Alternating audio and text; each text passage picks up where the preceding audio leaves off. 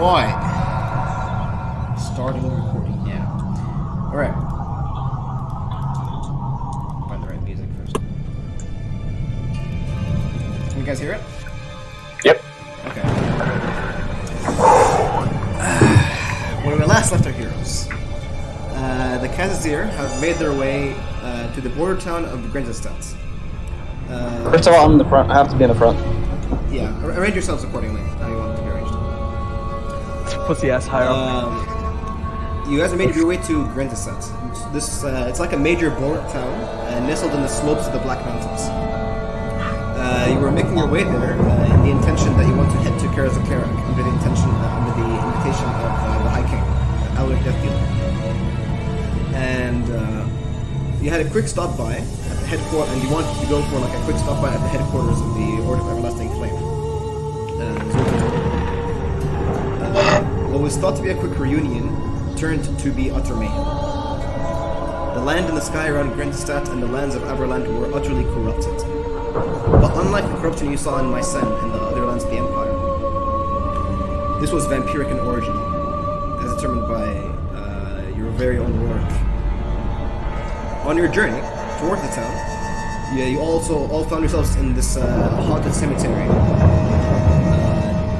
Haunted cemetery, and basically you were like haunted cemetery, and then you guys were attracted by this large, pale white living tree, a gibbet tree, that corrupted the land and claimed the souls of the passerby. You managed to shake the nightmares that induced into your minds, and then managed to burn the tree to the ground. After that, you all head onwards towards the border town. And as the town came into the horizon, what you saw was a picture described only in legend. Hundreds upon hundreds of skeletal hands broke the topsoil and crawled their way out of ancient burial grounds with a thirst for the living.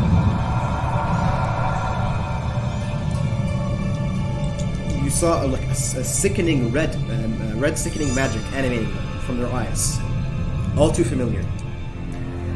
You also saw the scourge of undead surge forward towards the town, but also in the distance you saw large detonations of fireballs of great strength were changing entire units to ash.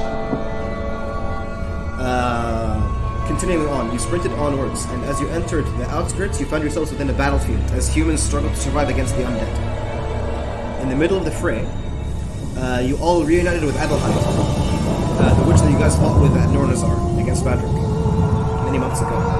You also met with a foreigner, Sir Giovanni of the Order of Blazing Sun, surrounded by his knights. Basically, sort of like this, it's a Talayan order, foreign country that's in close relations with the King of Averland. You helped them break the entire regiment, undead regiment, and then you made your way rushing towards Conrad's aid. Atop the hill, on the Temple of Sigmar. You all rushed your way through, exhausting your abilities and finally making it safe. You entered the chapel, and saw a picture of horror as bodies of priests have been mangled and consumed, tossed around and sprays of still warm blood painted the walls. You brushed it aside as you ran to the center of the chapel, where we are here. And there you entered a large room where you saw the confrontation happening between the bright wizard, Conrad, and the vampiress whose name remains unknown to you. Okay. You mean Lady Tatiana?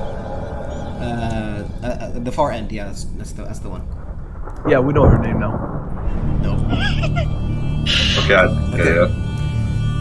Suddenly, the heat of the room begins to elevate to heights you thought not possible.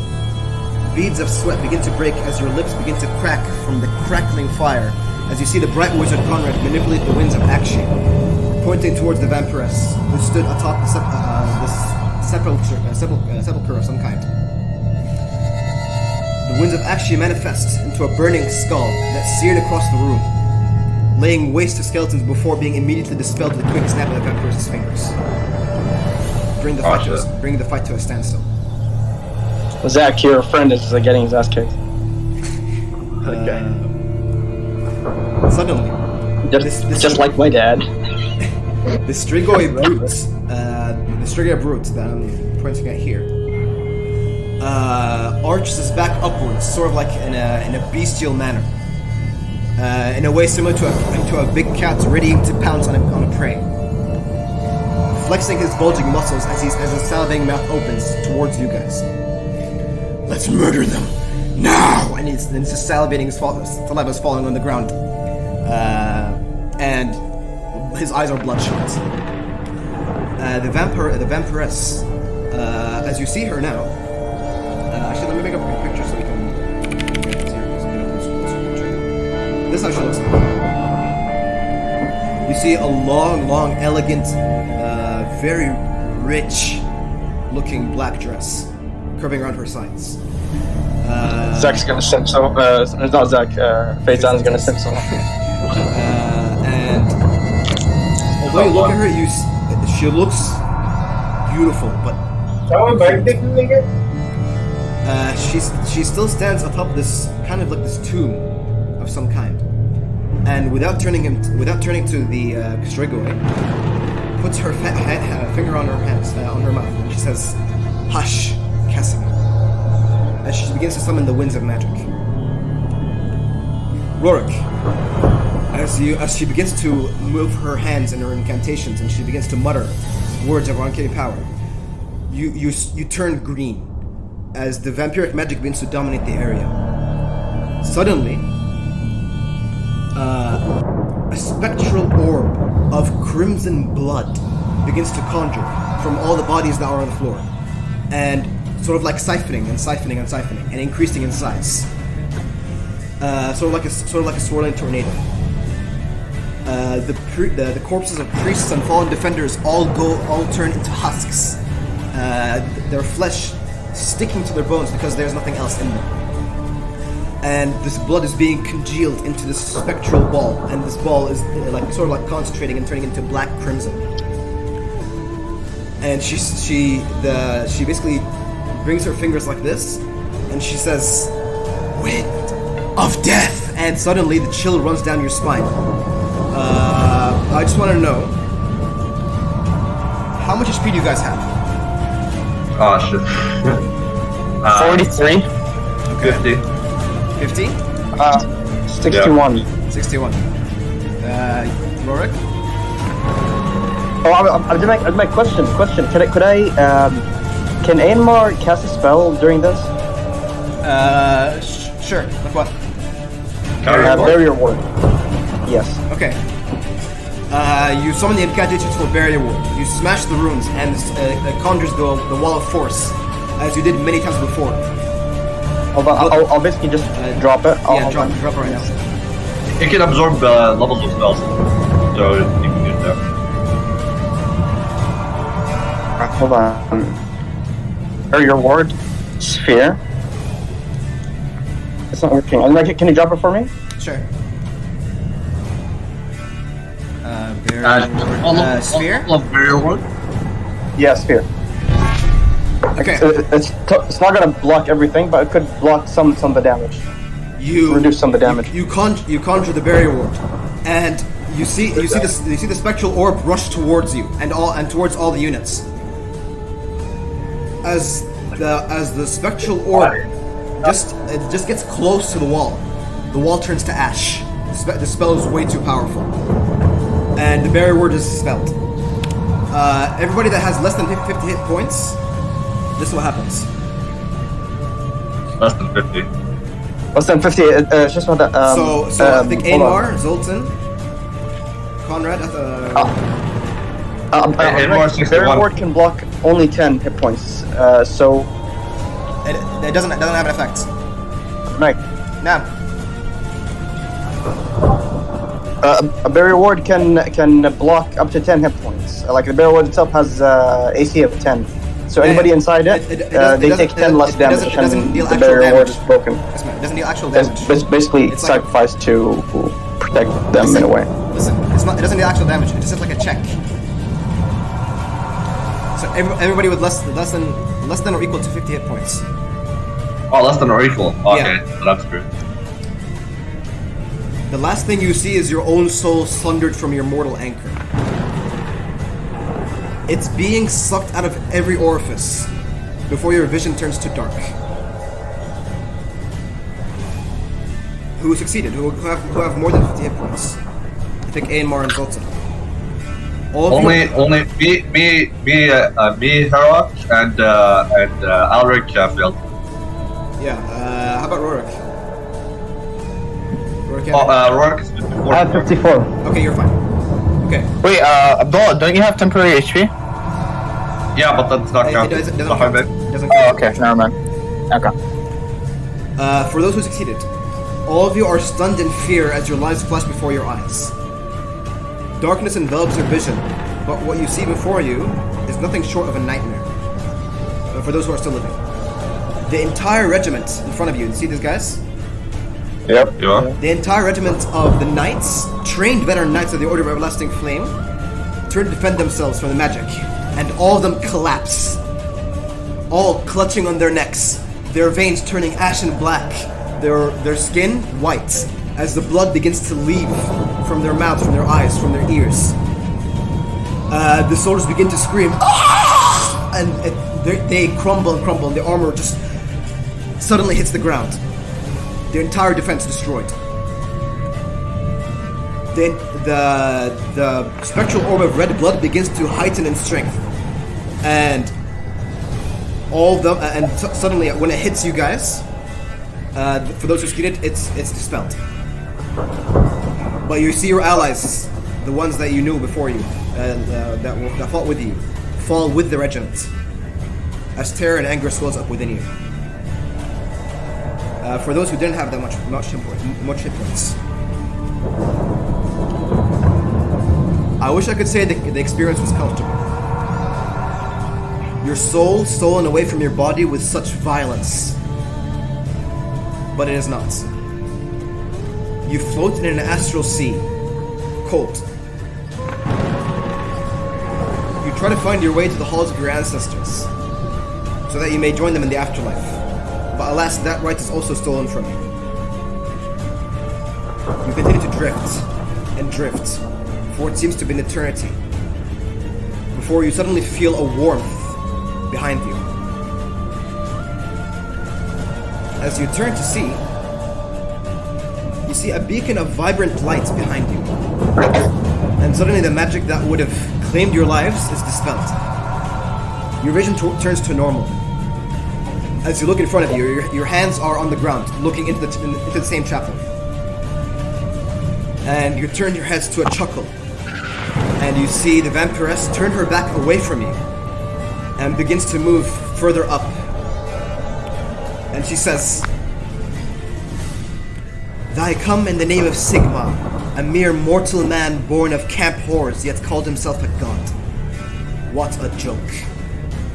And behind you, the bright wizard Conrad shifts. Zoltan. Yeah.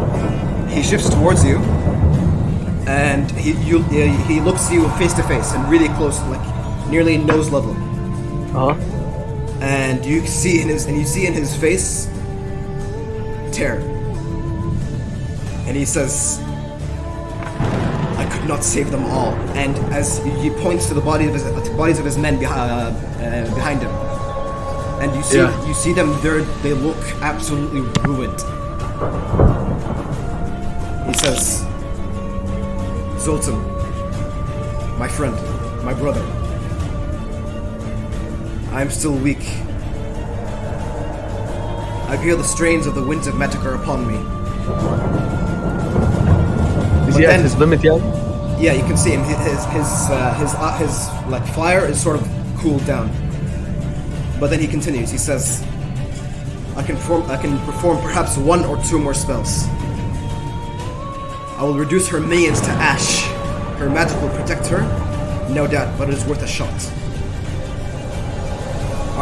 Then he turns to you again and puts his hand on your shoulders, and you suddenly feel warmth again. Yeah. "I'm sorry our reunion had to be this way. Perhaps we may speak all of this after all this is over." And a broken smile forms on his face. I put my hands on his shoulder and tell him, "Do not worry, brother. We will avenge every single one. and we will kill all of them right here, right now, together. When you say that, he looks comforted, but you still look in his eyes, and you see he doesn't believe it. Okay. He grips your shoulders and tightens before he stands up, and he turns his cloak facing towards you. Suddenly, as all of you wake up from the magic, Rorik, you feel the winds of magic ebb and flow like a river. And as Conrad steps up, he begins to breathe deeper and harder. I'll be ready. Now, hold on. There's something I don't understand. Sure. The guys who had less than 50 hit points. yeah, What happened to them? their souls were sundered to the wind of death. But then, And how are they not dead? Conrad's magic dispelled it. At least only for the Cassiseer.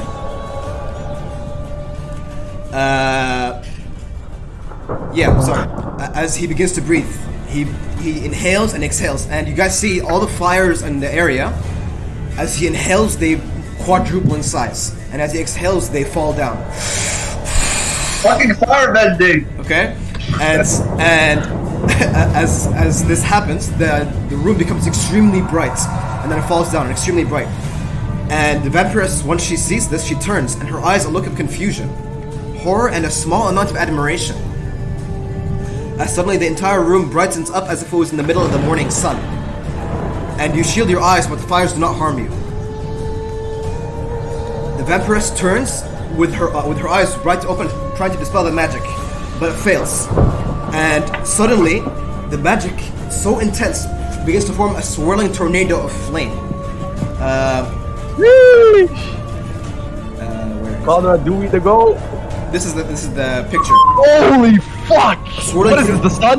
Hey, where did you get this from? He begins to summon a swirling tornado of flame. And you can see it's almost draining all the magic from everywhere, and you see it mostly draining from him.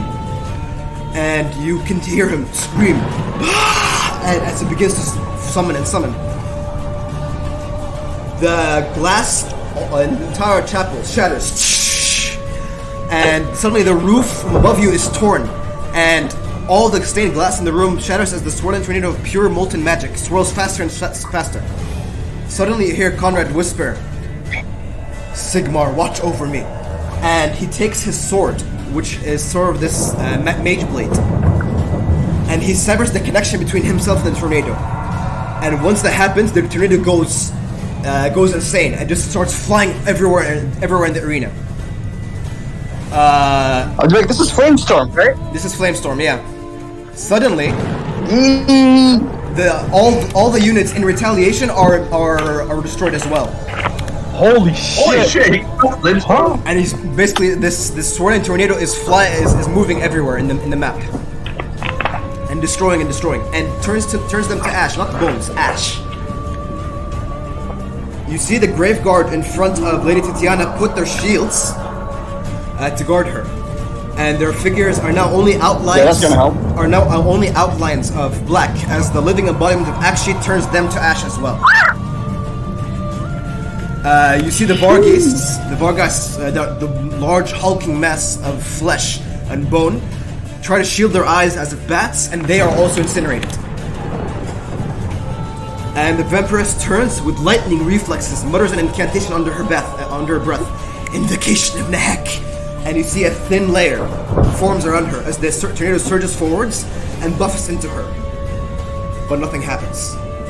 And this suddenly her skin, this outer layer of her skin begins to fall, and it's just like the magic begins to fall and pull in the ground under her, unaffected. The Strigoi, once the swirling fire tornado was surging towards him, he rushed towards Conrad, but not before Conrad manipulates the tornado and brings it towards the vampire, striking the Strigoi and sending him out of the chapel, crashing against the glass outside. And basically you hear the howl of pain from the Ghoul King as he flies hundreds of feet away from the chapel, blown away by the tornado. And suddenly, the tornado begins to cool down, and begins to dissipate into nothing. And when that happens, Conrad falls on his knees, breathing heavy, sweat breaking I from hold his him, face. I hold him, like, I pick him up. Yeah, before he falls, Zoltan, you grab him with your arm, with your 20 strength. He feels like a bird in your arms from how weak he is right now. I tell him, you've done enough. You've done us a great deed, and I put him like We'll take it from here. I put him. We'll take it from here, and basically like I put him on the sideline, and at the sideline to relax. And I look at Ainmar, and I say, "Are you ready?" And Enmar looks at Conrad, and he looks at him with like this. He's looking at you. new He's looking at you respect. both between you. Zoltan and Ainmar. Yeah. It looks at like. So while this is happening, while Ainmar is a dwarf and he can't really feel the winds of magic, he can feel his body rejecting all this overwhelming power to that. Like as the room flashes with the color of fire, and once it settles and Conrad is burnt out, Ainmar basically like Ainmar nods and he says, "Aye lad, we'll be taking it from here. Have some rest." And he steps forward with his warhammer, and he looks, and he basically like glaring daggers at the vampiress. As this happens, It's like yeah. it looks like they're out of tricks. He looks to you, Ainmar, and a smile breaks in his face, and he looks to the rest of you, Kazazir, as he sort of stands up from you, Zoltan, sort of regaining his breath a little bit. I want to say something. Yeah, sure. Mario Forge asked Conrad, so who's this lady with a stupid hairdo they're supposed to be called? He turns to you, like as he's looking, he looks exhausted. He says, "I do not yet know her name, but I suspect her intention."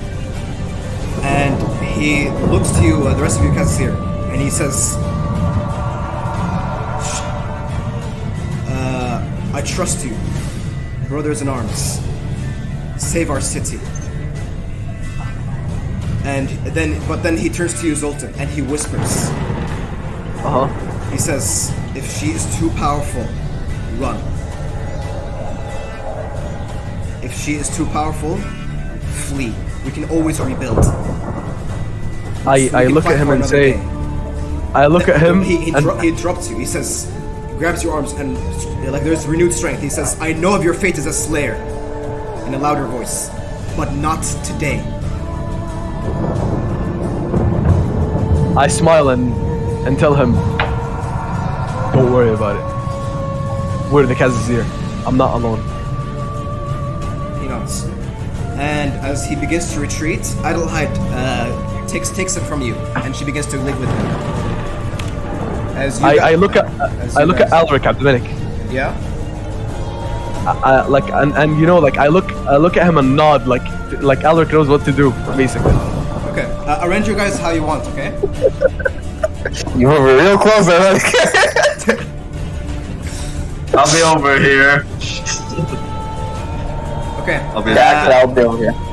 Okay. As you guys begin to move into the room, the bodies of the human knights, the Order of Everlasting Flame, are still in the ground, and right next to them, the ash of the skeletons.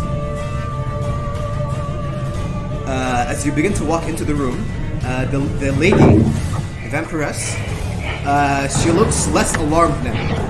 Now that the Bright Wizard has left, and she says, "Dwarves." He says, "The last time I killed a dwarf, I sucked the marrow from their iron-flecked bones." And she grasps her sides, her dress, kind of like this, and she does like a very courtly bow, and you the bow is extremely like cultured and classic. I say something. Yeah, sure. After she does her stupid bow, I say the last time we saw vampires spawn, we gave them back to the worms where they belong. She chuckles and she says, "Spawn, I am pure blood." And she says, "Mortals, I believe introductions are in order. Thine Lady Tatiana von Karstein, pure blood of my master, the true emperor, the scarlet ruler of Sylvania, Vlad von Karstein." Dracula. And she begins to step down the area away from the tomb. And she says, "Do you know the tale of my master's rise to power? It is an interesting lesson to you mortals." Oh, hold on, I'll be back. I'll just sign out a little bit and then come back, right? Sure.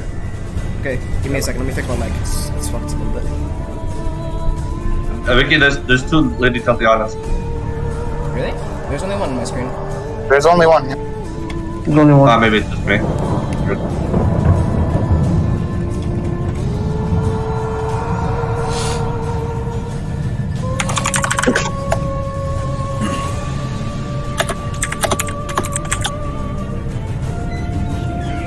We won? 3-1? We won? Let's go, baby. No.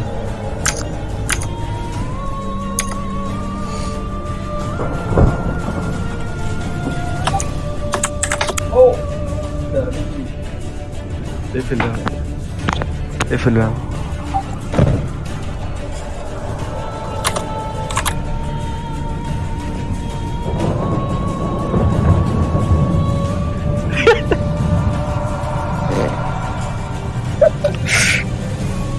Vicky, can you come to private DM launch that for a second? Sure. What's up? Bergen, Nam. I was thinking of switching my my gadget into to replicate Scorching Ray instead. So at level 2, it's gonna shoot 4 rays of fire. Magma Streamer? Yeah, the Magma Sphere. Sure. I know it's gonna take like I think a week to change it. I'm not sure, but just letting you guys heads up. Okay, I'll Not right now. Like I need time to change it. Yeah, I know. Alright, how you're back? He's back. Okay. Just temporarily. I should have to pick up my wife and my mother-in-law. You're gonna leave? Yeah. I'm logging out again.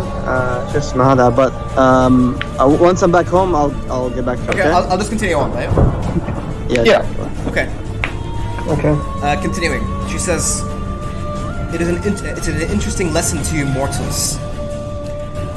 It began on a storm last night when Otto of the von Drack family, the last of his line, lay on his deathbed in Castle Drakenhof,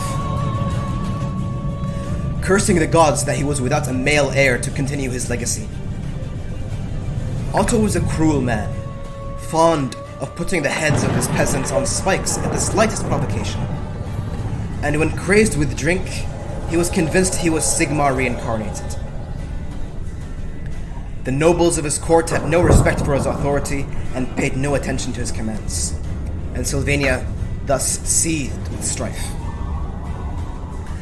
As his family keenly awaited his final breath, Otto swore he would marry his daughter Isabella to a demon rather than let his hated brother Leopold inherit. For he despised them all. No man of Sylvania, no man of breeding from beyond the borders of Von Drack's realm wanted to marry a Sylvanian heiress. And so it was when Isabella von Drack knelt at Otto's deathbed, she was still without a husband. Outside, a thunder rumbled as the lightning split the storm-black darkness. The aged priest of Sigmar, who had been calling out to shrive the old count, fainted away. Then from out of the storm came the sound of wheels and pounding hooves. A dark coach, pulled by 4 mighty black steeds, drew up outside the keep.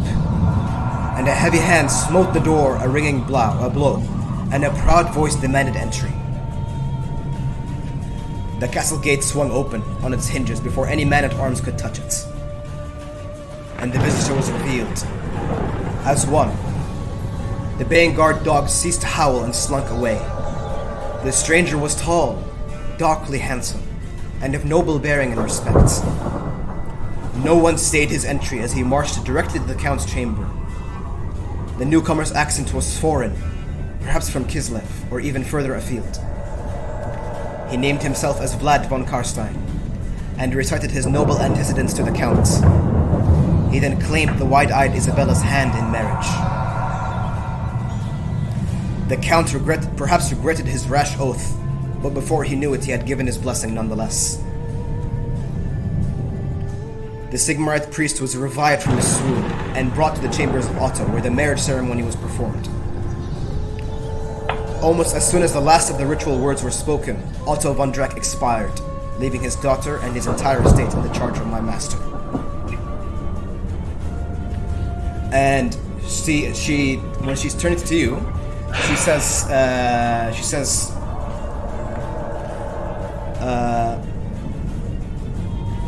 give me 1 second. Yeah. He says, I care not for this filthy town nor its filthier people. I am here for one simple reason. And she says, and he will not stop me. And she basically lashes her claws, and you see these massive claws arch outward. And she says, if you wish for blood, let it run. Roll initiative.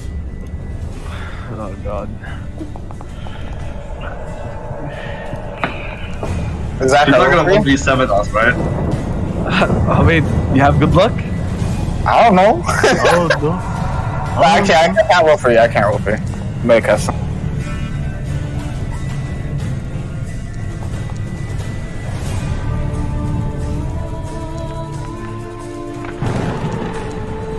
Okay. Okay, he doesn't go first. Big. Okay, give me 1 second.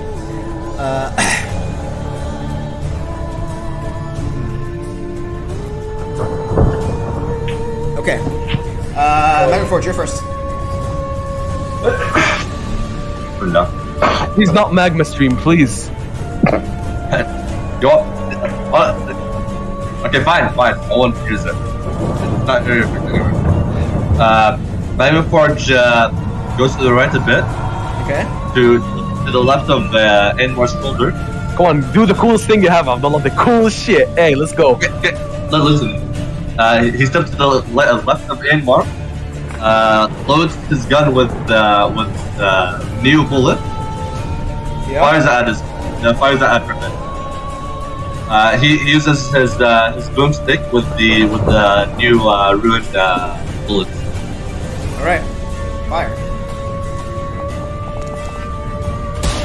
You know, Okay. guaranteed to hit. You bring up your blunderbuss and you fire.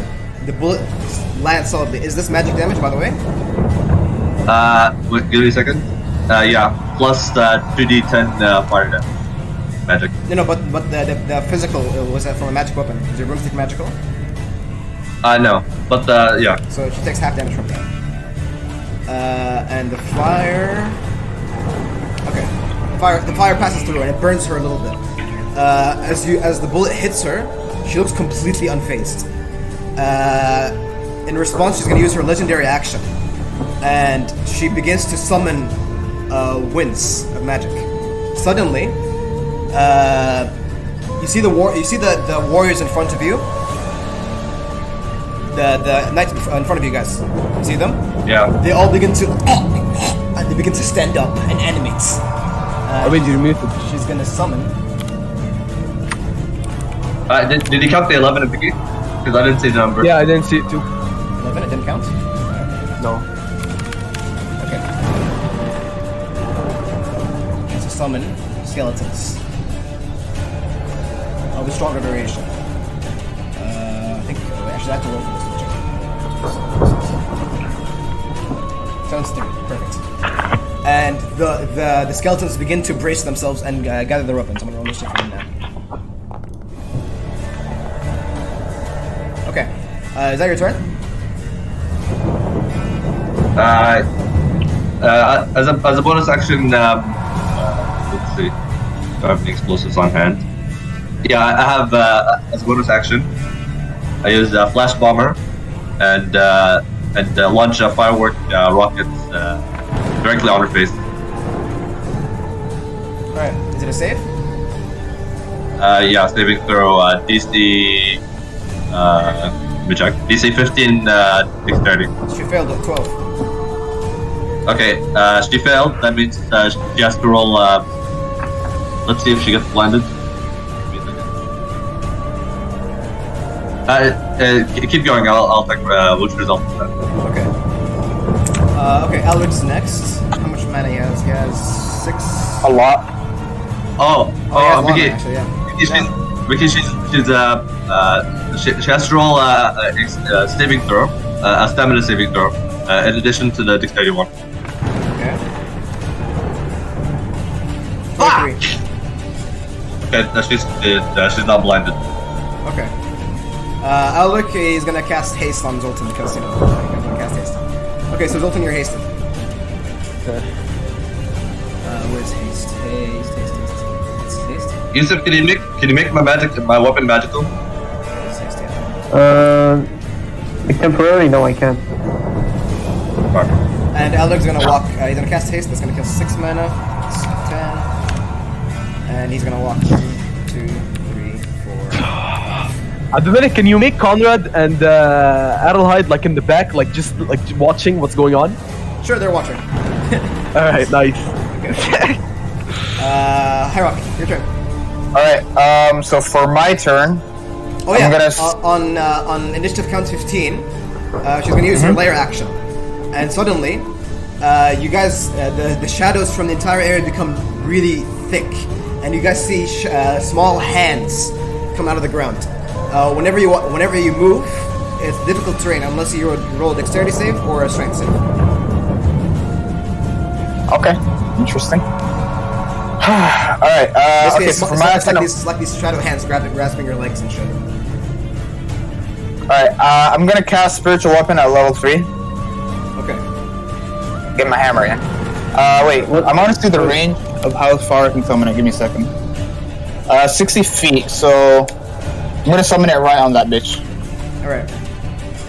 Alright, and I'm gonna attack her with it. Oops.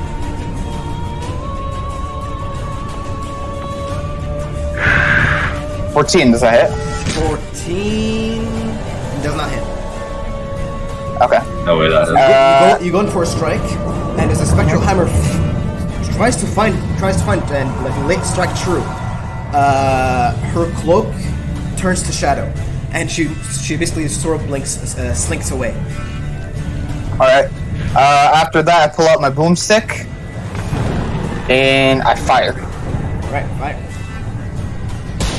16. That hits. Nice. 15. Okay, yeah, this counts as magic damage, so it goes straight through. Perfect. Okay. Is that your And, wait, yeah, that's what turn. Actually, hold on. I want to move away. No, that's what turn. Okay. Zoltan, your turn. Okay. So Zoltan, looking at Get rid of the bitches in front of us, dude. looking at his brothers, like killed, destroyed, and looking and seeing how Conrad was. Right after your turn, Herok, Yeah. she sees the magic Alric cast on us, and you see in her eye a small smile curl across her lips. She's gonna use her legendary action and cast a spell magic, removing her haste. Doesn't she have to? And because haste is a 3rd level spell, it's level equal to or lower, so your haste is removed. Fuck, hell. Okay. And suddenly, yeah, when it's your turn, your haste is removed, right? When it's dispelled, خلاص, the spell is completely removed. Like the effects afterwards does not happen. Isn't it dispelled as a reaction? It is. So wouldn't it like not cast at all, or is it like? No. She cast it right after Alric, so it's like a dispel magic. Yeah, then So basically, she's not- your turn happened, and then she casted it. Haste has a special effect on the target when the spell ends, no matter how the spell ends. Fires, the spell happens no matter what. When the spell ends, the card can't move or take actions until after its next turn. Fuck. So you are stunned, Zoltan. And How the fuck are we supposed to fight this, man? you see her. She looks like she's laughing. That's your turn. Ainmar's turn. Well, and I can't do anything. I think if a spell is completely dispelled by dispel magic, it's magic. It removes it. No, read the spell. How does it affect me? So haste, when the spell ends, no matter how it ends, the effect happens. So either the duration or it ends abruptly. Okay, Ainmar's turn. Okay. Ainmar is going to bring out his axe and hammer and he's going to charge towards this graveyard and start smashing into it. First hit. That hits. And he's going to use. Then he's going to bring in the hammer on the other side, smash it. Barely misses. The Graveguard brings out his shield and deflects the hammer. And I think he has 3 attacks, huh? He has 3 attacks, yeah. So he's gonna go with the third one, which is battle axe. This natural one. Brings it in, but the Graveguard is too fast. Brings his sword and deflects the hammer like that. That's Ainmar's turn. The Graveguard's turn. In retaliation, it brings this rusty sword and thrusts it towards the dwarf.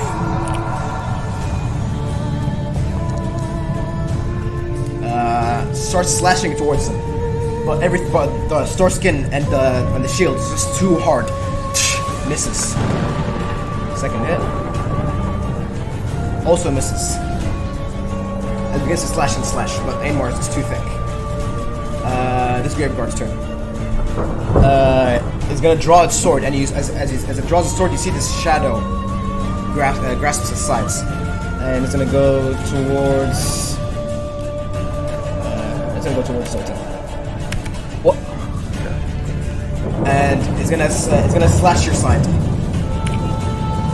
It has advantage because you're stunned. Stun gives advantage? Yeah. Incapacitated. So that's 8 damage. And second hit. Misses. It gets a slash, and basically it cuts your hamstring. Come on, you're back? Yeah, I'm back. Okay, nice. The Graveguard turns towards your side and cuts your hamstring as you're stunned. No, cuts Zoltan's hamstring. Zoltan, you're stunned, but like you embrace the pain, and it doesn't affect it as much. That's the Graveguard's turn. Lady Tatiana's turn. As she sees you fighting the Graveguard, and she's chuckling. She heals 20 HP because she's regenerating. You guys see the wounds begin to close. Wait! I don't fire damage. Doesn't that cancel? It's not fire damage. It's radiant damage. And she looks. Fire damage doesn't stop her regen? No. And she looks to you guys as if you are not even worth her time. And she begins to go up and up to the tomb.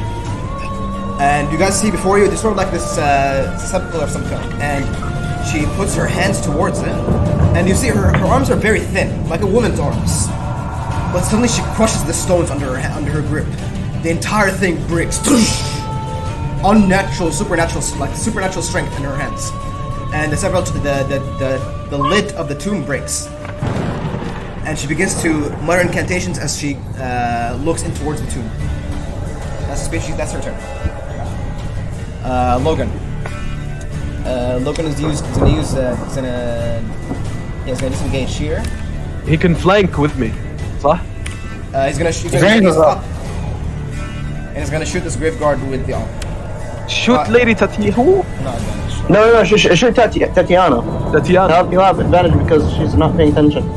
Okay, I already rolled this. With that, it's a miss. If it hits Titano, he goes in towards the door and puts rests the operator on his knees and shoots at the shoulder blade of Tatiana as she's looking towards the tomb, and the bullet deflects. Supernatural defense, and that's his turn. The grave guard sees you and flanks you in Zoltan, and begins to slash your hamstring as well. Misses as it goes in to slash, but your skin is too thick. Second hit also misses, and that's action. Rorik, your turn. Okay. Rorik, seeing his allies like being engulfed with this shadow, he lifts his warhammer and strikes the rune of speed in the hopes of helping with the mobility around during combat. Okay, roll. But I already showed that we have a rune of speed. Is that like a mistake? On the initiative? No, don't mind these. These are just effects. Okay. It'll show on your token if it actually is. If it actually happens. Why don't you have a fucking paladin in the party? No paladins. Okay, So 20 feet movement speed to everyone except let's say Alaric. Okay, so add the 20 movement speed, guys. I can't. And +1 to attacks. I had 20 movement speed. Yeah. Yeah, everyone except Alec. And +1 to attacks. We'll just count for that, right? So yeah. Then Alaric moves.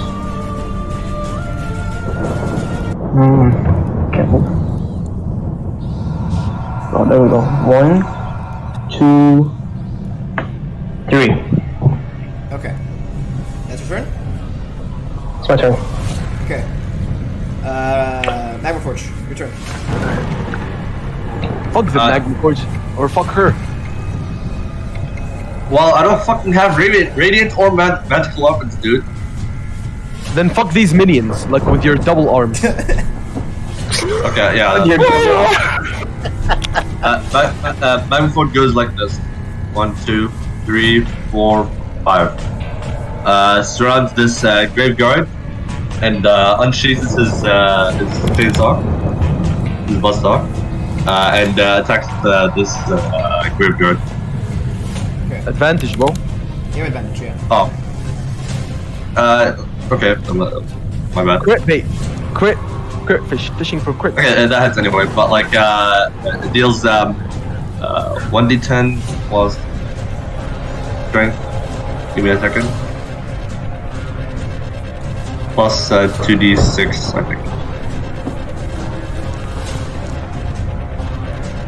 60 damage. Alright. Solid Don't hits. tell me if it's not magical. No, it doesn't matter for them if it's magic or not. Solid hit. Okay. You hit into their armor and it dents. But the grave That's guard. one hit. Yeah, okay. Does this hit? This also hits, yeah. You start slamming into your runic gauntlets. You start like with each slam, you hear the bones cracking underneath it.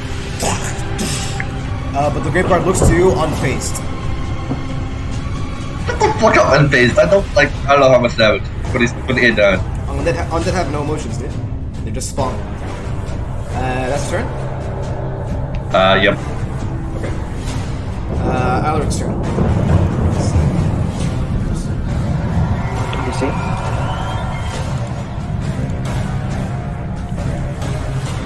I would like to make a suggestion. Okay. Fine. Alaric. I'll bonus. Sure. What's your bonus action? Does anyone need healing? Nobody's definitely wounded yet. No. Okay, let me try this back throw. Give me a second.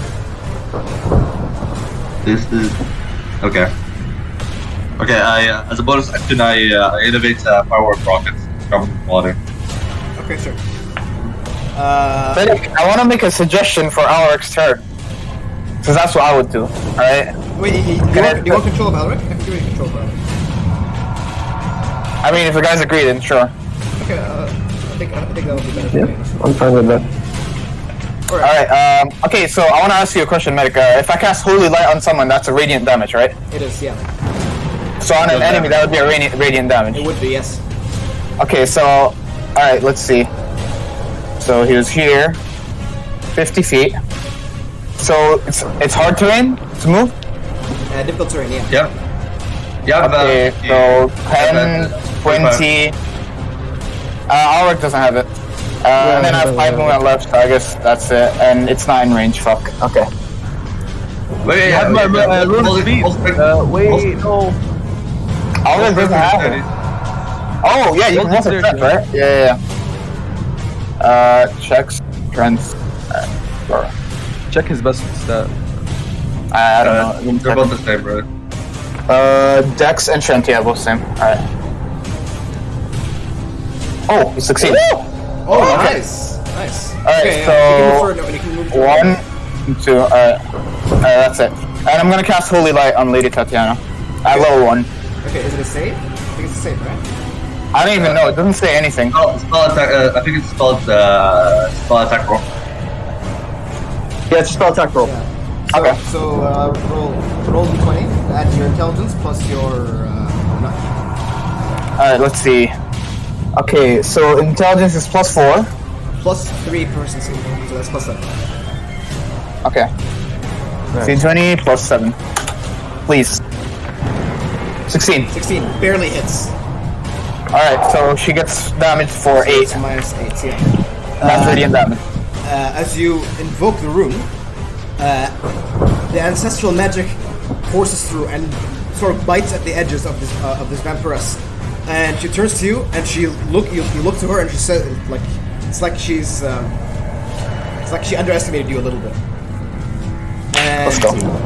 Wow. And once this happens, she removes her hands from the tomb, and basically you look into her eyes, and she said, and you see that she's gonna like I'm gonna do this later. Let's go. Okay. Alright, yeah. That's your turn. Yep. Alright, Hawk, your turn. Alright, Alec, my hammer goes in. And gives that bitch a little slap. Alright. 15. +1. You have +1. You have another +1 rune of speed. The spectral hammer is not affected. Yeah, it does. Yeah, makes sense. Alright. And then I'm gonna pull out my boomstick. And fire. 15. Plus 1. Plus On 1. that, plus Yeah, 1? it's plus 1. 16. Alright, I'm just gonna. I don't want to shoot again because of ammo. Like, you know, fuck, I'll just shoot again with advantage. You'll shoot again? How? You have 2 attacks? No. I'm saying, like, because it hits. I don't want to roll again, you know? Yeah, okay. I begin. 13. No. That hits. The 1d4 bonus heal from what you call it, healing word. You can use it to damage undead in the Warcraft, but not in 5e. So which one is Oregon use? We're gonna use the Warcraft one. Okay. That makes sense. Makes sense. Holy Light. Yeah, this is divine power, I guess. Right. Okay. Okay, that's your turn. Yep. All right. Zoltan, your turn. The haste. Sorry. The stun from the haste fades away Okay. as you find yourself surrounded by 2 grave guard. Okay, now I'm really fucking mad. And I rage. Yeah. Okay, rage. Use it. Okay. And then also put the effect First Blood. Alright. Zach, one thing I want to tell you is that you have Bardic Inspiration from last session. You still didn't use it. Okay. Bardic Inspiration It's a only 1d8. lasts a few rounds, doesn't it? 10 minutes, right? Check. I'll check. We'll look at it later. But yeah. Okay. 10 minutes. 10 minutes. Okay. It's 10 minutes. Okay, and guys, do you want me to attack the bitch from range? Or do you want me to kill these graveyards? Graveguards. Okay, tell me Your lightning last doesn't deal holy damage. So what do you guys think? I say focus. We always have to get These guys rid of kept the hack before for fighting the boss. Okay. Adrenik, Yeah. I Move move here in and front here, yeah, and I flank this grave guard. Okay. Okay. I move in flank with the Rorik. Just can you move me? Right. Okay. Okay. Yeah. Sure. Yeah. And then I attack this grave guard, Okay. and now I have advantage. I attack it with the hammer. Okay.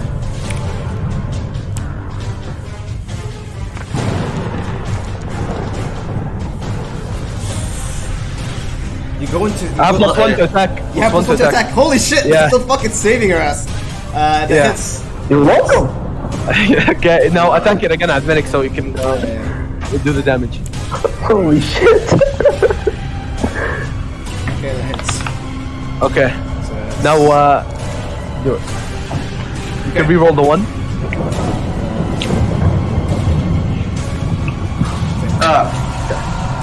Okay. That's one hit. You have another one. Wait, Adrenik, does it look? Is it bleeding? Like bloody? Skeletons don't bleed, but it looks. Let me check. It doesn't look half HP. Like it doesn't. Actually, I shouldn't say that, but it's not. It's not half HP. Okay. Then Its necromantic bindings are still stable. Adrenik, here's what I want to do. That was a good word. You haven't described it yet. You know the left grave guard? The left one, the one, yeah, to your left, yeah. Yeah. I want to be at the back of him.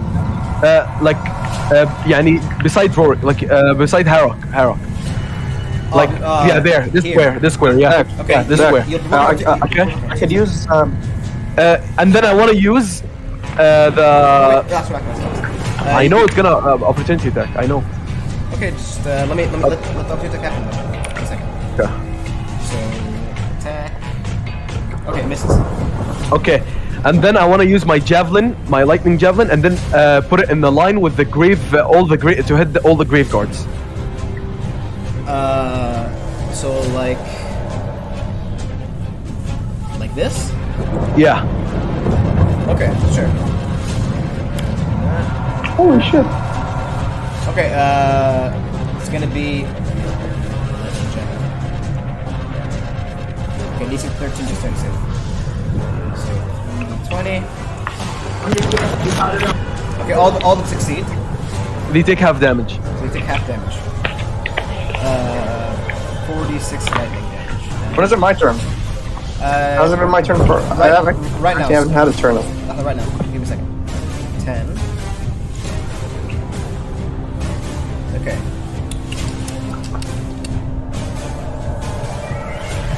Okay, so 10 damage to all of them. That's it. Where's the addition to everything else? Does that count as an attack Yeah. also, or? Yeah, open it.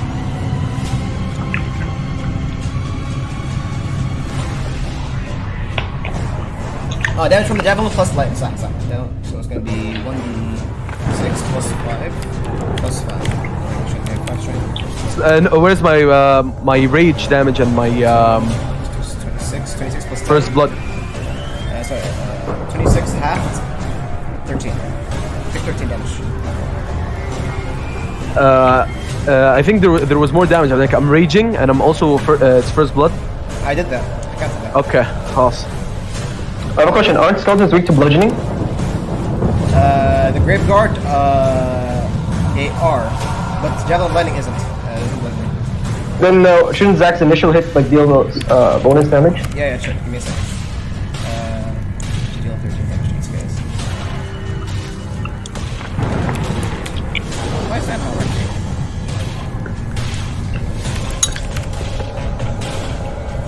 Okay. How much the Earthbane was it? Yeah, actually, you would slay the first one with that attack because it was rolling to bludgeoning. Okay. Okay. All right, that's your turn. Well, if I guess so, yeah. Okay. Come on, Amar. Before it is your turn, Lady Tatiana's gonna use her legendary action. And she's gonna cast... Kill all dwarves. Level 3. Dwarf Seeker. She's gonna cast Dance Macabre. Okay. What this does... Okay. Makes you dance in a macabre way. No. Yeah. It doesn't. My thoughts exactly. Okay. Summons several zombies.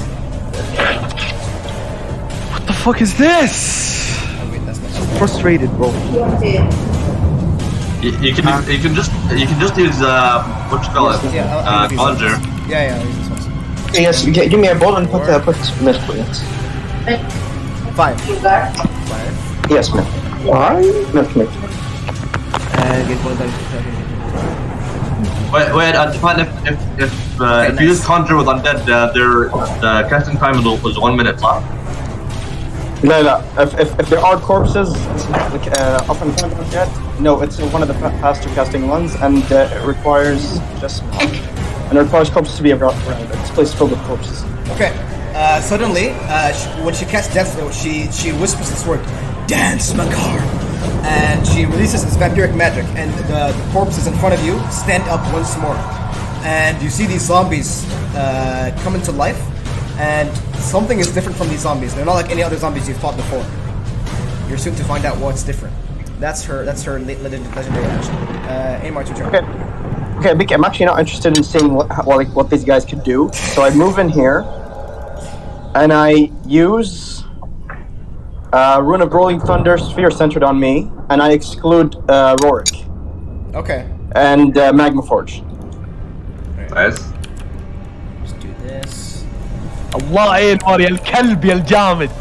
Yeah, I'm gonna over your initiative. What Let's see the sword. Okay. That's nice. Wait, you rolled the initiative for them? That's Yeah, okay. because I changed the tokens and I deleted them, so I'm just gonna remove them. Alright, how I cast it? Yeah, I cast it, but I can't actually do it. So I'll need you to do it for me. Oh, why not? It's under features. Yeah, but it's not showing. Like I'm trying to trigger it, but it's not showing the booms. Okay. Where do you want to place it? It's just how the sphere is centered on me. Ah, sphere center on you, okay. And I exclude the Rorik and Magma Forge from the air effect. Alright, give me 1 second.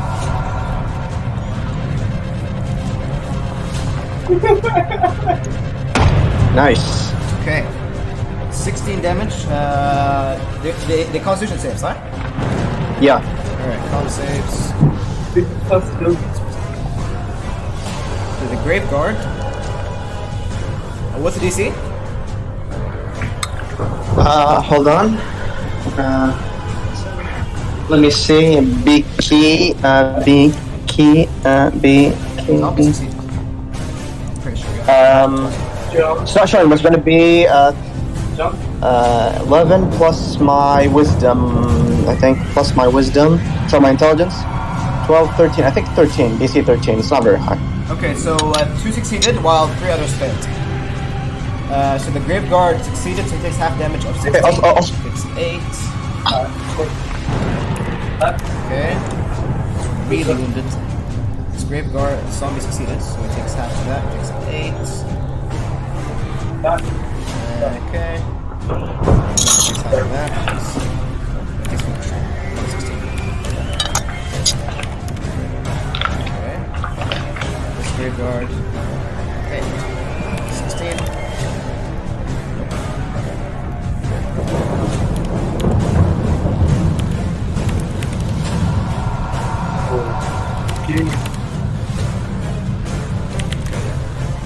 Yeah, is that your turn at command? Adwelik, I think Oh. you healed someone by Wait a mistake. minute. The spell level is equal to 1, my own level. This is heightened. You heightened it? it's automatically heightened up. The spell level's up to 1/2 my own character level, so it's a level 3 spell, even though it's only X level 2 spells. So there's 2 extra dice. I know this counts So your it's weapon. D8. This counts your weapon attack also. That's how the talent works. Oh, sorry. Wait a minute, hold on. No, it's just how that. No, now it's just the Thunderwave spell, and if you're wielding weapon with a heavy property or that kind of thing, whatever. But basically, it's the spell is heightened. The spell's level is heightened. So I should remove 2d8. Hold on, let me just make sure. Under Read the class. talents. I Under remember this how it class. worked.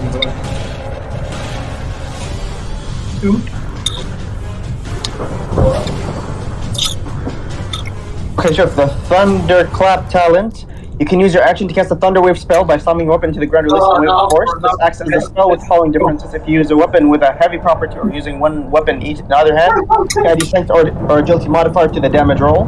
And instead of being pushed on a failed save, they can suffer the chilled condition. They basically lose 10 feet of movement. And the spell's level is equal to 1/2 your own level.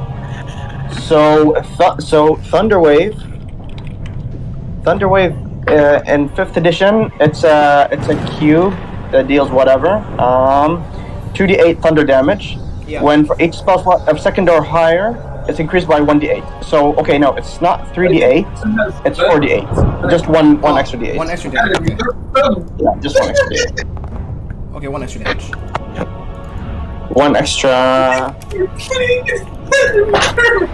Yeah. That can't be half. Anyway, so yeah, there's that, and whoever failed to save are pushed 10 feet away from me.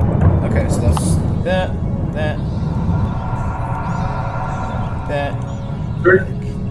I suppose, and maybe like that. So I take some up also -1. Okay. That's your turn. Does that pull up to opportunity attacks? No. It has to be forced movement does not count. Okay. Okay. Is that your turn at the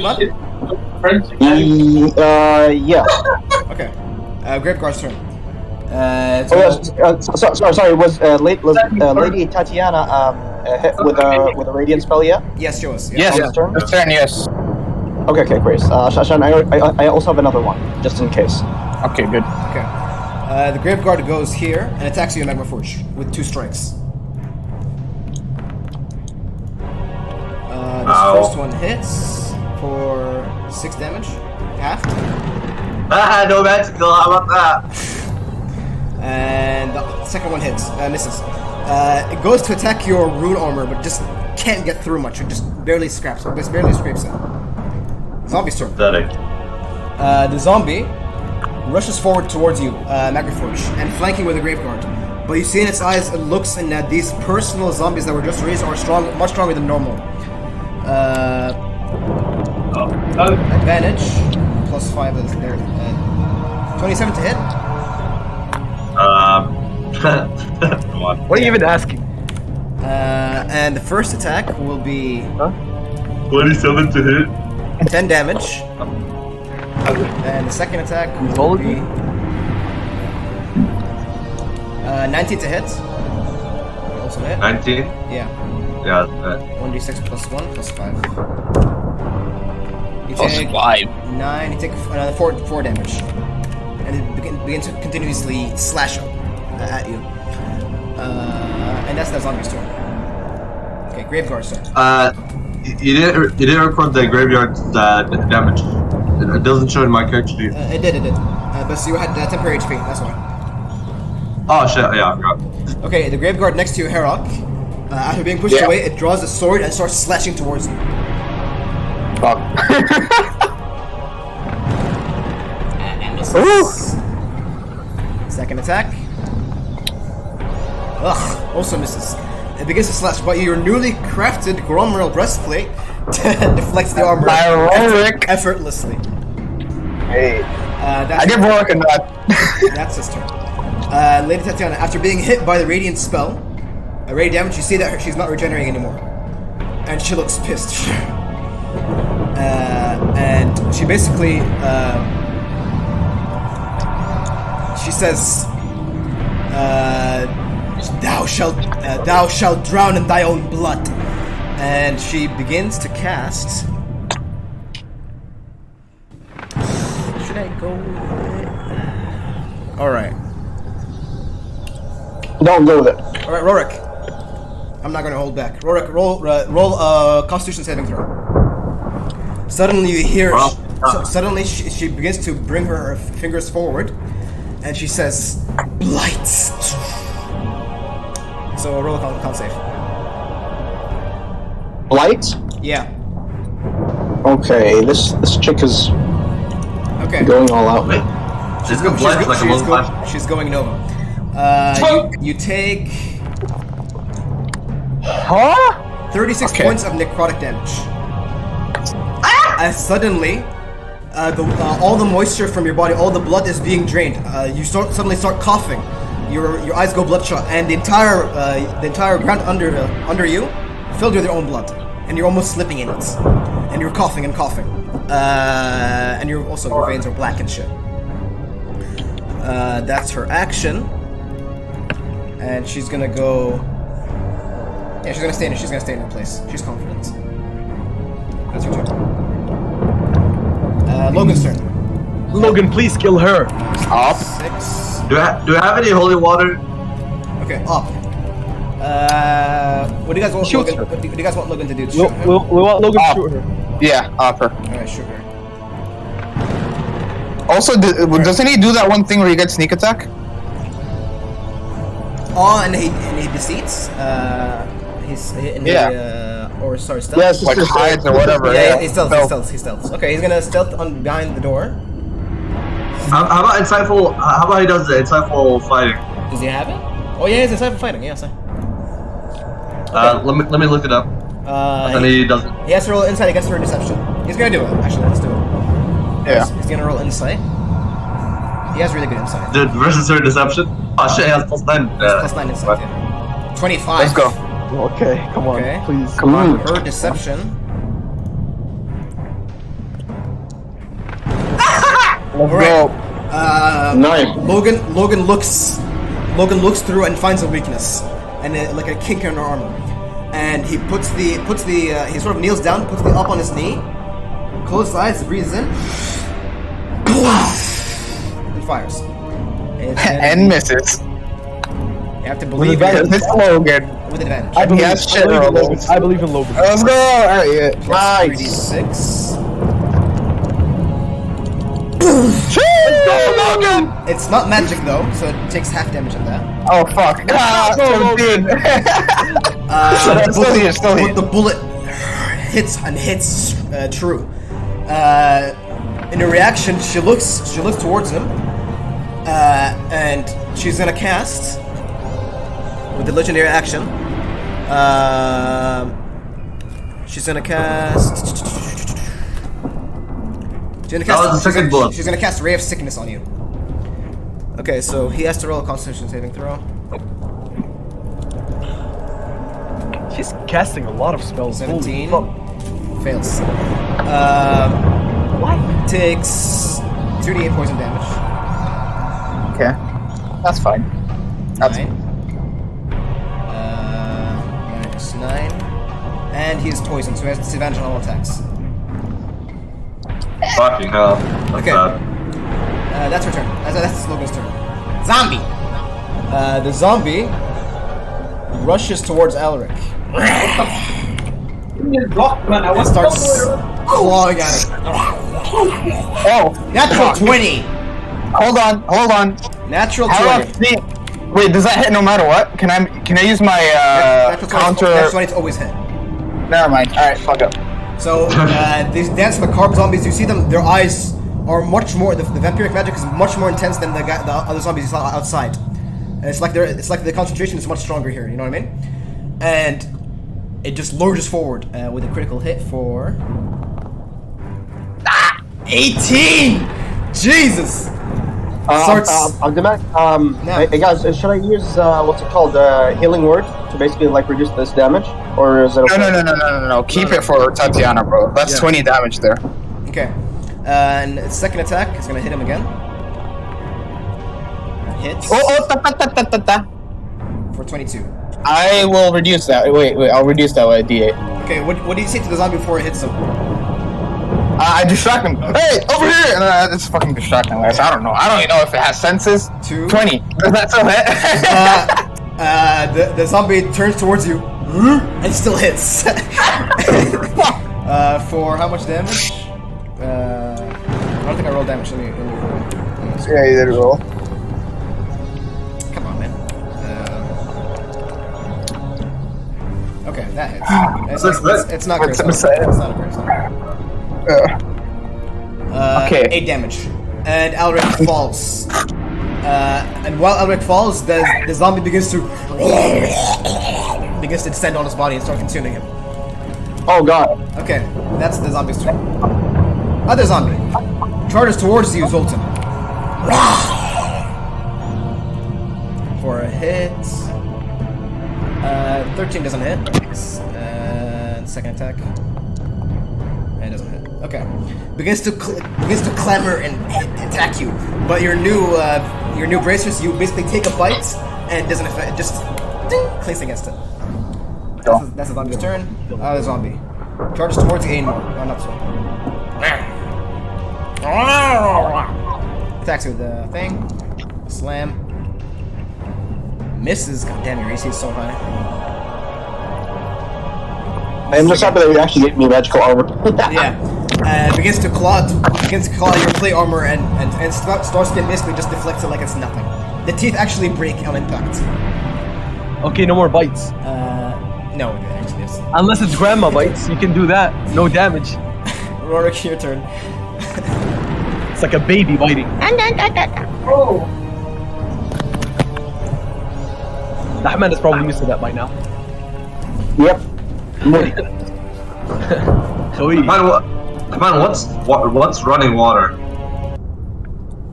Oh, like you're talking conceptually, Yanni? Yeah, is it just water that's moving against your feet or something? La. Has to move from one source to another source. It has to be something substantial, like a river or something like that. So not just like, oh hey, I dropped a glass of water. Oh hey, running water right there. Nice try, Stella. I'm asking for a friend, first. Yeah. I was thinking of using. Remember back, like the first, I think the second session, I used a water pump to wash the treasure that's filled with shit that Logan dived into. Oh my god, I barely remember that shit. Yeah, I was thinking of doing that, but probably not gonna work. I mean, like, Magnum Forge wouldn't know that. Whatever. What are you doing? You're saying? Hello? Yeah, what are you doing? Yeah. I said I was muted, and I was kind of lagging. But I said, Roy coughing up blood, but he still keeps his mind in combat. He moves up and flanks with Magnum Forge and Cat's Firebolt. Okay. I already did it. Oh, did you? Okay, yeah, that hits for 18 damage. Yeah, you incinerate the Graveguard. Graveguard turns to ash in front of you, and the armor clings to the ground. That's turn? Yep, that's my turn. Okay. New round. Everyone's movement speed reduced by 5, by the way. Let's see. Wasn't really moving that much to begin with.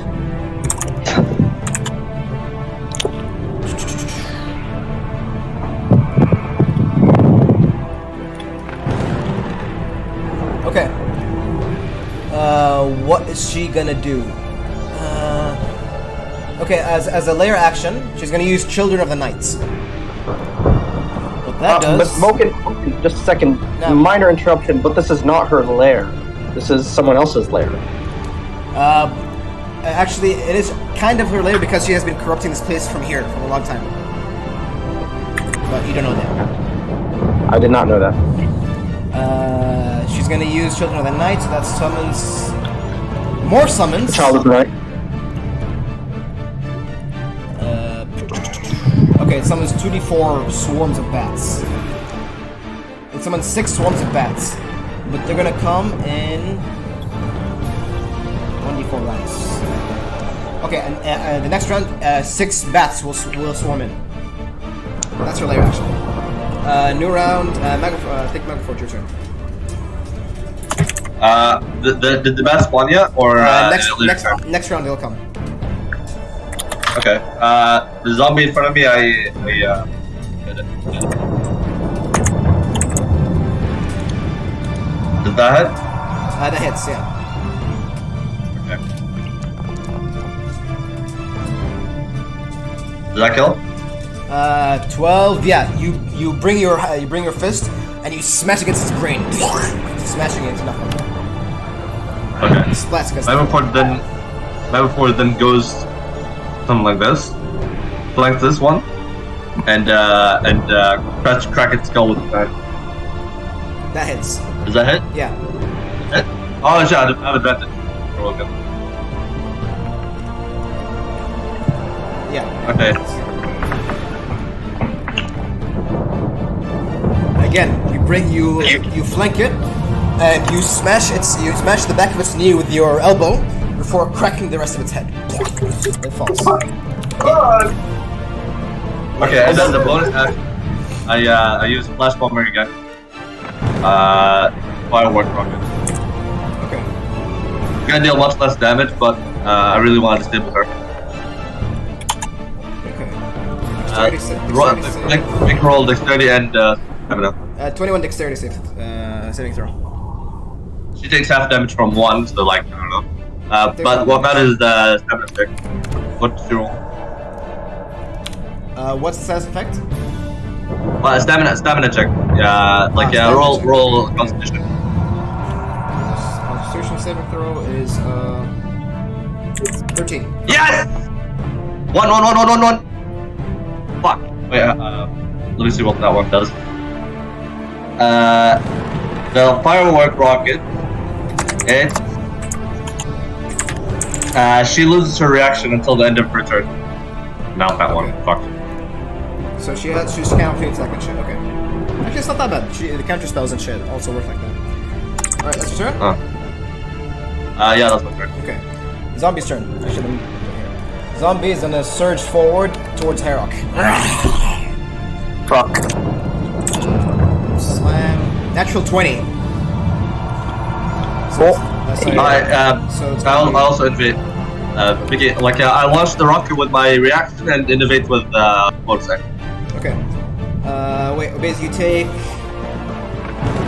take 20 points of damage from the natural 20. Okay. All right. And I believe that's it. I think that's his turn. Yeah. Well, wait. Did it attack once or twice? Once. Once. Okay. The second attack. Misses. Oh wait, hold on. Ground roll armor. I don't take crit damage. Good call. Right? Good call. Hey, I get more like a double knot, dude. Good call. Okay. I'm coughing up blood and you're nodding at me. Okay. That's a good call. That's the zombie's turn. Alric is unconscious. He's gonna roll death saving throw. Fuck me. Last player even knowing it. First success. Okay. Hyrock, your turn. Alright, let me try to figure this out logistically, alright? Guys, what Empire hit with a radiant thing yet? Or no? This round she nope. hasn't. This round she hasn't. Nope. And I don't think I can get Ulrich up this round. So if I move here, theoretically, I'll get an attack I was gonna from aim this there, guy, but I right? was like, Yes. I think if he attacks Harold, can I attack him? Why? عشان basically like he's giving me his back. He's not moving away from you. He has to move away from you. Yeah, base. What are you saying? Yeah, wait, can I broomstick her from here? The Lady Tatiana? Yes, you can. With a disadvantage or well, there's nothing? I would say because you're a dwarf and the Grave Guard is standing in front of you, she has like half cover, so that's plus 2 to AC. Plus 2 to AC. Oh, okay, that's fine. I'll still attack her with the broomstick. Natural 1. Malfunction. Yeah. You go and bring your boomstick, and you squeeze the trigger. Malfunction. Poop. Fucking smack it, put it back down in my back, and use my maul, and also misses. do nothing. You guys are rolling bad. Holy shit. as that's the turn. she swiftly dodges it, as if she changes to mist and then reforms. And does the attack. Yep. That's turn. Yep, that's the turn. Zoltan, your turn. Okay. Zoltan looks at Herok. And Herok. Yep. Like. Oh wait, before your turn ends, she's gonna use legendary action and cast Cause Fear on Aemar. No, I'm not afraid. She says, Thou shalt, let me die! Thou shalt drown in blood! Roll wisdom saving throw. It's a spell, right? Yeah, You have Then I advantage. could add 2. you can add 2, yeah.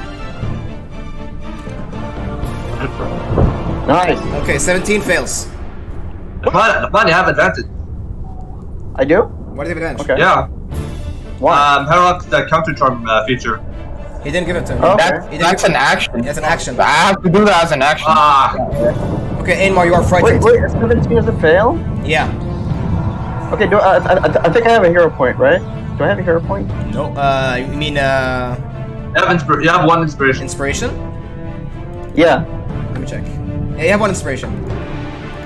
Okay, can I use it to add 1d4 to my roll instead of because I don't think I'll get a roll better than an actual 14. Let's check our rules, shall we? Yes. Let us.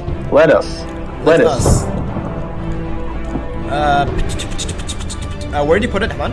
Was it in rules? Yeah, that's what it was here. So it was in Rekindling. So much the Rekindling, the other one, that was this one. Yes, no.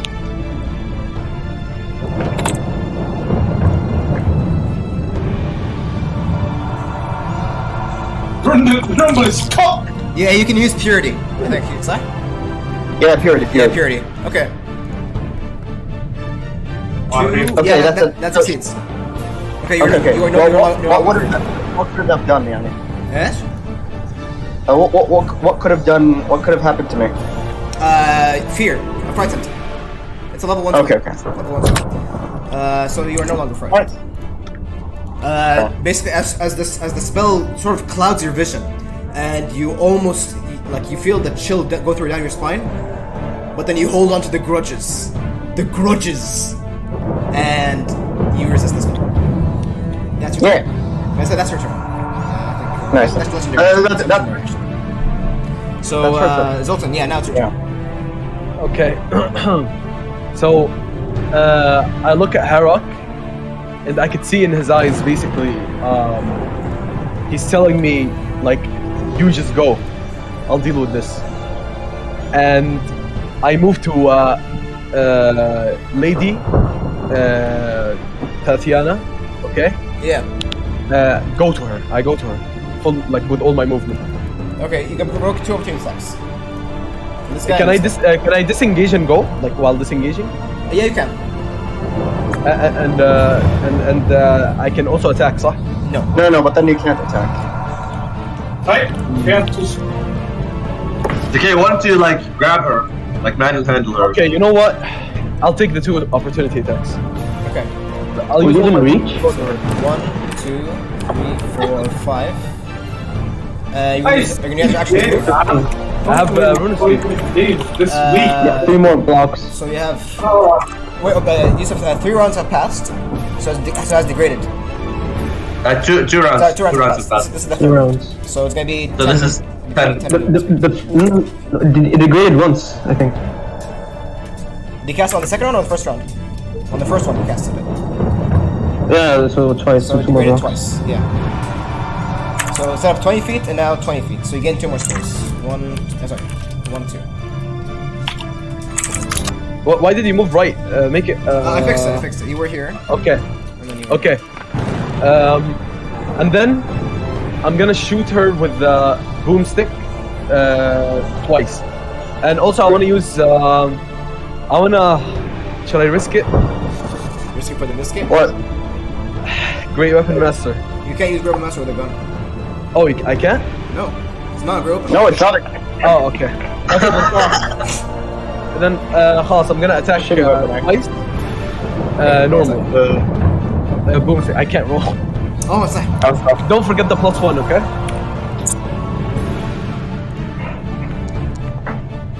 First attack hits for. What's not magic? It's half damage. It's going to be 7 damage instead. We should get 7.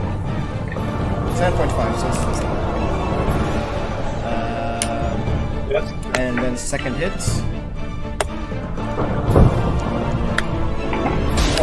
Misses. Okay. Okay. Okay. Alright. That's your turn. Oh, what is? Do anything. It's just Abdelmek, is her regeneration suppressed? Well, no, it's still there. Still there. I don't know. It's still there. I don't know. Okay. That's your turn, Zoltan. Inmar, your turn. Yeah, is her is her regeneration suppressed? Well, I can't just tell you that, you know. Dahman, it's not suppressed. You guys didn't hear anything radioactive. okay, it's just not a question. Does gas macabre require concentration? You don't know the spell. Because I can't tell you. Yeah, you don't times. know. I can't tell you this shit. Aslan, I mean, Zach has hit her, so like she didn't roll anything, so it doesn't. You know, Really? right? Yeah, because Zach hit her, right? She didn't roll a Constitution check. Unless Okay, we anyway, roll anyway. a secret. Okay, so Ainmar. Okay, right now Ainmar has the priority for Ainmar as a iron whatever. What's it called? The big king? Iron breaker is to basically protect the back lines. So since this graveyard is still here and the 2 zombies over here are still here, he will move up here, and he would drop another thunderclap. Okay. But he will switch out his his weapon, his shield, because he has good enough AC already. And when he uses Thunderclap, he'll also add his strength modifier, which is 5, to the total damage. So it'll be 48 plus 5. Basically, he'll smash with both weapons to the ground, like with a huge smack, boom, like that. Okay. Sure. Plus 1, 8.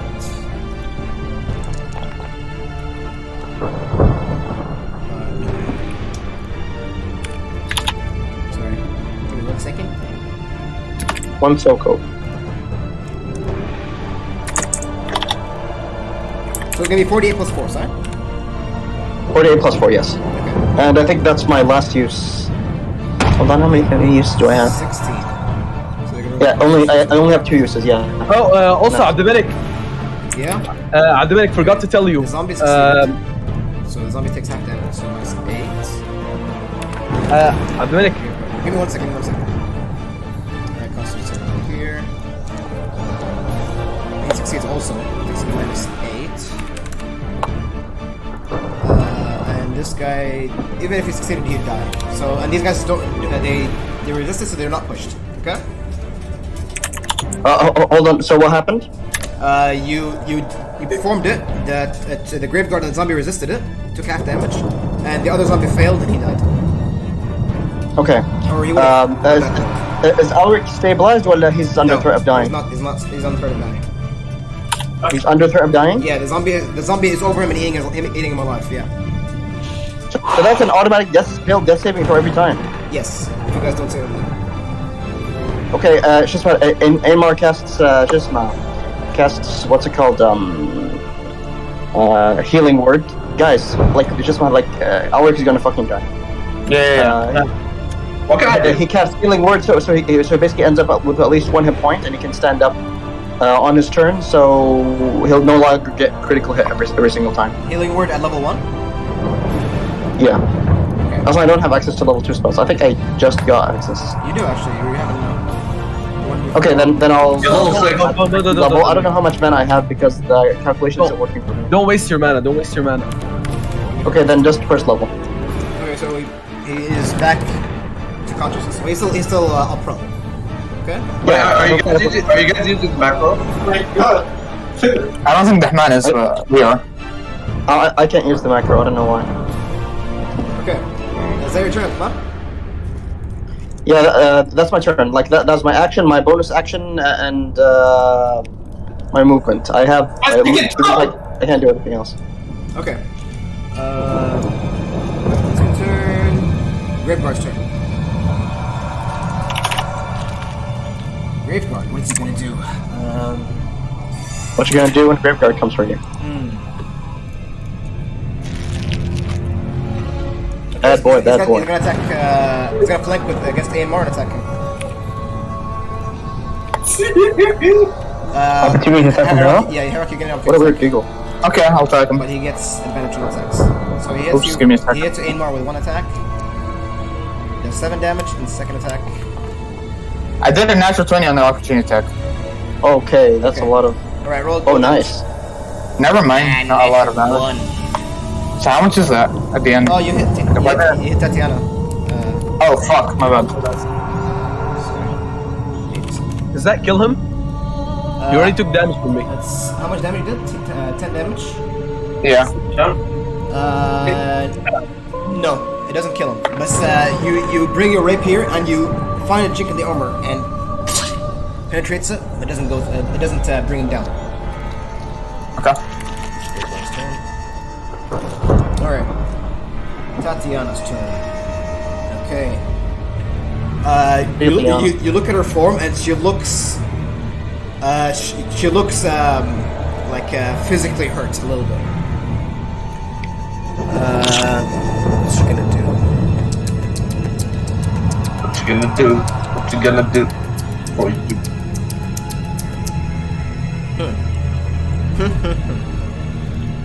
I'm thinking. Okay. Zoltan, as you're charging towards her, she looks towards you, and she says, "Come, my sweet." And she does like this with her hands. Roll a wisdom saving throw. Okay, someone roll for me. God damn it! Can you fucking use counter charm? Wait. Okay. No. Okay, Zoltan. Once she says those words, the magic takes hold, and suddenly you feel like she is the most important person in the world. And once she says that, you're like, "Oh shit, I need to defend her." And you stand in front of her with your weapon drawn. Your back towards her. And basically, she puts her fingers on your shoulder, and she starts whispering in your ear, like, yeah. Okay. So now I'm next to her, صح? Yeah, you are dominated. Okay. I want to use my inspiration. Okay. Purity? I want to use my inspiration to break the effect. Like, here's how it is. Like, I want to remember Conrad, how everyone fought and died, everything. Like, Yeah. and I want to break it. Okay. Next turn. You get to reroll. You don't get to choose to break it. So you I have to can't roll- break it على طول. No, you have to roll again. But I get advantage, صح? Since I already got like. Wait, hold on. If it's a spell, don't doors get like +2 or something? An advantage or what? It's not a spell. Oh, okay. And Abdominic. Okay. Okay, so let me see. Guys, do I do it? Do I roll it? Go for it. Now you got. Oh, okay. Good job. Okay. Someone roll for me. Come on. Abdominic, I have to get some sort of advantage here. I'm using an inspiration. Come on. The inspiration And- is, and- the inspiration is allowing you to reroll. And there's special circumstances, yani, like my allies and everything is on the line. You get what I mean? Fine, I'll waive it. You get advantage. Nice. You still fail. I use bardic inspiration.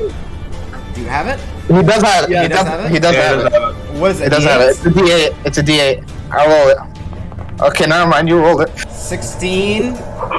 Failed by 1. Please, Abdominic, please. You try to resist. Try to resist.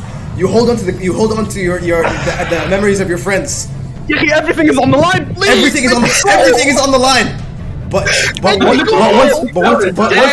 once you look at the vampiress, she is so important. She is the love of my life.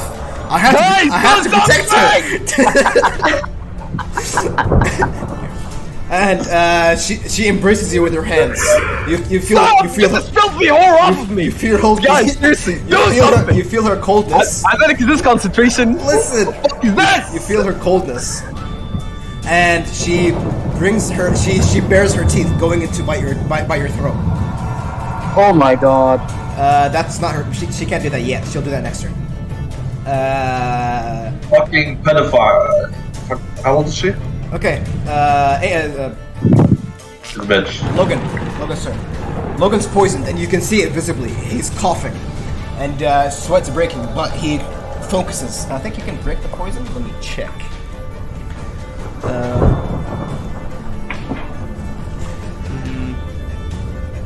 Admedic, is this concentration spell?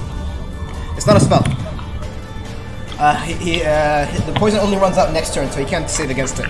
He's gonna shoot with the operator against her, but at disadvantage. I would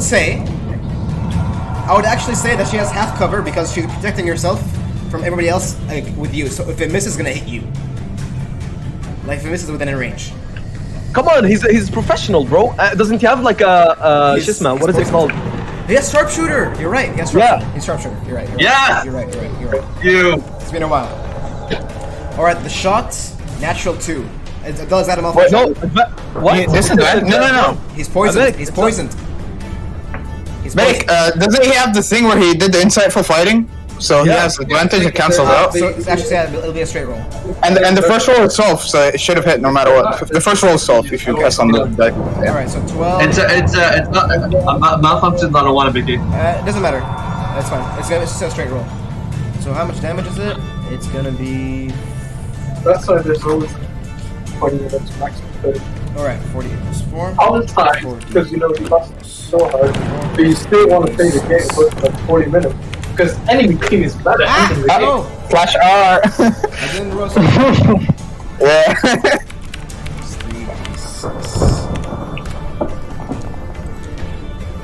29. Oh, 29. She didn't regen, huh? She didn't regen, my bad. She didn't reason, yeah. So take 9 damage instead. She takes 9 damage. No, 29. Now that you heal her. She regen twice. Minus 20 now, minus 20 now. Minus 20? Yeah. Yeah. Sorry. Okay. My bad. That's right. A lot of things going on. Yeah. Alright, he goes in for a shot, and Zoltan, you're trying to protect your lady. You're trying to protect her, and you see the bullet coming through. Zach, you sis. You see the bullet coming through, and the bullet expertly goes through your mohawk instead of your head, and hits the vampire behind you. Free haircut. He is a sharpshooter indeed. That's Logan's turn. Zombie. He's gonna continue chomping. He's chomping on. He's not gonna hit though. Alric is prone, so he has advantage on the attack. No. So, This is literally my hits. 17? Please, no way. That's fucking and 17. he's brought down again. No, he's not. 2 damage. No, I should have added plus 5. Oh fuck, never mind. And he's brought down again.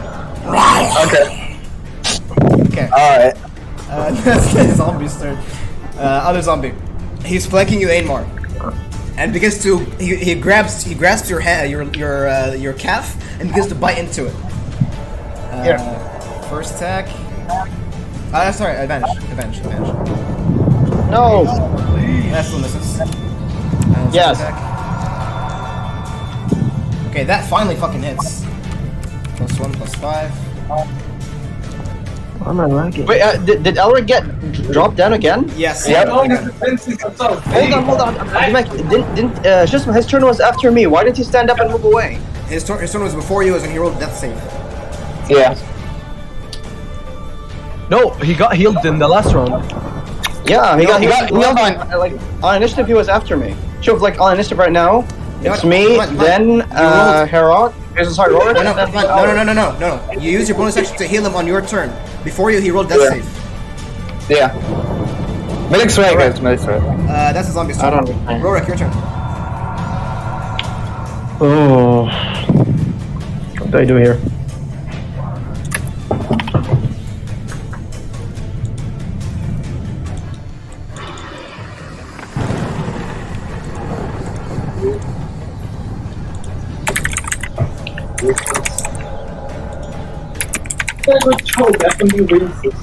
Okay, actually, Rorik looks around the field to see what he can make most use of. And then he aims his warhammer towards the zombie and shoots out another fireball. Use holy light. I don't have mana! No one has mana. You have no mana. You have no mana! You can use invocation. Occasion? You could. Yeah, on your turn it gives you like proficiency plus something, or what? What is it? I forgot. It counts as a short rest, basically, I think, something like that. Which is 3 I mana, don't see right? my features. It's like 3 mana. It's there though. Don't worry about it. I don't have it though. Only the casters have it. Was it an action? It's action, I think. Pretty sure. Well, I already casted fireball. Okay, yeah, there's no rest. Invocation. That's your turn? Rorik goes. Yeah, that's my turn. Okay. Invocation, I should add that. What do you mean? Shit, this one. Oh, Actually, I'll do this one. Okay. New round. So the bat swarms spawn. Bats. Bats! Sorry, that's one. So Bats. many fucking Bats! Bats! Bats! Bats! Bats! 6 swarms of bats fluttering through the glass. I would say 2 go against. Remember, like, Megaforge. why do these games have Two so against many fucking Rorik. bats? 2 against. Why does somebody Ainmar. get fucking bad? Okay, 2 against Megaforge, 2 against Ainmar, and Punch 2 you. against Rorik. I'm gonna get. Against Rorik first. The swarm of bats, 19 to hit, and they deal 2d4 damage. 6 damage. And the other swarm of bats bites you. 19 to hit again, 2d4 damage. 3 damage. They just the bats just begin to bite into your flesh, tearing it from your bones and shit. It's fucking nasty. Megaforge. Bats swarm you with 11. Bites to the plates in your armor. Doesn't do anything. The other one, natural 1, misses. The bats swarm you, Ainmar. Hey guys, you know what? I realized something. Misses. Other bats attack Guys. you. And Besides misses. If we don't attack like Tatiana directly, she's just gonna keep summoning monsters. Yeah. I realized that just now. I'm surprised it took you guys this long, man. Zombies, or they have. Right, that's the bats. That's the bats for this round. Megaforge, your turn. What do you want to do? These bats are fucking useless. So I'm gonna ignore them. What you got? Although I wanna kill this zombie before I move on to Tatiana. So that's 1, 2. No advantage. It's gonna be an opportunity attack from one of the bats, though. They're gonna bite you. Yeah. Biting time.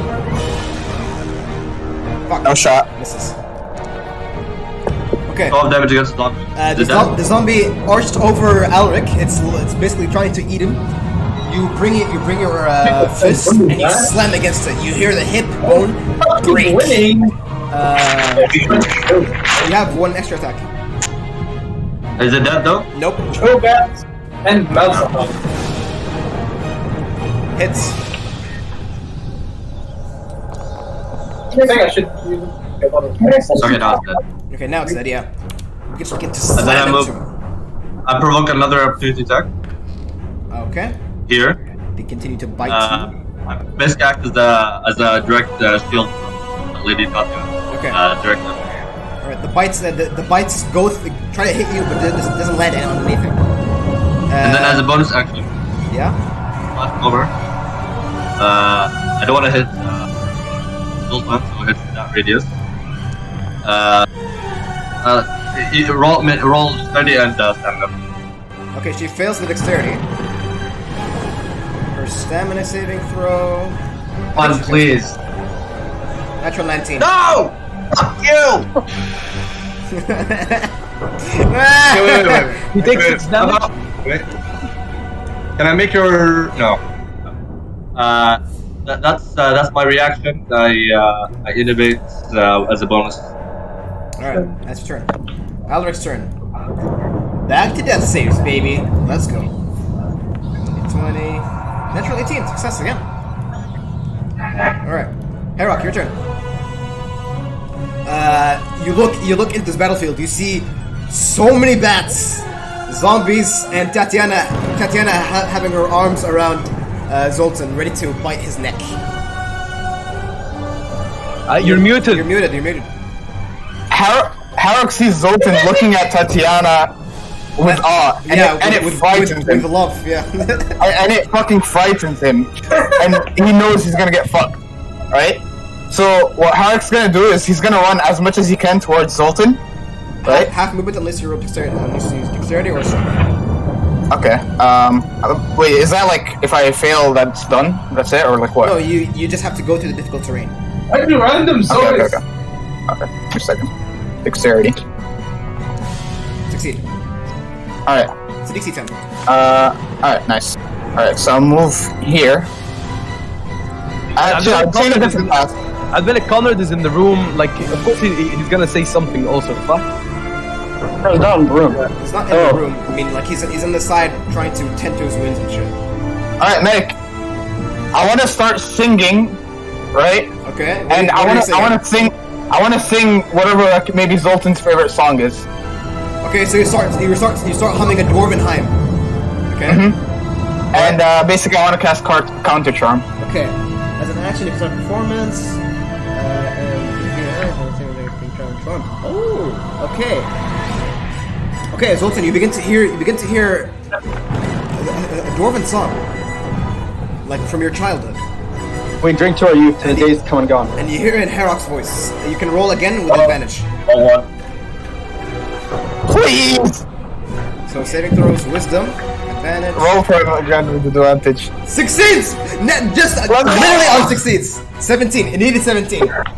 Let's go! You needed 17. Nice. Holy shit. Alright.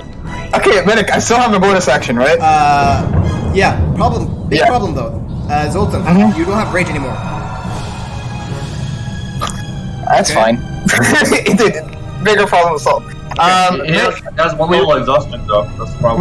We ruled that potions cost a bonus action to use, right? Yes, I gave that to you guys. So yeah. So can I give Ulrich the dream? Hello? Shove it down his throat? Yeah, sure. And I want to heal him. Okay. Yeah. So 44 plus 4. Roll that. Hello? Hello. Yeah, what's up? Yeah. Did you guys hear me? My internet disconnected. What happened? 11 HP for Ulrich. Nice. We saved the fuck out of you. Herok, you have one level of exhaustion. I'll just re-describe it. Basically, when Tatiana was about to bite you, you began to hear a dwarven song, like a traditional dwarven song, and you heard it in Herok's voice, and you managed to break the charm. Oh, nice. Okay. Good Herok, shit, you good fucking shit. amazing singer. Let's go. Guys, my Discord is bugged. It doesn't wanna. It's loading Discord thing, like the image of Discord, and it's not. I can hear your voices, but I can't see anything. Oh shit. Let me close it from the task manager. Hold up, guys. Okay.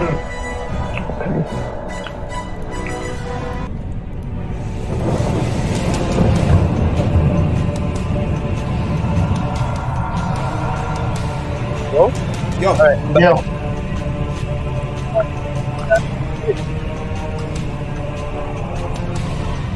You guys hear me? Yep. Yeah, All right. So Harok's turn is done. Is that it? Yeah, that's it. That's it. All right, Zoltan, you are now back. She doesn't realize that the Counter Storm is broken, and she's about to bite you. You can feel her mouth on your neck. All right. So here's what I want to do. Zach, pretend that you're like into it, and then basically just like headbutt her in the face. Here's what I want to do, Advenic. Here's what I want to do. What do you want to do? Okay. So, I want to ignite my weapon immediately. Okay. Okay. And then smash her. Turn and smash her. Okay. And this is advantage, huh? I'll say it's advantage. Yeah. Alright, and smash that bitch with an extra 3d6! Okay? With an extra 3d6. Guys, I use Great Weapon Master? Yes. Okay. Okay. Wait, I'm if you going miss, all I'm out. gonna fucking kill you. Okay. Okay. I go Great Weapon Master. Okay. You hear Halleck's voice, and you're like, not today. You grab Urk Bane. You grab Urk Bane, and then you activate Scally's Magnaforce gadgets, and you feel the burn. You're familiar with it. You're like, smash against the back of her head. It's gonna be Advantage. 3d6 and I don't think it's radiant damage. okay, that definitely hits. Plus 3d6. And it's radiant damage. Yeah, that's radiant damage. God damn! Slams against the back of her head. And because Urkbane is magical, it goes through her protection. And because of its radiant, it stops her regeneration. And once you slam her, she looks dazed from that blow. It was heavy. You have an extra attack. Does she look bloodied? Yes, she does. I use execute. Okay. Oh shit. Second attack. That's risky. Barely hits. Let's go! As you go to hit, she sees the killing blow, and she's gonna use her legendary action to use Misty Escape. Suddenly, before the attack hits, her form breaks into thousands of bats, and she vanishes. It, like vanishes where? And she's gonna move. Does it slow her down, that form? You see the bats break into several swarms, and the swarms coalesce here. Okay, Dominic. So I still have my attack. No, your attack landed. It's like it's considered used, but she dodged it. Okay, Dominic, I walk up to her. I run to her. Okay, 1, 2, 3, And her 4, face. 5. Okay, that's all your movement. Oh wait, roll strength so we can see if you move. You roll it. You have advantage. 16. It doesn't matter. Okay, That doesn't matter. that's your turn. At the end of your turn, she's gonna use a legendary action to.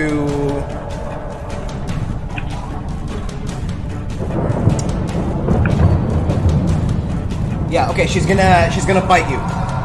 Not independent. So it's gonna be a bite. That barely misses. All right. That's her act. That's her legendary action. Ainmar, your turn. I'm like, kill her! There's so many Good job, annoying Ikea. enemies. I said, kill her! And I'm screaming, Atlantic, I'm pissed. I'm really mad. Yes. Nobody has seen me this mad before, bro. Let's go. Okay. Hold on. Let me think of my tactical options here. I'll do like just how wooded is the Graveguard? Graveguard, he looks like the bindings of necromancy is beginning to break. It's unstable. Okay, guys. What do you think? I'm thinking I should clear this area. No, go for her. Go for her. I can't. They're blocking my way. Swarms of bats, a zombie, and a Graveguard trying to eat you. Just take opportunity attacks. Fucking go for it. You're fucking Ainmar. Come on. Take opportunity attacks and go for it. Wait. But I don't have the movement. I can't move. Listen, shoot. Okay. My movement is Oh my God. sorry, 54 feet. Huh? No, Sorry. Just still up plus 5. This is the 4th round, so let's degrade it again. You have. One afterwards. 5 feet How close. is it? Okay, one second. Give me 1 second.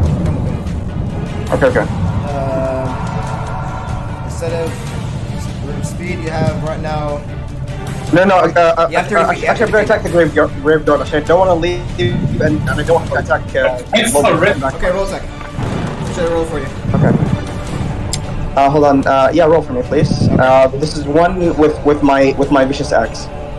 Okay. Yeah, it's a FF. Barely misses. Actually, doesn't barely misses. You have 2 more attacks. No, Okay, I attack. Continue. Get away. Silver.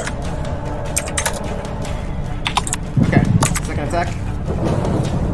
Misses again. Bad rolls. What the heck? You have a 3rd attack. Use it.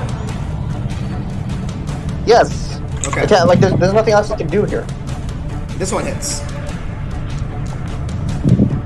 And with that final slash, you decapitate the skeleton. Its head flying and crashes against the wall. Okay, it's just not. I have 2. This is my extra attack, and then my dual wielding, son. That's all 3 attacks. You missed 2 and hit 1. Okay, I have movement, so I'm going to move like this. 1, 2, 3, 4. I think this is my maximum movement, son. Wait, I'll make how big are the Go like bats? this. You provoke an attack opportunity from the zombie. Yeah, but can I move the bats since they're flying? Can I basically just like shove through them? I'll say yeah, you can. Yeah. Okay, yeah, I do that. Okay. I do that. The zombie's gonna bite you though. And misses. Let them fight. Okay. You have 3 more squares. Okay. Let me roll I actually. move like this. 1, 2. Oh, actually no. While you're moving, you can see in the ground. You see there are shadow hands. Basically, they grasp your legs and they basically cause difficult terrain. So you only move half of that. So like this. Yeah, like that. Can't you roll? I just rolled. You rolled. You got a 7. Oh. How much mana do I have left? Can I disable Tatiana's regeneration? It's already disabled. It's already disabled. It's already disabled. It's from the Zoltan's Okay. hands. Okay, fine. Okay, that's your turn. I still have plus 5 from move speed because it didn't land on my turn yet. It should land on my turn for it to go away. Okay. That's your turn. She is going to cast as legendary action. Oh, it's getting real tight.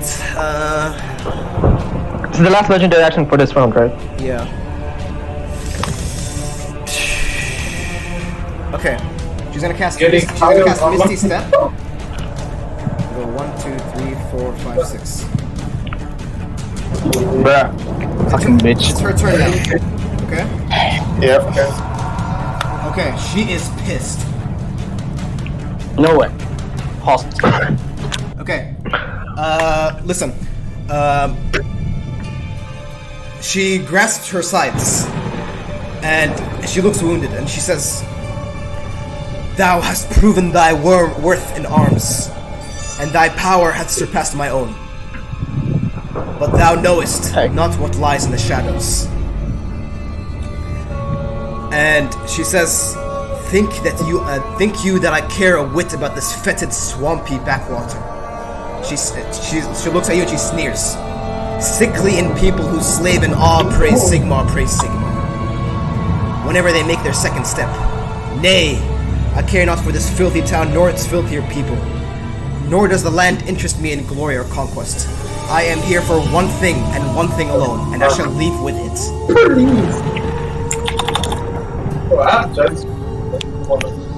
Okay, it's just how that Inmar basically shouts in like just how the what have you come for? Like just how the like foul vampires. You can say Zamganas. That means vampire in Dwarvish. Zamganas. It's the same word. Vampire is dwarven. Vampire in Dwarvish is Zanganas. Zanganas. Okay. Like this. Okay. She turns to you, and she says, she kind of like sneers and hisses. She says, "Concern yourself not with mine own affairs, but knoweth this." And she looks at all of you now, especially you, Zoltan. shall I fail or fall today, my master, the King of Knights, the Crimson Lord of Sylvania, the Grand Count Vlad von Karstein, shall fall upon this reeking pit you call a town, and his wrath shall ride upon an ocean of blood. The dead shall outnumber the living, and your dead honored elders shall once more walk to make war upon their children. A sprawling mass of bones shall bleach this disgusting fetid ditch you call your home. What, dude? That's so mean. And she looks at you, Zoltan. Okay? You're joking. What is this? Base. Holy shit. Tatiana looks at you, Zoltan, and she says, "My lord's armies are vast. What you see before you," and she points outside in the window. And you guys remember last session where you guys saw all the swarms of skeletons? Yeah. With the flags? What you see before you is but a fraction of his power.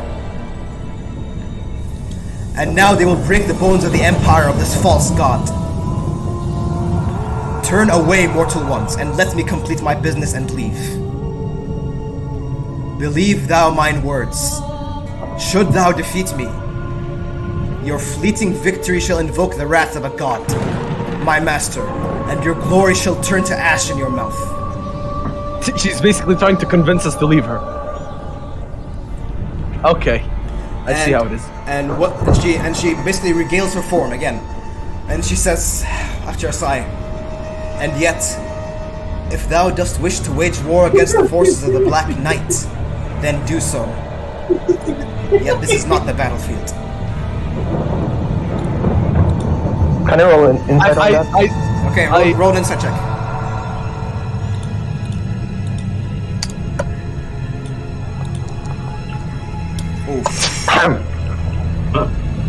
Who else wants to roll an insight check? I would say Logan would do it. Okay, roll. Logan has ability. I'll allow you all to roll since Rogue initiated it. Okay, someone roll for me. Ugh, you guys suck. Logan is here to save you. Logan is here to save you, guys. Wait. Is he though? Is he though? This is Logan we're talking about, you know? 21. 22. Logan looks at her and he sees through the deception. And she says, and he says, utters a word. You seek to bring us away from here. Okay. Shoots! And he says, why are you here, Zanganaz? And she turns towards Logan. And she smiles. And she puts her hand in the tomb. And shoot! Let him shoot! He's talking. And she retrieves something. And in her hands, you see a beautifully elegant blade. Sorry, give me 1 second. This is the blade of Sigmar. Sigmar didn't use a blade. This is how it looks like. Expand the picture as you can see it. Okay? And she brings out this corrupted-looking blade, twisting with thorns and red as crimson blood. And she says, I have come here to reclaim my master's Runefang, the Blood Drinker. No! The fucking Blood Drinker! I know what that is! And she says, if I do not leave with it and give it to my master, this land shall drown in blood. Logan shoots her. Be badass, please, Logan. I want Logan to be badass. Have the medic do it. Come on, medic. Roleplay Logan better than Logan. I'm giving you guys time to think on your actions. No, kill her. The swarm of bats in her command actually just they calm. And they just coalesce beneath her. And the zombie. Okay. falls. Just hold on. Can we roll another insight to see if she's just bluffing? Well, Faizan just rolled and he said that she's bullshit. No, she it's just how the Faizan said that. What that roll said in the basically that she's trying to basically trying to take us away so she can do something. But الحين this is a different conclusion, so I want to know if that one is true or not. Well, giving him this sword is giving them way more power. Yeah. Can we roll inside of a new state? Wait, I'm gonna go. Okay. Pee. I really need to pee. Give me 1 second. right. Let's think. All right. Oh, look. Guys, She's just, I'm not gonna let her, right? She's just practically begging. If we give her like basically that what she's handling is a legendary weapon. Basically. Yeah. So like keep that in mind. Look, Guys. Obviously we shouldn't let her like take it, right? She's literally just begging for her life. She's fucking defeated. Yeah, come on, guys. We're dwarfs. Where's the fucking But honor? guys, think about this for a second. Right now, and if we don't let her go and she leaves, then Vlad will come. If she's We'll not take lying. the sword. We'll take the Look, sword. how about we literally just take the sword and hide it somewhere else, or we give it to them, or we don't give it to them. We just like place it somewhere, you know? Like I don't know. We try to like take it away from the town. Ever So, locate object? like we basically try to take it away from the town so they don't come to the town, you know? But where are you gonna put this thing? Because wherever it is, Vlad's gonna send his literal thousands of skeletons to get it back. We can send it to the knights of the blazing sun. We can give it to them. Or, Actually, I have a great idea. Guys, I have a great. Oh my god, I have a fucking great idea. You want to fake it? Listen, we take the weapon and we give it to Badrock. Wait, that's a fucking fine idea. Genius! That is so fucking genius. I'm so done. Hell yeah. Hell yeah. I want to see how this unfolds. I really want to see how this unfolds. Wow. I wasn't here. Do we surprise me? Okay. Let's check the VOD. I don't know. I'll give you a second. We were just discussing the weapon. I was saying, you know, we should not anger Vlad because wherever he is, like wherever just whatever happens and wherever we take this thing, Vlad's gonna come take it. Like Vlad's gonna send minions to get it. That's why I was thinking, you know, like maybe we should just let this chick go. But Zach is like, no, we can take the sword and take it somewhere else. Okay. So I was saying, and now wherever we take this weapon, Vlad is going to go. Yeah. He's going to send his thousands of armies. Yes. If Tatiana is not lying, and I rolled a natural 20 to check if she is. Hey, got it. Yeah. No, she's telling the truth basically. And if Okay. listen, if Vlad doesn't get this weapon, and he knows where it is, he will get it. You know what I mean? This guy's still Okay. Okay. Because this is where I was. This is where I just got a stroke of inspiration. Why don't we give the blood drinker to Badrock? Badrock? What? What the fuck? Because then because then well it's just that what's his name it's just like our interest will intersect with Vlad. You make and your he might enemies actually fight each other, Yeah, exactly. but you don't even know where Badrock is. You don't know where he is. The point is he's gonna use his locate object spell and whatever to find the sword, and he's gonna find it in Orcish territory, not human, not dwarvish. Yeah. Yes. Yeah, and Abdulmalik, remember the places where I told you near my near Karazakarak? Like where? Like Now, remember the mountain where you said the black orc that fucking yeah, but that's very south. That's Black Crack. That's very far. Basically, we want to plant it there. That's it. There, like in any orcish like territory. You get what I mean, Abdulmalik? Okay. Then it has to reach Bedrock. Oh, dude, bigger fish, bro. So like this is what I'm talking about at the minute. So you wanna take the sword? Hey, no, you genius! Yeah. Okay. Yeah, that's Yes. very far. Okay. All right. And Abdulmalik, by the way, forgot to tell you, she Yeah. takes 3d6 damage on her turn. So She's still I'm burning. still burning. I would say she removed the fire. that would take an action. Okay, she used an action. So Yeah, it's out of that means she can't pick up that thing. It's a free action to interact with objects. What the fuck? Yeah. Okay, he's such a bitch. Wait, legendary. Anyway, Vicky. That's the point I'm trying to make. Like, is there some kind of validity? Is there like kind of fatal flaw in this idea? I would say the fatal flaw is that you will be hunted day and night. You guys probably until we drop this off. You guys probably would not leave the Empire alive. Because if this information gets get it to Vlad, if this information gets to Vlad, he will send hell upon you. Because now he just found out where it is. We still have like a day's lead. Guys, call us. We thought about it. You don't know what magic she has. She might have sending just like you do. Yeah, but she doesn't know where the fuck we're taking it. Yeah, how about we fucking kill her? Let's kill her. Yeah, we're gonna kill her. That's for sure. We're gonna kill her. That's for sure. We're gonna take the weapon. That's for sure. All right. Yeah, let's do it. Let's do it. Dominic, isn't she out of legendary actions to turn off the fire? She didn't use. On her turn, she did nothing, Rek. Yeah. She was just talking on her turn. It's a free action to talk, dude. Okay, Tayyib, we decided like against it. Okay, so what are you saying? Tell me words. We're Give me fighting. words. We're fighting. Give me words. Okay.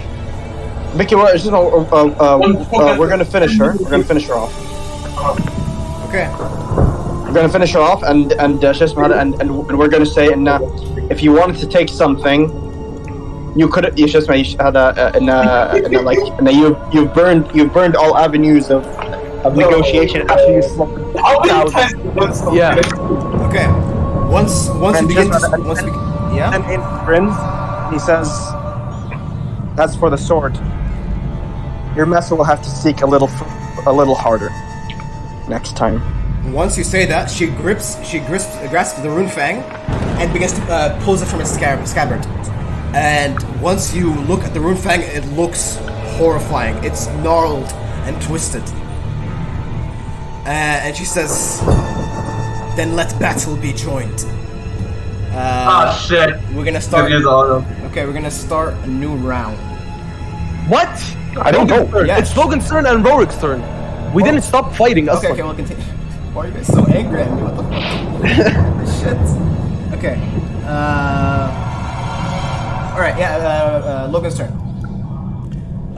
Logan. I think the poison runs out. Okay, the poison runs out. Oh, yeah.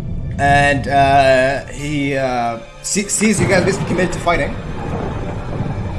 And Fucks that bitch. brings us up, takes the shot again. Come on, Logan, you got this, buddy. Where's the advantage? He doesn't have advantage. It's a light. Yeah, it's on for a minute. Yeah, it's on five. Second hit, or advantage hit. That one hits. Let's go. Okay, plus 3d6. The back music, where is it? There's music. Yeah, we can hear it. Okay, 26. Oh, sorry, 16 plus 10, 26. Wait, do this back.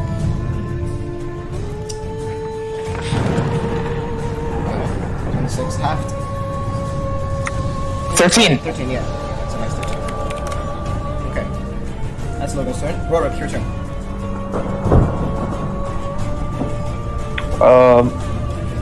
Just like when I was doing the past rounds, once again, aims his Warhammer, shoots off firebolt. Okay. Oh wait, sorry. At the end of Logan's turn, she's gonna use... She used how many legendary actions so far? 2? 3. Three. I'm pretty sure. Okay, she was- I remember you saying she would use all of them. Yeah. Yeah, she's out. Okay. So how much damage is that? 11? Okay, that hits. Yep. Alright. New round. The swarms of bats go 1, 2, 3. 1, 2, 3. And they'll begin to bite like crazy. Why do these games have so many fucking bats? Wait, what the fuck? I can't hit target. Oh, there's targeting. Okay, never mind. And bites you for... Okay, misses. This one will bite you for... Oh, sorry, 9. Actually, 19. This hits for 4 damage. This one Let battle be joined. By the way, Vicky, that turns the mouth to ashes is fucking serious line. Ed? That that joy in your mouth line that she used was the Tyrion's line. For seriously, yeah. Some more bats here, attacks. Misses. Damn. Oh my god, fuck. Okay, that's the bats. Let me see layer actions.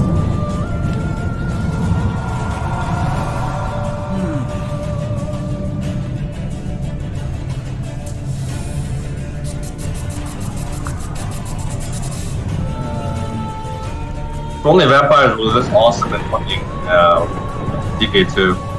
They're not. Wait, I'm thinking. What are you talking about? In DK2, I wish there vampires were as strong as she is, fighting. Okay, I know what she's gonna do. No, I don't know what she's gonna do. Wait.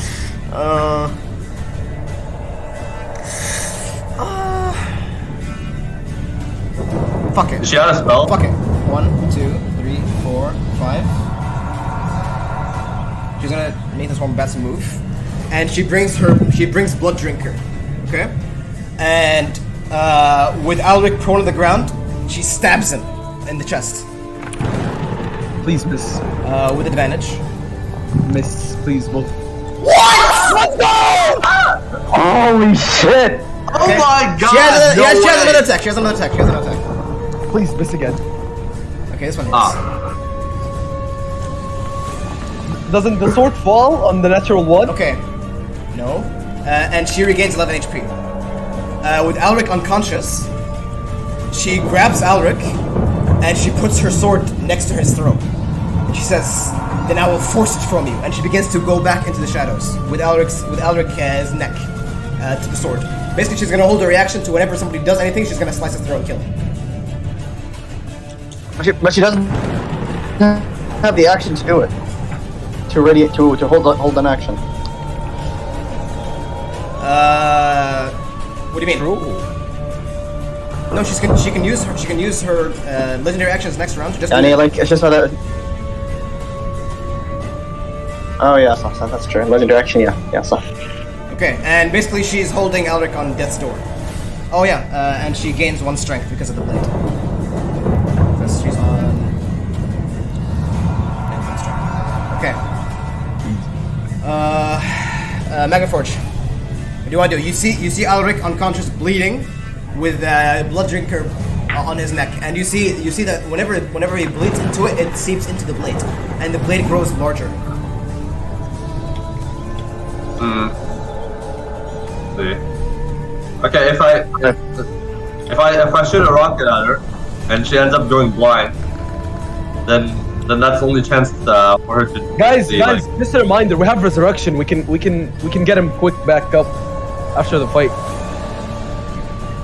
Kind of a metagaming. You don't metagame. Okay. Yeah, it's metagaming. Also, guys, you don't know if she has some kind of ability that could cancel that out. Yeah, but like I'm still mentioning it. Yeah, remember you don't know the abilities. No, you don't know the abilities of the sword yet, so. Yeah, what if the sword can literally, like the Blood Drinker can really literally kill, just straight out, like lol. But by the way, she's still burning a big huh? No, she removed it. Halas, then she used 1 legendary action because of that. I didn't say she used an action. While she was interacting with you guys, she removed it. Dude, what is this bullshit? Like, she got a free action to turn off the fire. You were talking. We never stopped battling. I would never stop battling. Like if she was talking, I would kept going. Zach, here's the thing. When she was talking, she didn't use an action to kill us or do something. She could turn it off, you know? Vicky, that was her action. The only way she can put out the fire is like either she's doused in water or she's rolling on the floor. She used her action, dude. No. What do you want to do? Then another creature has to use their action on her, or they have to like get doused in water. So you can remove the fire, just like a normal fire. Alright, fine. I won't argue. What should I do though? Abdel, what gadget do you have? Okay, I have Magnus Beamer, the Buzzsaw, if I had a laser, I would use it here, but I can't. I have my boomstick, and I have a firework rocket that can either deafen, blind, or remove a reaction. Or remove a reaction, or blind her, then she won't be able to kill her. More like she's much more likely to miss. Remove her reaction then. Going to do it? We're leaving it to No, but she's using a legendary action, not a reaction. If you're gonna do anything aggressive, she's gonna slit his throat. But it's a reaction to use her held action, the one that she's doing right now. I'll make a dexterity contest, because see who's faster. Between me and her? Between you and her, and she's a vampiress. So I have 10 dexterity. Yeah, she was probably faster than you. Yeah, probably. But like, is she? Probably. It's like probably. Yeah, go for it. We're saying that because Kabadi's not here. Let's be honest. What do you think the hardest? I would say. Come on. Hold on. Have you ever used the firework before on this chick? Yeah, I did. Okay, no, she's familiar with it. It won't work. That doesn't matter. What matters is if she fails the Constitution saving throw. That's the only thing. But she never failed before. Yeah. It's DC 15, and I think she has like, I don't know how much. Yeah, fine. Go. It's just not a She has Wait, plus she's 4. how much death saving throws has Alric failed right now? He's Nothing. He's on one. Wait, No, how's he on He one? was on one from the vampire, from the zombie. No, he was. he was healed. One from the he was zombie, then he healed. got up again. Yeah, he was healed. So he's on 0. Yeah, he's on his. So he wouldn't die then. He wouldn't die with one slit then. Yeah, go for it. Honestly, come on. Isn't that 2 death saves? It's 2 death saves. Listen, before I do this, I'm just gonna tell you this thing. First I have to beat her her dexterity. I have a +0, and she probably has like That's +5 or. kind of sorry, but that's also kind of metagaming because he can take it, but he's like fucking dying. Yeah, you're right. That's very Look, metagaming. honestly, the only reason why we're even considering this is because Kabani's not here. If he was here, we'd 100% just like fucking give up. Let's be honest. It's a character. We don't want to lose a character. None of us would. Yeah. Right. So we're already technically She hits at you and she says, "Make your choice," and she bares her fangs.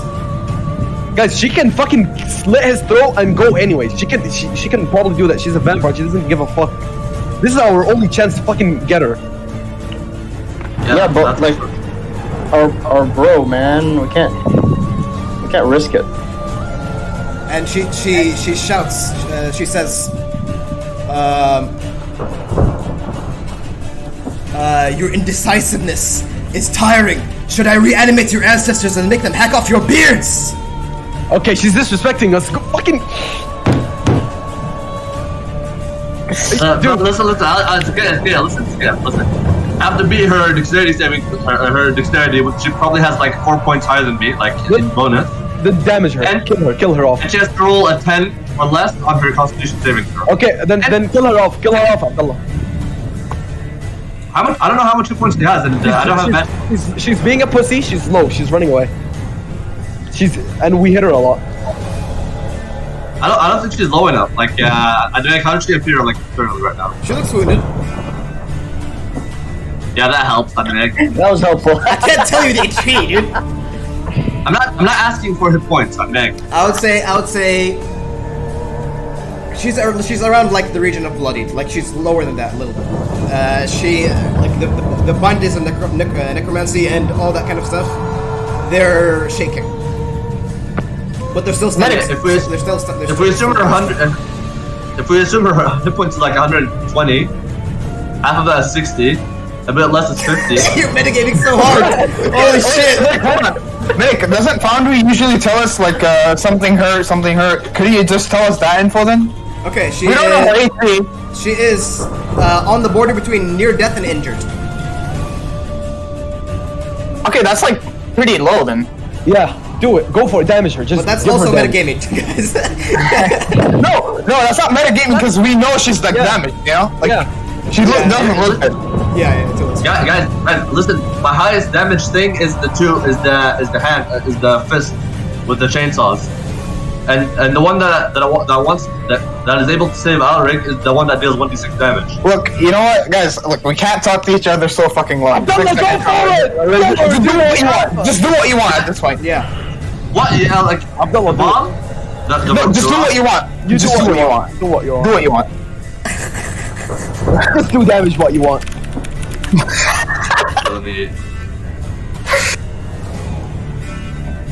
Come on, Abdullah, please.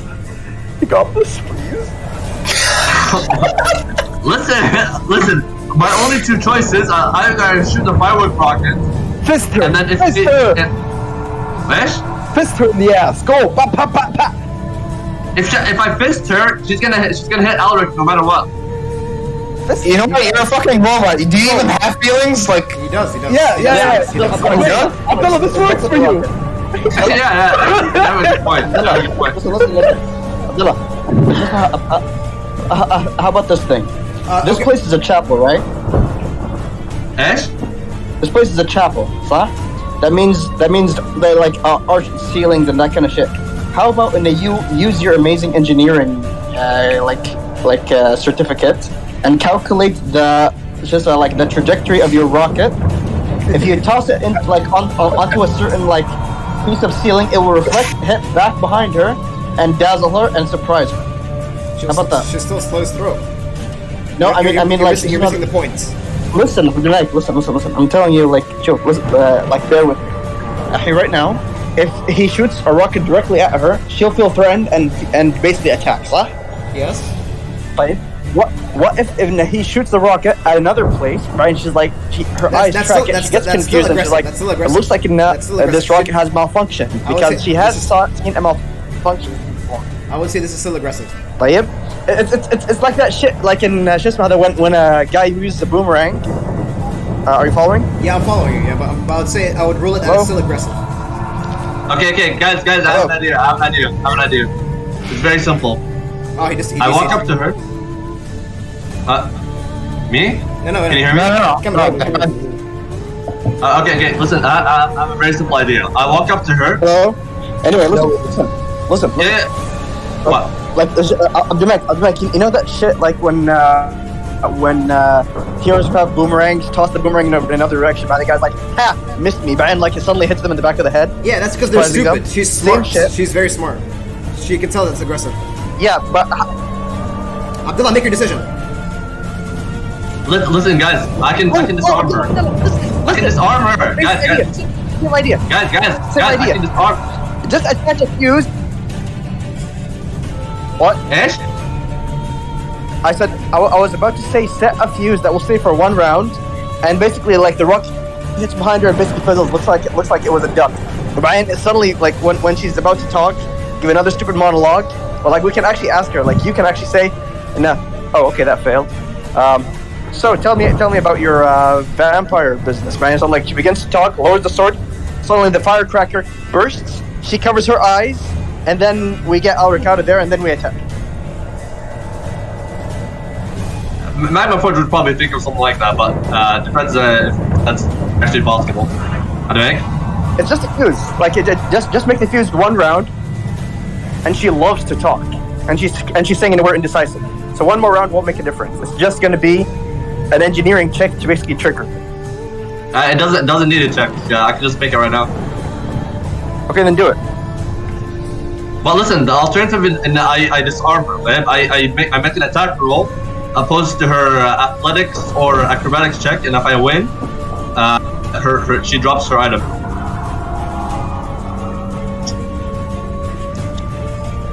Dude, just do what you want at this point, because Isn't that better?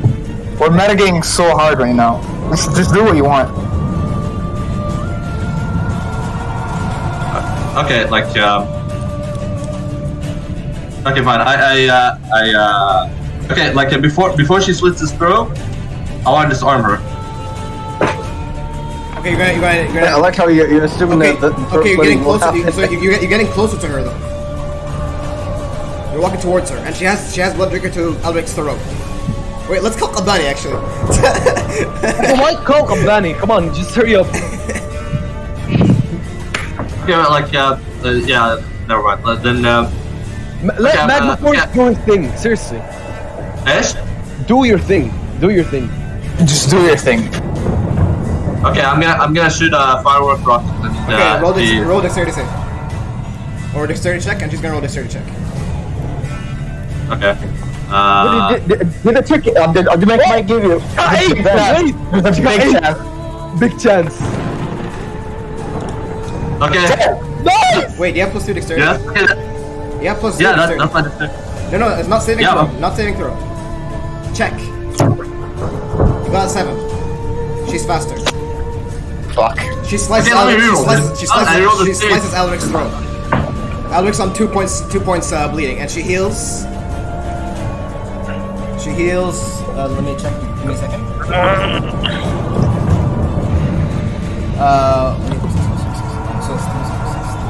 Wait. I have two inspirations. I can spend one of them here. Yeah, then he can spend his inspiration. Do you have inspiration? I have 2 of them. 16.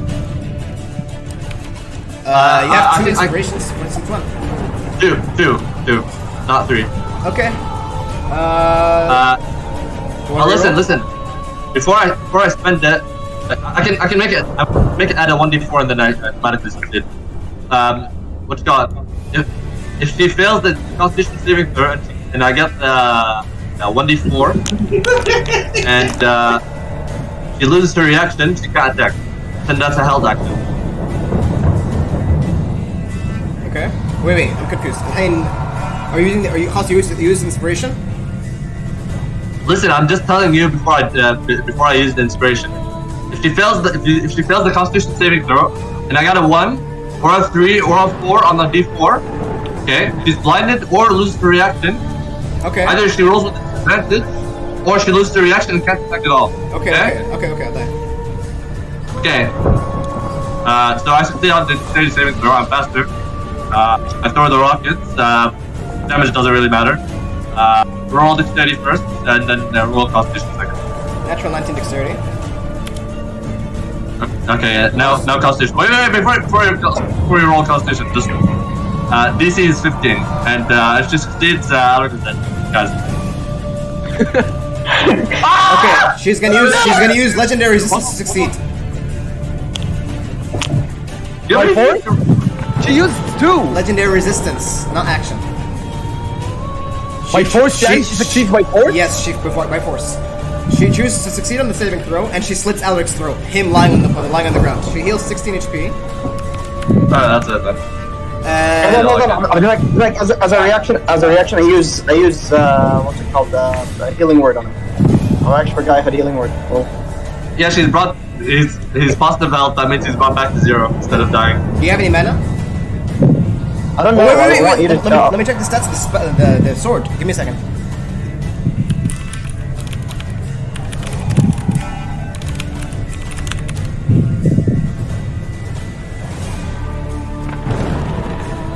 Okay, not yet.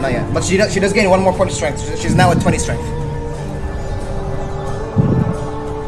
So, did you use healing word, man? I don't know if I have the mana. I think I Here. do, but I'll be like, I need You didn't count the mana so far? Come on, man. No, علشان the automated thing. He only casted barrier ward once. You casted barrier ward once, and you casted healing word once. So that's yeah. 6 mana. 6 mana is 12. You have 1 more spell. Wait, Yeah, no. you can- I cast it then. You cast it? Okay. Yeah, I cast it. roll 1d4 plus your intelligence. What's intelligence? Plus 2. So it's 4 now. 4 HP. Okay, Alric's on the brink of life. And then he's brought back to 0 with your attack. Yeah. Is this before or after the attack? No. I use my healing word after she attacks. I'm not stupid. Yeah. Yeah, this is after she attacked. He was he was 0 when she attacked, huh? Yeah. No. Then that because means she attacked him, and then she healed the second attack. I guess. Okay, when he held against the throw, he was 0 hit points at that point, right? Yes, yeah, he was. Then that means if he's hit at 0 hit points, he's gonna take death saving throws automatically. But if he's We already dealt with it. We already dealt with it. We already dealt with it. Can we not waste time? خلاص. fine, go for it. Your turn is done. Now it's Alric, صح? Okay, Alric's turn. Alric. Oh yeah, come on. You couldn't get the healing word through yet. You can use a reaction like that, or can you? Wait, you should have told me you're holding it. So I won't let it pass actually. Hold on. I think you can use a healing word as a reaction. You should have told me you're Bonus holding action. action. Should have told me you're holding action. You didn't say that. No. Just had a quick clarification. Not healing word. Flash of light. Do you have flash of light? Flash of light is the healing word in this edition. It's a reaction or bonus action, and it's a creature within range is hit with an attack. In your spell list, you only have healing word. That it's the same spot, Yeah, right? it's the same spell, Abdiminic. It's the same spell. Ah. It is literally the same spell. But modified, yeah. It's a reaction. Yeah. Okay. If that's true, then use it for. Okay, but that's your reaction. So you're done. Okay. Alric's turn. Alric is being held by her.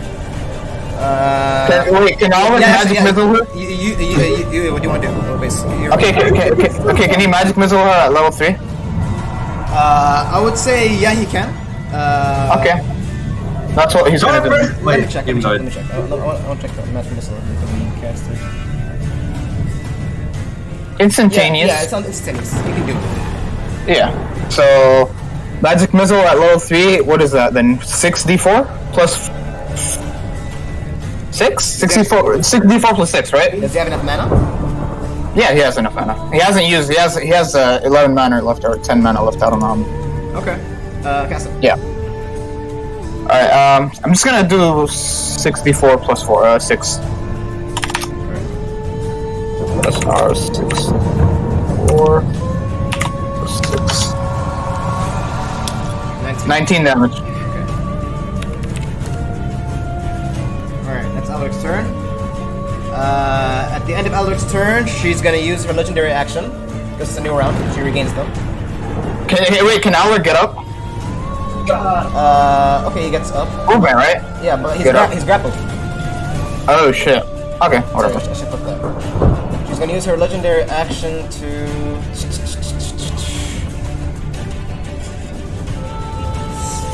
Oh, really?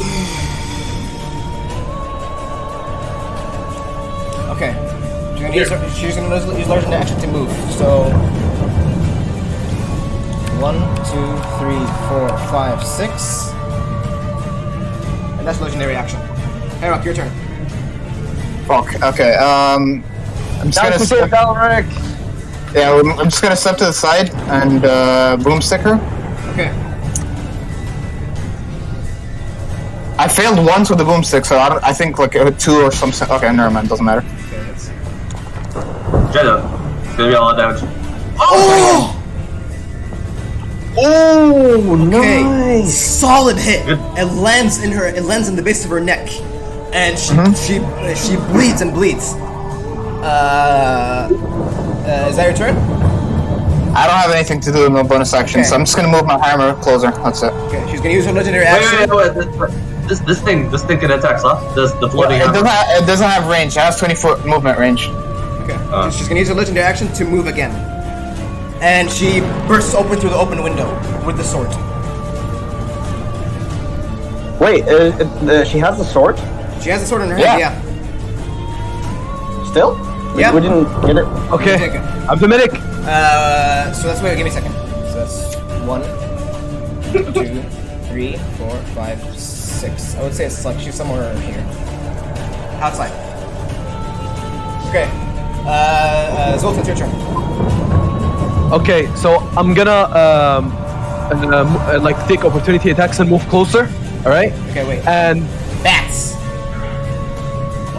Everyone's ignoring the bats. They're there to harass.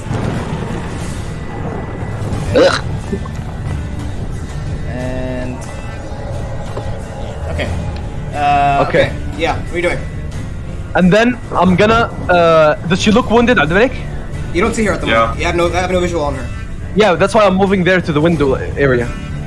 Okay, so where are you moving? To the window. Which one? If you were to go up here, like this is a step, right? It's a step, yeah. Would you be able to see? I would say. Yeah, I would say she had like, because it's like there's gonna be an angle, and she's like running down. I would say like she's gonna have like 3/4 cover. I would say half. I would say 3/4. I would say I'm the DM. I would say I'm the DM. I'm gonna do that. All right. So where are you moving? Point it. Yeah, there. I can't point it. the place where it was said, right? Yeah. Okay. Wait, I think you can move here. Yeah. And then I'm gonna shoot with my gun. The first attack. Okay. So 1d20 plus 4 plus 3. First shot, 16. Oh. Check. +1. Does he still have rune of haste? Speed No, right no, now. no. Speed right now. Speed right now. Run a long time ago. Okay, that misses. Second hit. Okay, Abdelmalik, if it's a second hit, I'm gonna go all out. I want to use execute. Okay. You already used it. You already used it. Yeah, you missed. but she used legendary action. Yeah, but it missed. So you don't have execute anymore. Yeah, like you only regain if you actually execute that guy. I think it's the first time you actually don't regain execute, like in the entire second game. attack. Wait, let me think. Second attack hits. Oh, Okay. Actually, wait. 21. Let me check. What's 3/4 cover? How much AC is that? I think 5. it's 5. 5 AC? Okay, no, it misses.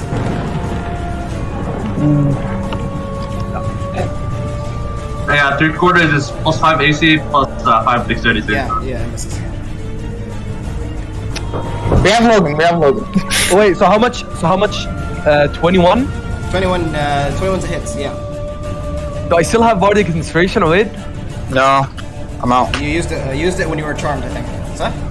Yeah. Yeah. Oh yeah, he does that. Okay. Ainmar, Is that your try and turn? shoot her. Ainmar, try and shoot her. Yeah. Okay, she's gonna use her last legendary action to use shape. No, she already used 3. She used 2 so far. 3. Where She is she? used 2 to move. I can't see her. She's walking out. I'm pinging her right now. Oh yeah, I can see her. She used 2 so far. No, but she used 1 with Shisma after Magma Forge's turn. No, that was lair action. What? That was lair action. I'm sorry, that was legendary resistance, my bad. She has 3 legendary resistances and 3 legendary actions per turn. Or per round. Yeah, the legendary resistances are per day. Oh yeah, per day.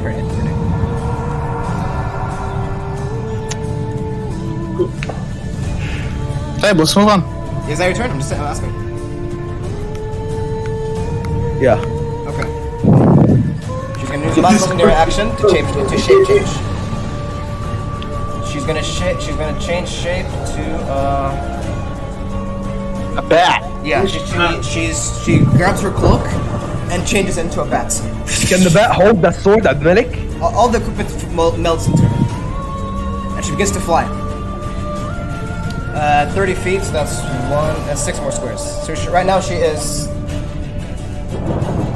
35 feet. She's now 75 feet away from you guys. But she can move at the same time? Yeah. Ainmar. I don't have a ranged attack. I can't. She's gonna help get her. I think the best I can do is basically like just cover Logan as he snipes the bat, which has much less points. Okay, is that it though? You're not gonna use your turn action? No, I move up and I basically Try and like shoot. attack these. Try and shoot with her quarter thing. Wait, what? 3/4 Try and cover. shoot He's her. asking you to shoot while 3/4 cover. I don't have a range. Hold on, let me see. What kind of range weapons do I have? I just have a light crossbow. Do it. Why don't you have a fucking gun? because these things backfire, and I don't want to be and I don't want to blow up when I hit like a candle or something. Just Yeah. do it. 5% chance. Isn't it 10? No, Anyway. no, give me. Let's go. Let's go. I Do it, do it, do it. attack. Oh! I have firebolt. I think I have firebolt. You do? Yeah, I have firebolt. I forgot. As a cantrip. Oh, you Who's do. gonna Yeah, deal you do. 2d10? Deals 1d10 fire damage. Yeah.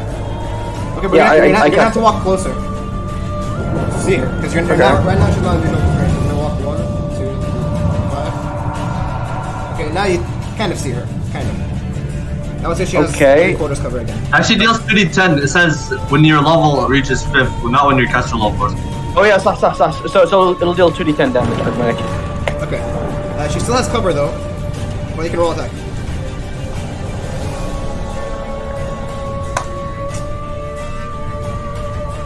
Okay, I attack. Can you attack again? No, it's a cantrip. Okay. Attack with your second attack with the bow. I don't have a bow. What light crossbow, whatever it is. Use your second attack to attack them. Okay, so I think I do that. The range of the crossbow, yeah, would hit. I would be able to hit. 80 feet. Yeah. Okay, so I do that. Roll attack.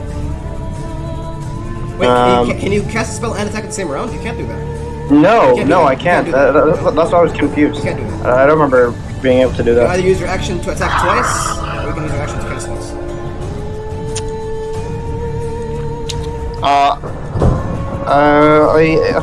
I cast once and I already failed. I can't retro. Alright. It's her turn. She's gonna double dash. So that's Wait, I have another inspiration, so I can get another action. Well, then that's that'll not how it work. works. You can reroll. You can add 1d4 to saves. That was worth a shot. Anyway, Okay. Her turn. With Blood Drinker in her hands. Or her wings. She's gonna double dash. And she's no longer in visual. We asked for Logan. As a tiny Logan, bat. Logan, come here. As a tiny Logan bat can definitely flies. continue to see. Yeah, Logan could do it. Okay, wait. Logan is our only fucking hope. I would say Yeah. she's like right now maybe 140 feet away. But you guys don't see her, at least you guys. Okay. Let's see from Logan. 1, 2, 3, 4, 5. The bat's dispersed, by the way. Okay. 1, 2, 3, 5. He's gonna use bonus action. 1, 2, 3, 4, 5. Come on, Logan! Please Okay. be badass. Please! And has sharpshooter, Abdel. Has sharpshooter. Okay, wait. How is she gonna roll stealth? Because she's. No, she has to use an action to stealth, Yeah, and she can't, and she didn't do that. But she's a tiny bat in at night.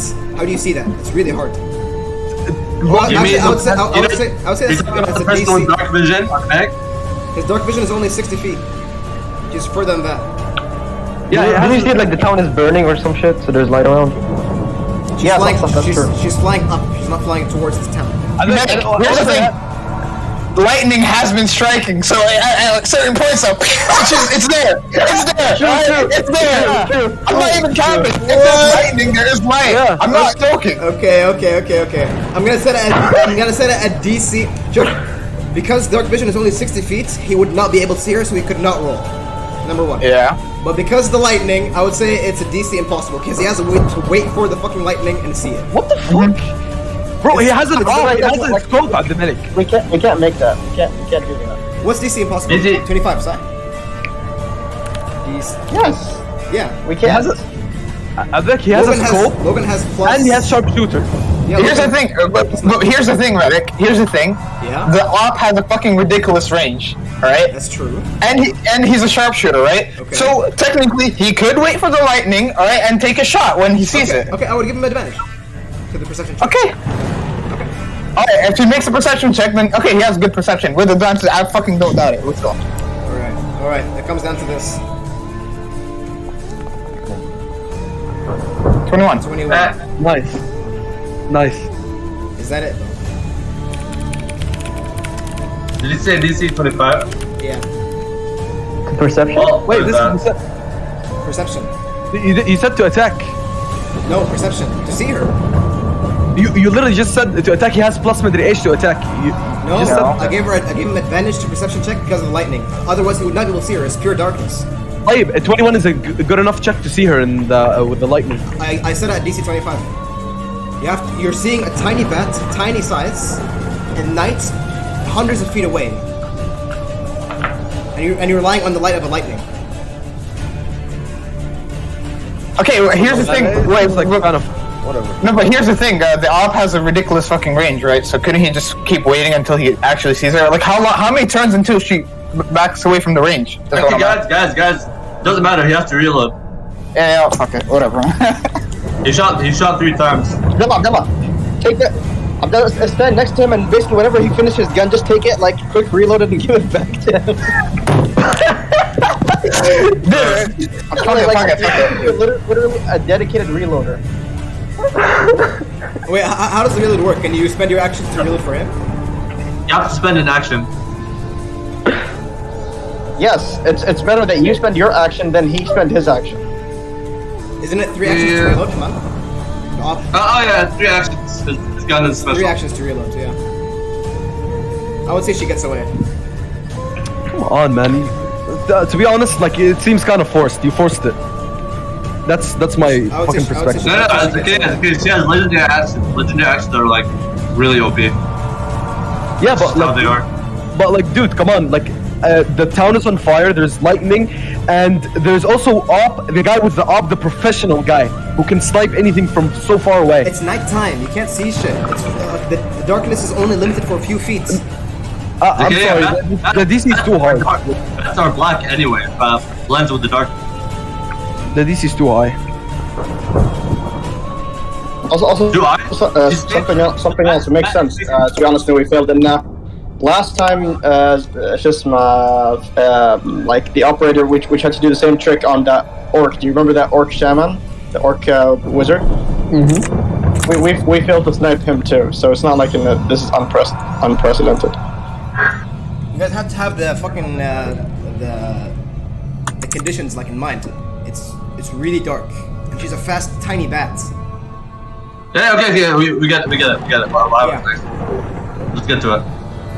With Blood Drinker in her hands, the vampiress completes her mission. Yeah, you know what? Logan can't chase her and like shoot again. He can't see that far. It's nighttime. Yeah, with the boomstick. You can't, Try and you do can't it again. see. You can't see. Okay, yeah, just drop it. Can he roll again though? I would say no. You can't see it. It's nighttime. You can't see shit. Your vision is only limited to a few feet. 60 feet to be precise.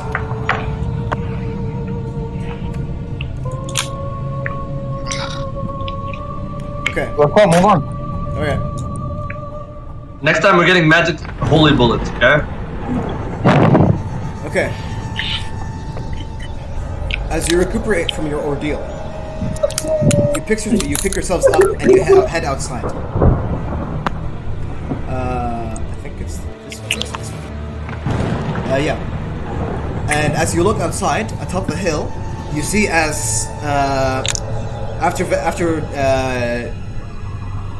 defeating the vampire, you see the hundreds upon thousands of skeletons, the swarm, suddenly crumble to dust. As she drops the magic.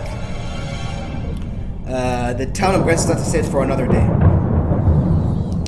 Hours pass by as you meet with Conrad and the rest of the forces of the Order. Oh, there's a second. All heavily wounded. Conrad puts his. You see Conrad Zoltan, and basically you're kind of like in this military hospital, you know, like out on the field. And you see him exhausted, but he's also tending to healing the wounded. And he looks at you while you guys are arriving. I knew I could rely on you, old friend. And he puts his hand on your shoulder.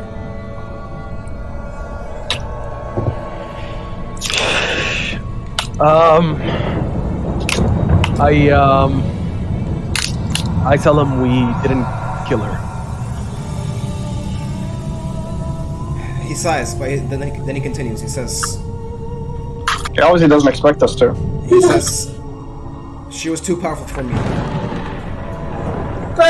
And he continues. He says, as long as Granzestet is safe, I am happy.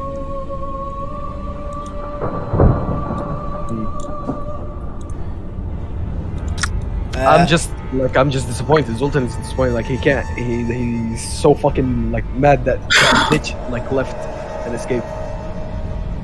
He sees your confusion. He says, "Do you think we should leave Granzestet?"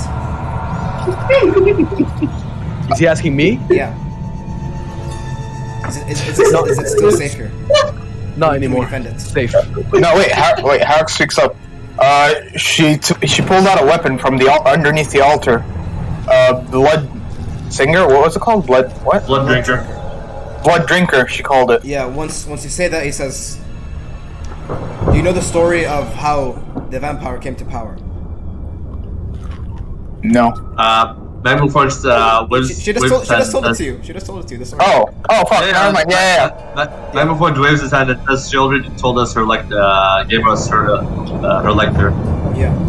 He says, every king in the Empire has a rune fang, a sword made by Alaric the Mat. I'm pretty sure you're very familiar with this dwarf. Aye. And every king uses the rune fang as a symbol of status. For without a rune fang, there is no king. And the brother of the late king Otto stole the rune fang away in the dead of night to keep away the symbol of kingship.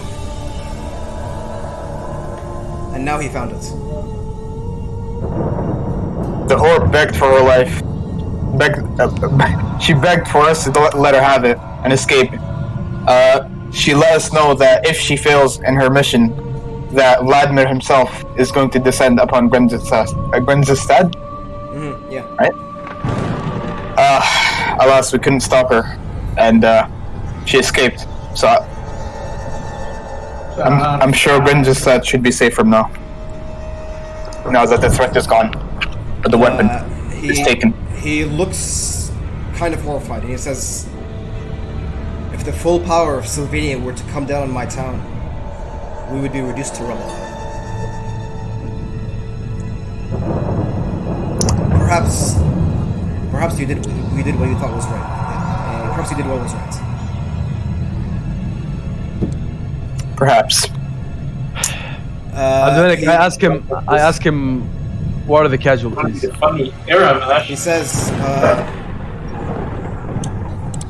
he looks at you and he looks like he wants to lie to you to make you comfortable. Be honest. Thousands.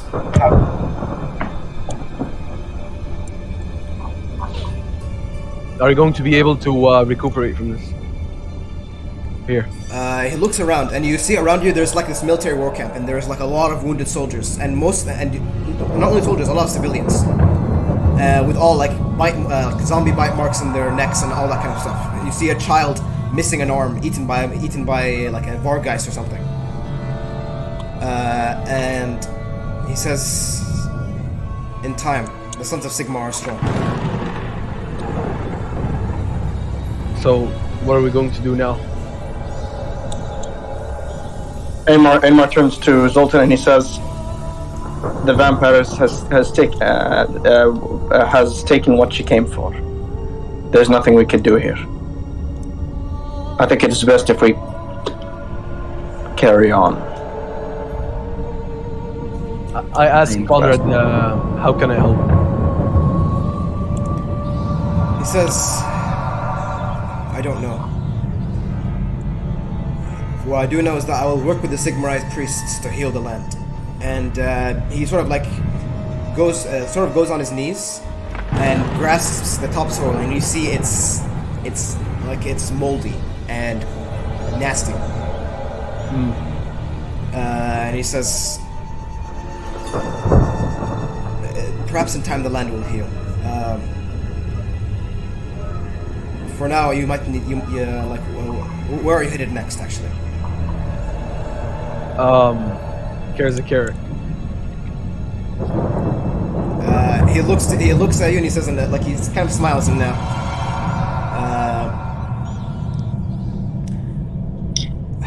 I wish our reunion could have been in a better circumstance. I wish so too. This is really unfortunate. And I tell him I'm gonna be like sending, or I ask him, you can ask for, you know the house that we built in Null? Chapter house, yeah. Yeah. I tell him you can ask, from assistance from there. What is he called? The guy who said like he's forever with the ish, like. The dwarf. Yeah. Baruch. Lun Baruch. Yeah. I mention the name to him and I tell him, ask him for help for gold, and he will assist you in any way he can. Tell him from Zoltan. He smiles and says, "You're a very resourceful friend. Thank you." And then I put my hands on his shoulder and I tell him, don't forget why this order was made in the first place. Never. And basically, I give him like a bro hug, and and he gives it in turn. And when you give it in turn, he's really warm now. Yeah. the bright wizard. And I tell him, you really changed. Not the same Conrad as before. You've gained so much power. Adapted to my circumstances. Medic, he's heard from whatever that other mage is, how Zoltan like fucked people, right? Like he fucking zoomed in and like. Oh yeah. I would say he heard. Yeah. Yeah, obviously. He wouldn't expect any different. And I look at Adelheid. I tell her, so how was I in combat, huh? She begins singing your praises. And basically, Abdulmalik, I gather the order around. Yeah. Okay. As you basically you want to make a speech or something, like what? Yeah. Okay. The rest of the order members of the Order of Everlasting Flame begin to sort of like collect around you. Yeah. Wounded or otherwise. And you're kind of. Here's like, and behind you stands your allies, the Kazazir, and next to you, Conrad. Abdulmalik, that vampire is famous, and like she's a general for, like technically like a general for the for Vlad, صح? Maybe you don't really know who she is, but right. She seemed of pure blood, so that's probably very high ranking status. All right. Very high ranking status. So here's what I say. Basically, what that means, like off character, and basically she's Vlad's daughter. Oh, okay. That's how it works. If you're a regular vampire, you're not as strong. But if Vlad accepts you as part of his house, Karstein, sorry, you become his son or daughter. But you get more powerful. All right. So here's what I'm gonna say, Abdulmalik, and Conrad's standing next to me. Right. I say, do not feel disheartened. We have just defeated a vampire, and a very strong vampire, true blood, and we repelled thousands and thousands, and we were outnumbered. She ran away like the filthy vampire that she is. Feel strong. Have iron will. Do not feel disheartened. Defend the city with all your might, and we will win this. Mm-hmm. As you're saying this encouraging speech, the wounded warriors that are like laying on their sides, clutching their stomachs, they hold their weapons and they say, "Ah!" And you hear the words it encourages you even. Through all this hardship, the men of the Empire are resilient. Nice, and also, and they saw me fight, so like these soldiers. Yeah, they saw your fight. No, that was an inspiring sight of a small red running around. All right. So, and I also say, you have a very strong leader here with you, protecting you at all times. And I point to Conrad. Conrad sort of shies away from the attention, but he accepts it. And I say, I will use all my resources and everything I have for you people. Do not worry, we will come back from this.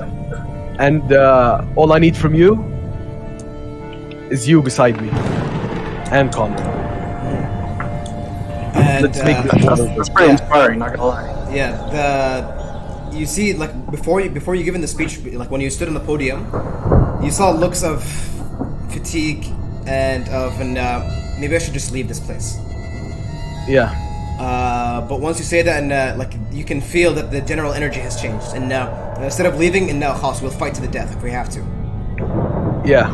Nice. Let's go. Yeah. Yeah. Yeah. What were you saying? No, come on.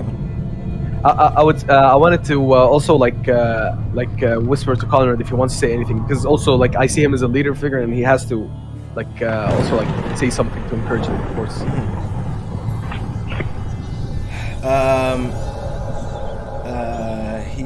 Let me see. Let me think what he's gonna say. He stands up and he sort of walks near the podium. Sort of walks and paces a little bit. And in his hands there's a small ember. He says, "This is us." Do you reckon, just like, is the ember like a firebolt that is not cast yet? Yeah. Yeah, he has a small fire, and he says, "This is us. And we are a fire that's everlasting, ever burning. No vampire shall vanquish us. No orc shall vanquish us. Nothing will destroy our motivation and our faith. Believe in yourself and believe in your brother. Believe in your father and believe in your friends and neighbors. And together we shall stand strong." And the fire bursts into a near size fireball, and says basically "We are stronger together." Let's go. And basically, I go, like, and they all shout with you, and they basically chant with their weapons. And basically, with this, like I say like goodbye. And we will be on our way now. Okay. Whew, okay. The days pass by as you begin to recuperate. I would say today is like the 14th. Yo, Dominic, do I get another inspiration, dude? Okay, I'll give you inspiration. Yeah. Let's go. Let's begin to move. The town of Grenzestadt is still recovering from the grueling battle for the living. But if the sons and daughters of Sigmar are known for something, it's for resilience. Especially in the border towns such as Grenzestadt. As you gather up and begin to march out, you are greeted with a sunless sky and a very windy and cold morning that itches your beards. For those that happen. You continue on your journey towards Karazakarak, ever onward. You begin to pass through the... let me change the slide, actually. Okay. You pass through the corrupted land of Grenzestadt that is slowly being cleansed once again. You realize as your journey continues, the corruption was really centralized in the town. And I'm changing the scene now. Okay, and it might be a little bit loud. Hopefully it's not.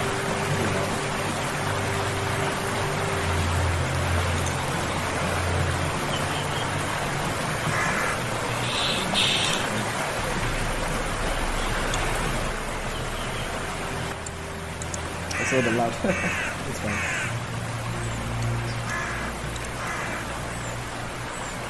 Okay. You guys see the map? Yeah. Whoa! I'm next to a river. Yeah. It's a very beautiful map. Does everybody else see it? Yeah. Okay. Yeah.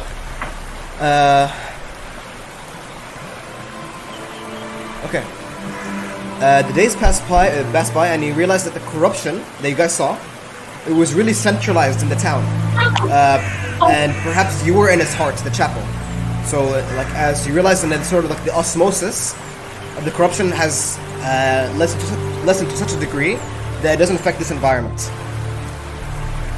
As your journey continues, you find less of the corruption darkening the lands, and are now greeted with lush trees and rivers, chirping birds, and the occasional deer that props its head looking for predators.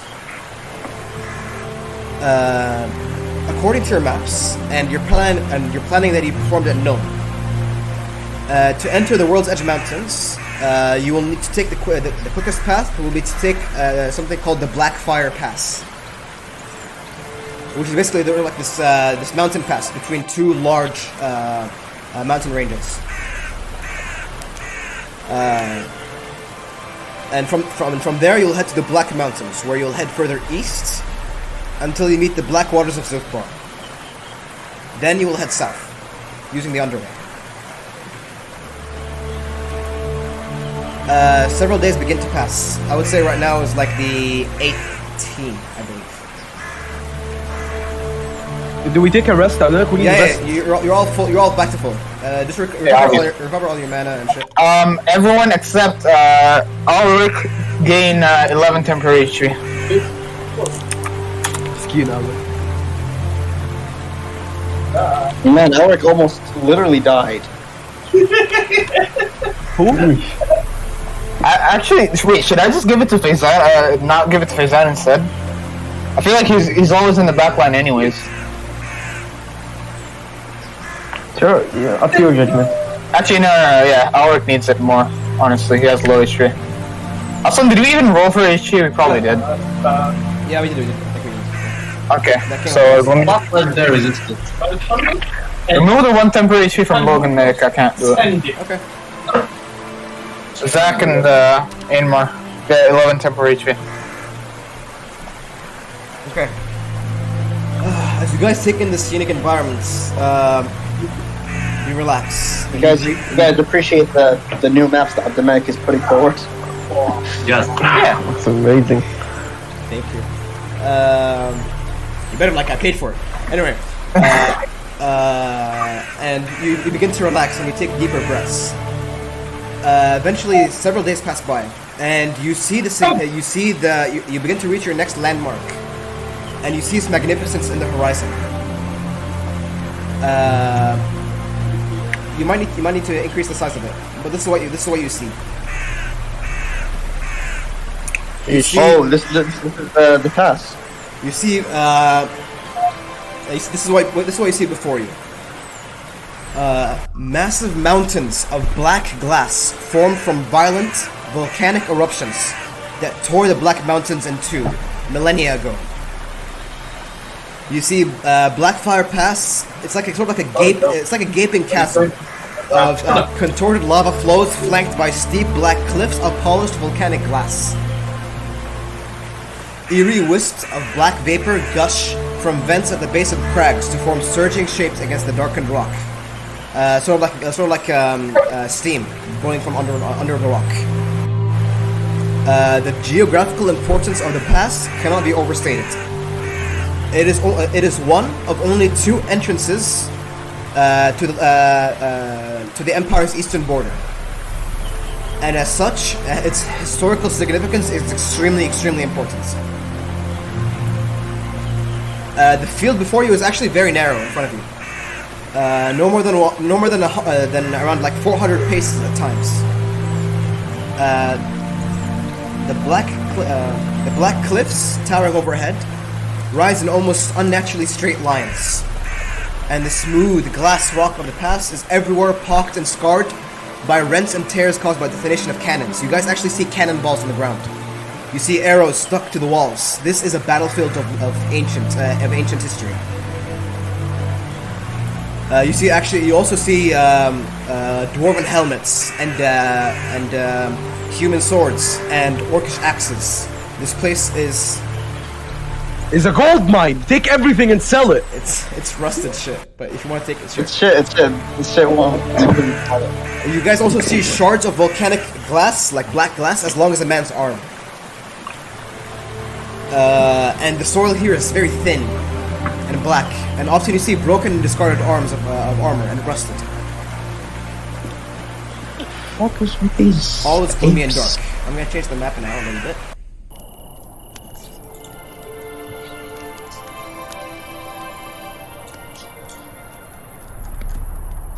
Okay, did it load for you guys? Oh yeah, loaded. Mm-hmm. Where's this music from? Witcher. Wait, is this from season 8? No, it's Witcher, it's Witcher. Okay, let's go. It's always Witcher, Abdullah. Okay, you guys see the map? Yep. Yep. Okay. The pass narrows to a jagged corridor of twisted rock. All is gloomy and dark. The sunlight barely penetrates as tendrils of black vapor slither from vents in the rock to writhe and dance at all your feet. Dead greenskins hang, rotting from stunted trees that line your path, serving as a warning to their kind, to their species. Yet most unnerving of all, you guys see while you're going into this pass,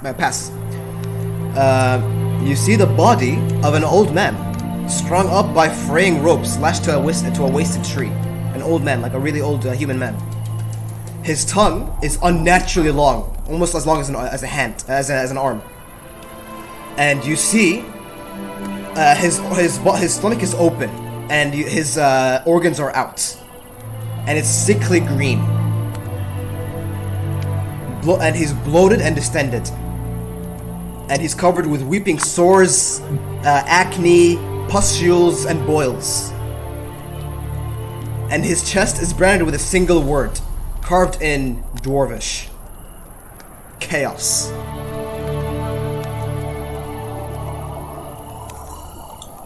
Do I sense it?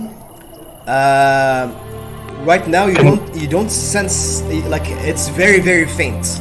Like you don't sense it from a reaction, and you have to go there to check. But it's very, very faint. And this human, whoever he was a cultist of one of the Chaos Gods. Does it say Chaos Undivided or just Chaos? No, just Chaos. In his chest. You can roll a check to see which type of Chaos God. I rolled a 15 intelligence check. Okay, that's enough. Or investigation, I guess. It's kind of enough. With the help of Rorik, you work together. You begin to piece together that this is a worshipper of Nurgle.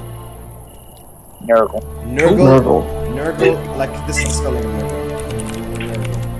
You are Like Niggermas with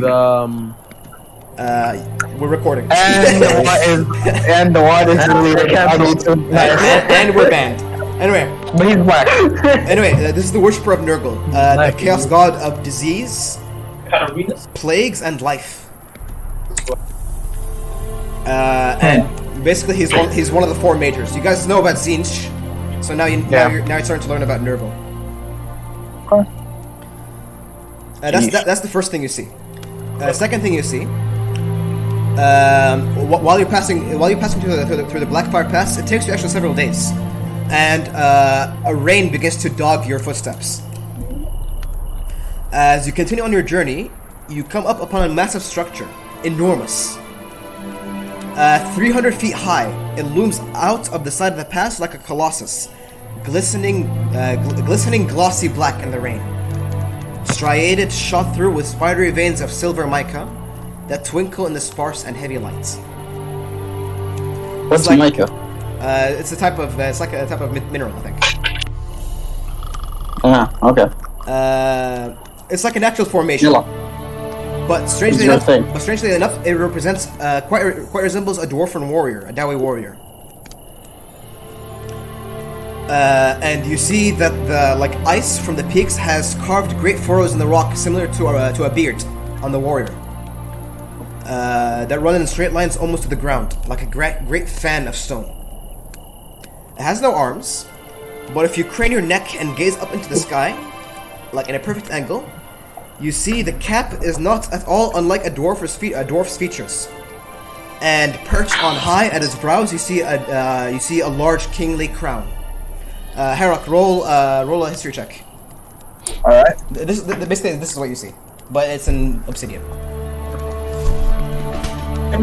Okay, what you see, what you know is this. Be right back. No one cares. This dwarf resembles a high king of the dwarfs. And you remember who he is. You remember Kurgan Ironbeard, High King Kurgan Ironbeard. Wouldn't I know that, Abdulmalik? When Herok notices it, you begin to corroborate with him, and yeah, you remember it as well. And this High King was the one that forged the alliance with Sigmar when they fought here. So this is thousands of years old. Who's so shit though? You see, in the base of the statue. Yeah, you see this. You see a saying. It says, "Age shall not weary him, nor tales his glory diminish. Immortal he is as the stone from which he is wrought." Okay. That's talking about Sigmar or the dwarf? No, about the dwarf. High King Kurgan Ironbeard. Somehow it seems to have arrested the erosion that has weathered the rest of the Blackfire Pass. Abdulmalik, I bow in respect. Okay. And what is he called again? Kurgan Ironbeard. Yeah. He's one of the ancestors, صح? He's not a god. He's one of the High Kings, like one of the oldest High Kings. Yeah. Like he bows and says, "May you rest in peace up there with the rest of the kings." As you bow, you see in front of him there are there's an offering table, and you see inscriptions, tokens, and offerings like small stone tablets, tankards, a keg of ale, and I tell Herok. you see Herok. Sorry, give me a second. You see something that's very interesting. Okay. One keg of the ale has 4 X's on it across its name. Yeah. Isn't that Bugman? That's Bugman's ale. Can I go and inspect it? Okay, you inspect it. Roll investigation check. I ask Logan to come and help me as well. Okay. Oh, I rolled pretty well. Okay. 21. You don't even need Logan. You begin to see the barrel. It's fresh. It's weeks old. So Wait, how can it be a week old? There's no more Bugmans around. Yeah. Okay, interesting. And you realize that whoever placed it here came through this area and gave this offering relatively recently. Is there a path that's commonly like trod upon? Blackfire Pass is a very commonly tread upon path for traders willing to risk it. Alright, so what I want to know from this is where's the possible locations that guy could have came from, you know?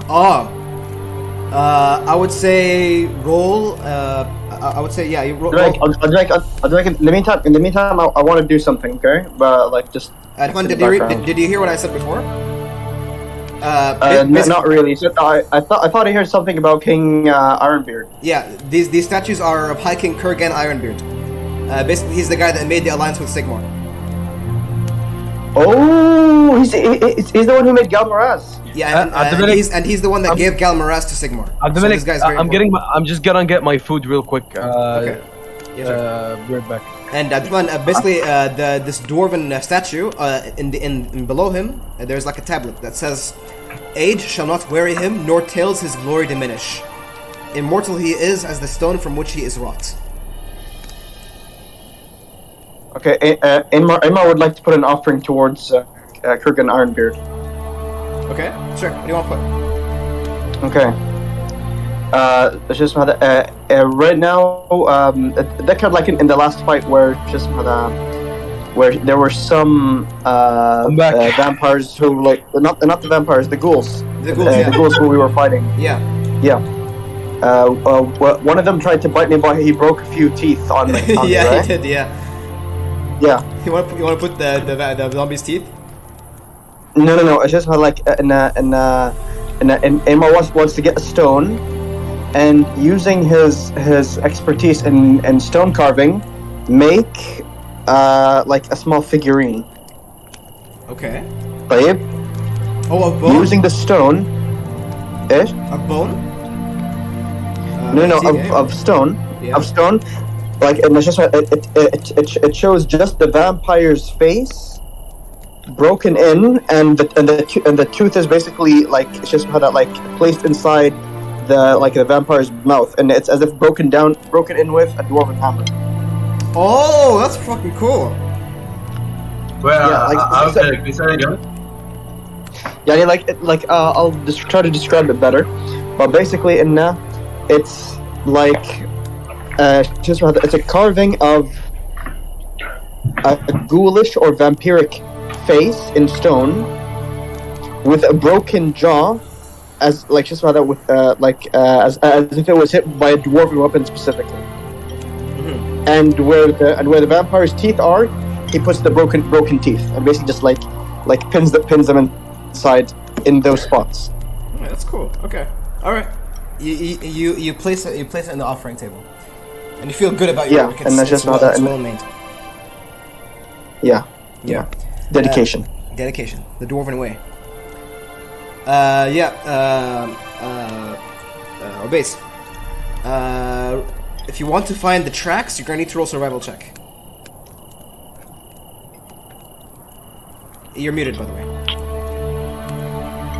Okay, that's fucking Survival. good. That's damn good. That's damn good. Yeah. You begin to track through the ground with the kick of ale in your shoulders, and you begin to see the faintest traces of dwarven footsteps. But they are so faint, touching the ground, that this is not a normal dwarf. This is a ranger. Oh. And this, judging from the, you got a 20, a dirty 20. Yeah. It's not only one ranger; it's a squadron of rangers. And they came here maybe 2 weeks ago, 3 weeks ago, give or take. And they headed eastwards. Eastwards. All right. As Zoltan, what trading towns are on the east? Who do you know? You know of there's the capital of dwarven engineering, Zufbar. That's into the east. Okay. There are other minor dwarven holds on the way, also. All right. I'll just like note down that there were. So, like I just want to basically what places there are on the east that are like 2 weeks away. Yeah. You know, basically like I want to narrow down some locations. Basically. Okay, yeah. Right? Zufbar might be an ideal location, something like that. Okay, so I'm just gonna note that down. Okay. Is anybody else placing anything to the table, or that's it? Wait. By the way, do these like I'm not gonna carry away the keg with me. I'm gonna place it back, obviously. I mean, you could. Yeah, but I wanted to ask, like, do people would they just leave it here to like fucking rot? Like, what happens? I don't understand. It's an offering. It's an offering. But yeah, so like they leave it here to rot. like, but if another dwarf passes this area and finds need for the object, I'm gonna eat up some bugman. Yeah, I'll okay, take it. the bugman, dude. I'll take it. Yeah. I'll place it with the bronze. What do you call it, dude? Okay, you wait, do you place it in the bag of holding? Because it's Sure, quite yeah. large. Okay. Yeah, either. Magmaforge, Herok gives you a large keg of ale, like this size, like a barrel.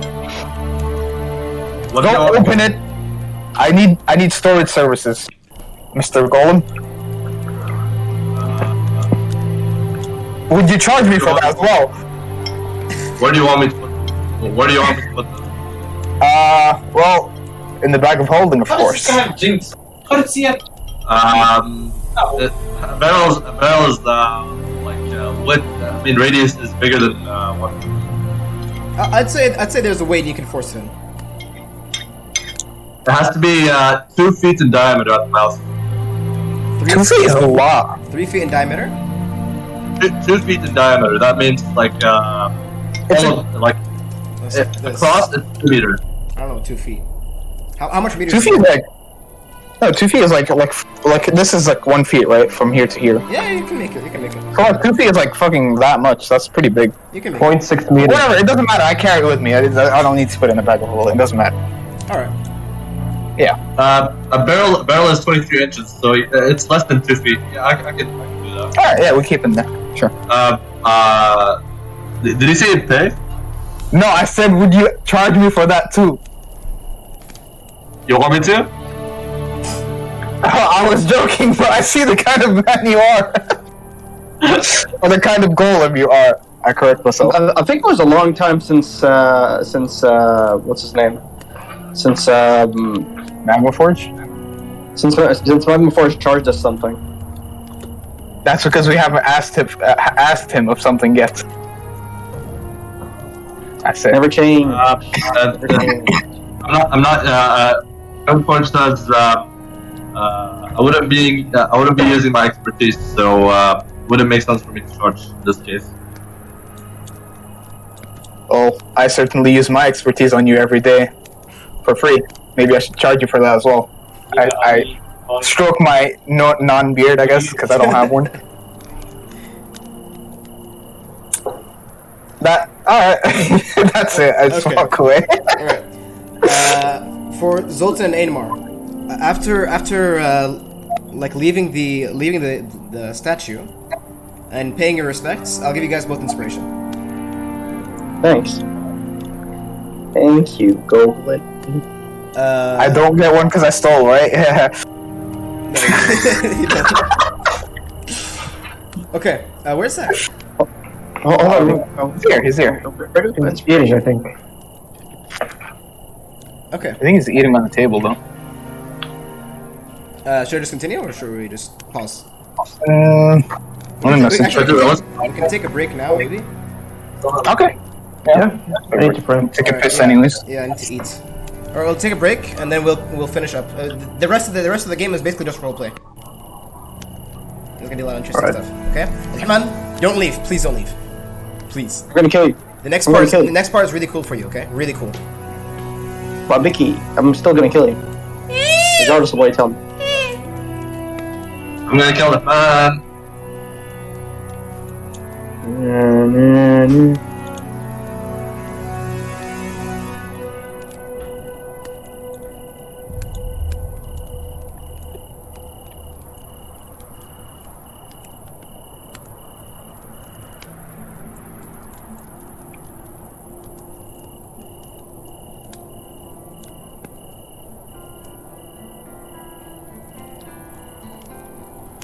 Thinking about it right now, Vlad with his Blood Drinker would have around 150 combat skill. Personal combat skill. Hello, why are you wicked and evil? Why? Stop. I actually, you know the... Guys, wait, what's the type of vampire? What's the type of vampire that's kind of monstrous? What's it called? Strigoi. Yeah, Strigoi. There's this Strigoi guy, I think he's like this king, who had a special mount. I wanted to roll intrigue to steal the mount, like people stole my ring, my carne whatever ring, but you can't do that because it's some special event. So I decided to play as him for a bit and then give away the mount to me, and I used it. What are you talking about? What? There's a vampire lord with a special mount, and I want to steal it, but I can't. Oh, okay. So I played as him, gave it back to me, saved, and then played as me back again. and then I did it with one more thing. I did it with his scepter. He had a scepter and a dagger that increases your personal combat skill. And at the end, I got like 230. What's up? What did I miss when I was gone? Nothing. We took a break because you were gone. Basically, I think he gave you and Ian more inspiration. That's it. So note that down. Okay. Because you paid respects to the statues. Oh, so I now have 2 total. Didn't you use one? No, I just got one from the speech. Oh shit, yeah, now you have 2 total.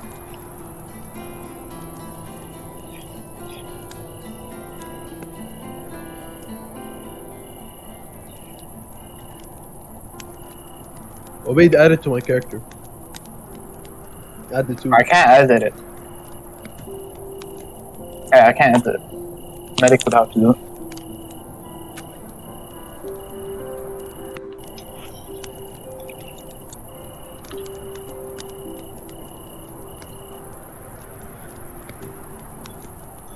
And sucks so hard.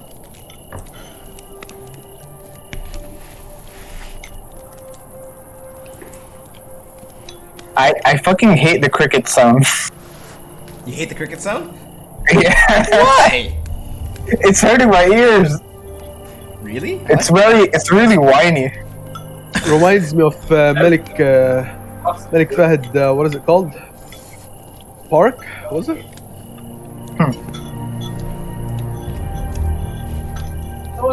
Yalla, let's continue, yeah? He's eating. Fuck Every you. single time I they ate. get fix 2 or Wait, Medic, Yeah. I wanted to make a suggestion, right? Instead of having the month being like Nachten or whatever the fuck, right? Because no one knows what that means, honestly. Yeah. Can you just switch them like to like human, like normal calendar? Because at least we'd know what it means. But the thing is, the calendar is not the same. It's not 12 months. It's different months. Okay, so at least can we get a number then? Because like I don't know what Nacht is. Like I don't know what month that is. You know? Obeid, open It's November. I'm gonna come back in a bit. Okay. Zach, what's up? Look, there are 1, 2, 3, 4, 5, 6. Please open Instagram. Okay. Okay.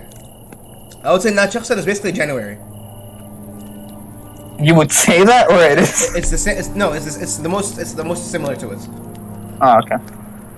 But you get what I'm saying, right? Because like we don't really know what that means. Like it's kind of hard to track how much time passed. But this is the game calendar. I'm using the game's calendar. I know. All right. No, it's just a suggestion because like Okay, I'll change it. I just think it doesn't really make Or sense. I'll put both of them. What is this?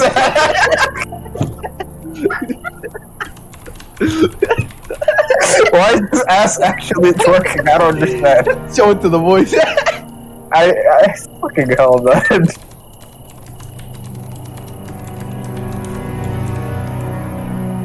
What is he trying to do in the first?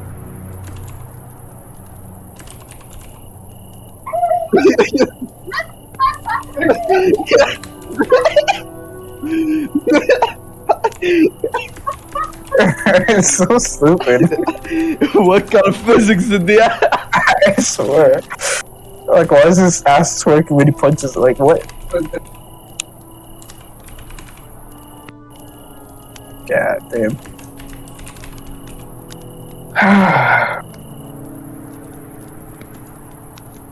Wait, it's August, September. Sorry, not September, August. Yeah, August, September. Yeah, August, September. And the extra month you can legit like make up fucking name. Actually, I was mistaken. It's not. There are, for some reason here they put the months as extra months as special days. That's why I was confused. So it's 12 months as well? Yeah, 12 months. As well. September, October, November, December. October, November, December.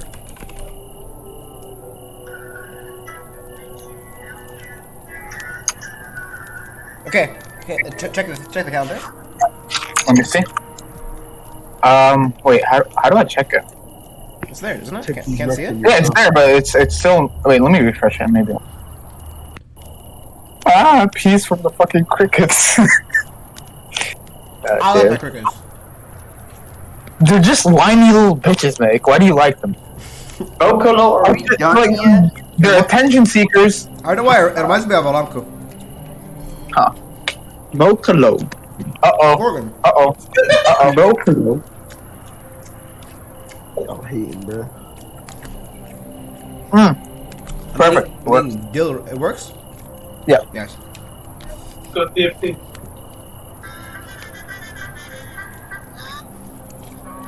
Yeah, okay. Let me see actually.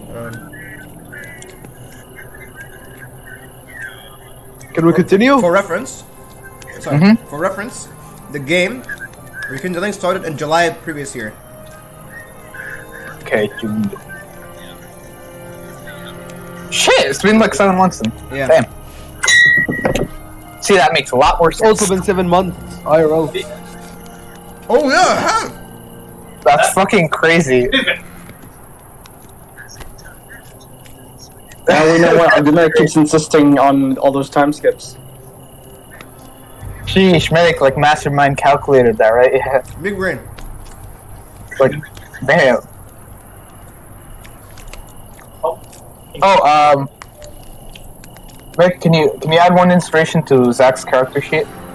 Okay. Because I can't really add. Also, I need you to add. It's already that one. He gave one. You use one, and you get one. Yeah, but Yeah. I gained one in the speech. Yeah. Okay.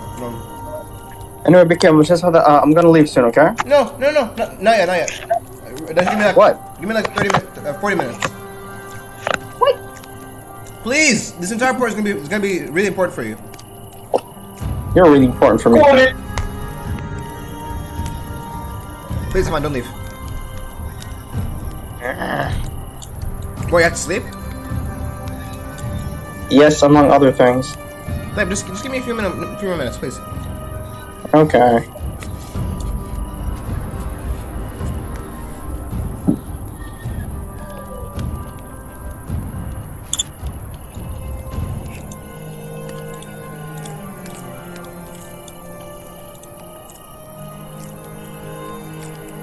Are you here? Lights are closed. Can't see Yeah. shit. Wait, can you either give me access to Zach's sheet or just add 11 temporary HP and like refresh his shit, you know? Okay, I'll give you access. Assalamu alaikum. Okay, sit down. Okay, I'll give you access. Nice. Yo, Dahman, can you show us Hamoudi real quick? He's sleeping. I don't want to disturb him. I don't care. Wake him up. No. Nope. Please. Nope. Please. Dude, I love Hamoudi. He's my baby. Yes, he is. Wait a minute. Abdullah, you here? I'm the godfather. Don't forget that. Go do folder Rusuma. Yeah, I really like how like the Maccabey's Godfather was like, yeah, I guess like it has absolutely no bearing on it. Dude, it has emotional attachment to it. Emotional support. Yeah. Also, you can't give that title to anyone else. Khalas, I took it. Actually, 2 other guys have it. Yeah. No. What the fuck? Dude, I took it. I took it first. I called dibs first. I didn't know, and like there could only be one Godfather. It's like it's just No, Dahman, tell them sorry. Tell them You're sorry. third in I line, just face it. What? You're third in line, just face it, it's fine. I'm not third in line. He knows I picked it first. Yeah, but like, you're his third option, like, yeah. No, I'm his first. He knows. I was literally the first one. You can ask Why him. is he silent I now? was literally the first one. You can ask him. So was he the first one? Is that a question for me? Yeah. Yeah. Okay, since Zach's the one who's asking, yes, you were the first one. Dude. I was! Though. Nice. I was! Before he was born, I said I was! Stop stealing my kid away from me.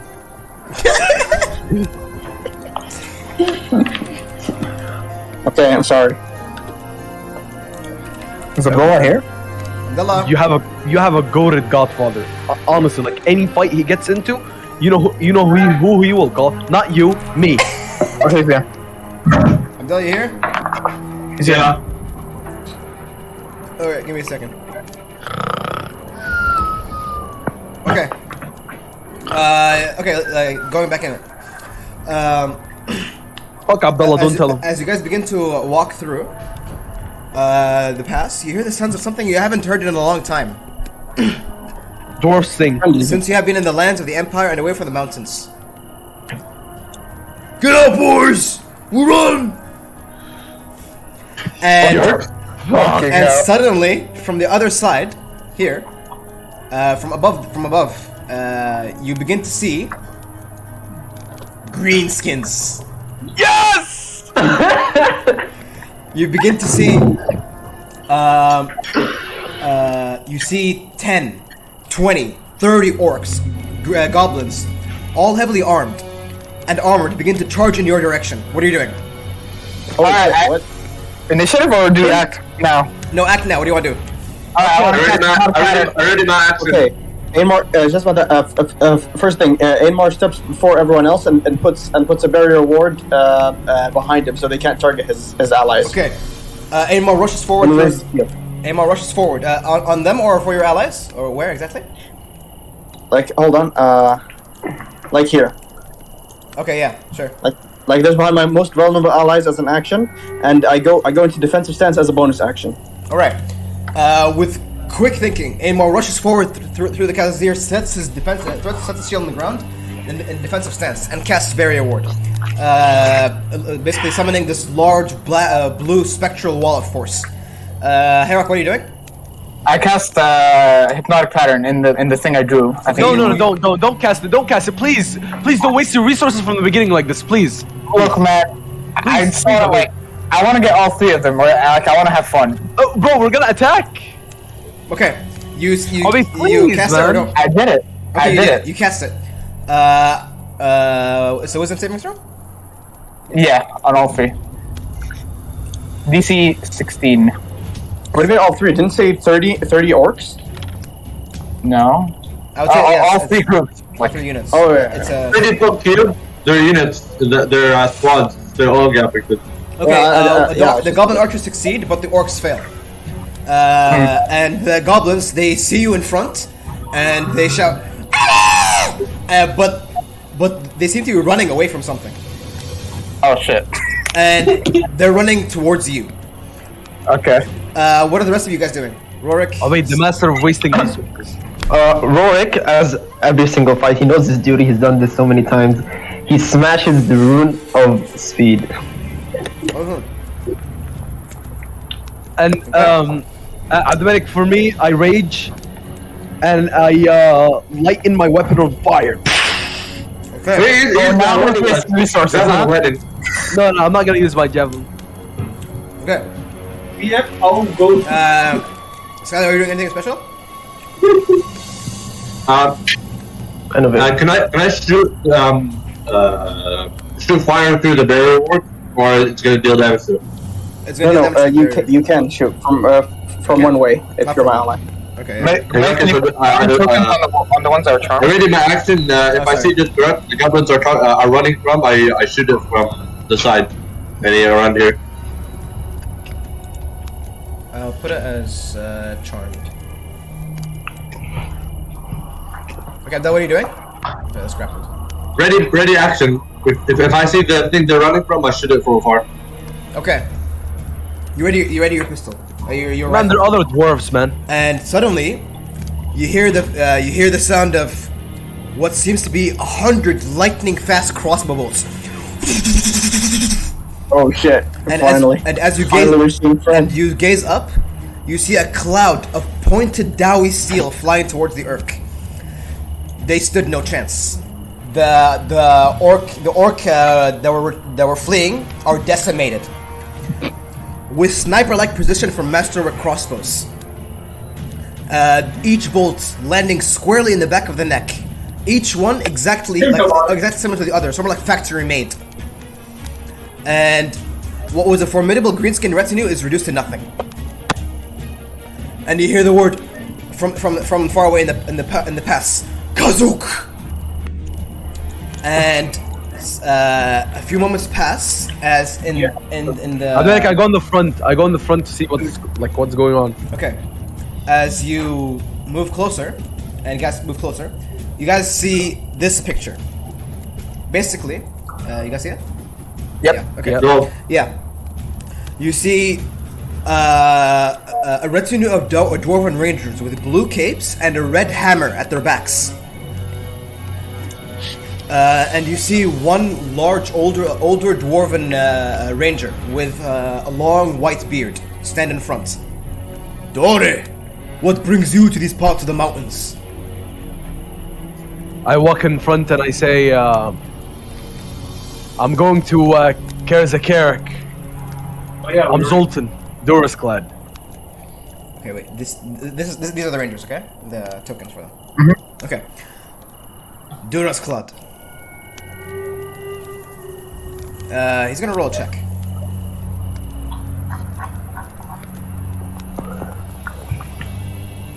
He says,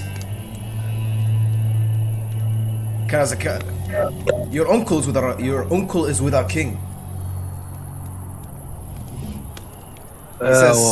He says, and smiles.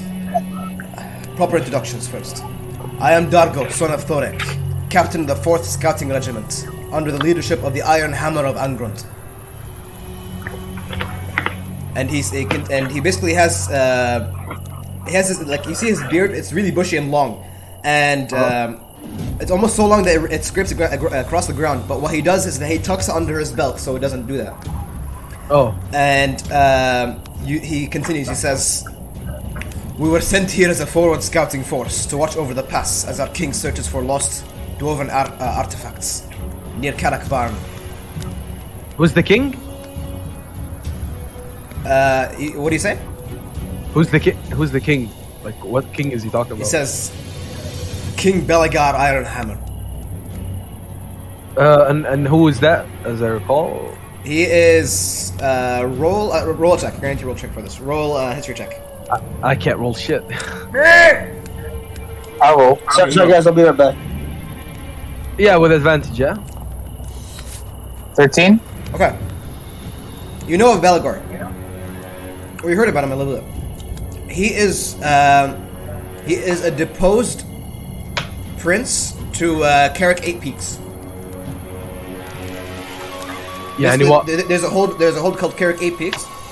Yeah? And he is a king to that land, but the castle fell. Oh, okay. Sort of like Ainmar. Yeah. He says, the king's excavation is but a few days away. You are here alone. Do you wish to follow us to our king and to your uncle? Did you say my uncle? Aye, lad. Emlak Durasclad. I have to meet my uncle. And I look at the guys. Okay. Then meet him we shall. Okay. Alright.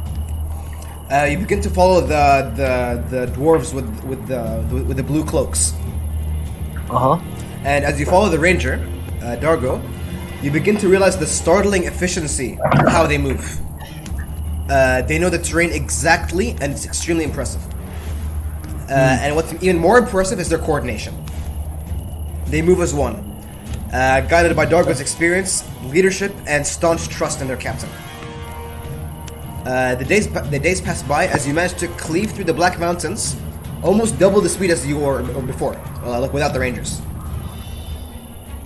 And through snow, rain, and hail, you begin to enter the World's Edge Mountains. You begin to see... Sorry, give me a second. You begin to see large mountain ranges. You can right now when you're looking at these mountains, you can see why the Grey Mountains and its associated holds are so much smaller in comparison. Titanic mountains that dominate the sky are like chained together in ranges that span thousands upon thousands of miles, almost spanning the entire world. And it's almost so grand that it would take basically 3 peaks of Carrick-Norn to compare to this. Eventually, you find yourselves inside the underway once more. Let me find the underway. Yes. You begin to enter the familiar the roads of the dwarves. Okay, so what I missed? Holy shit. Yeah, come on, sorry. Basically, what you missed was the Rangers. Wait, did you meet the Rangers? Did you hear about them? I read about. I heard about something. Are they still 100? Wait. Oh, wait. I'll just recap. Basically, you met Dowey Rangers that claimed that they were the scouting regiment of the Iron Hammer.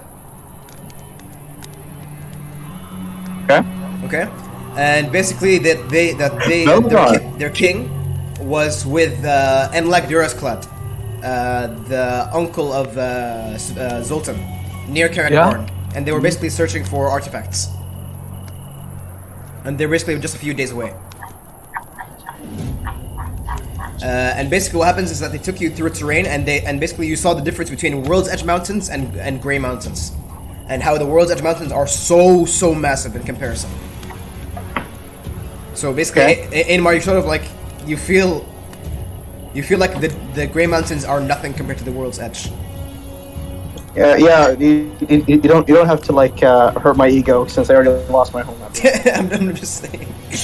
Anyway. What's the shit? Eventually, you find yourselves in the underway once more.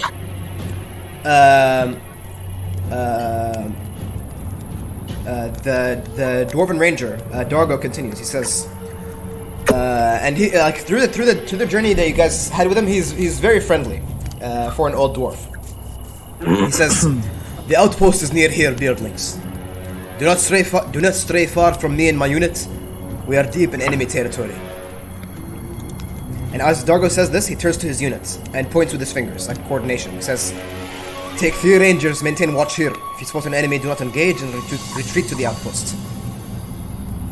And the dwarf in front of him, also old, looks and nods. "Ahmad," tilts his head and takes his rangers to establish an information chain. "Come now, beardlings," Dargo says.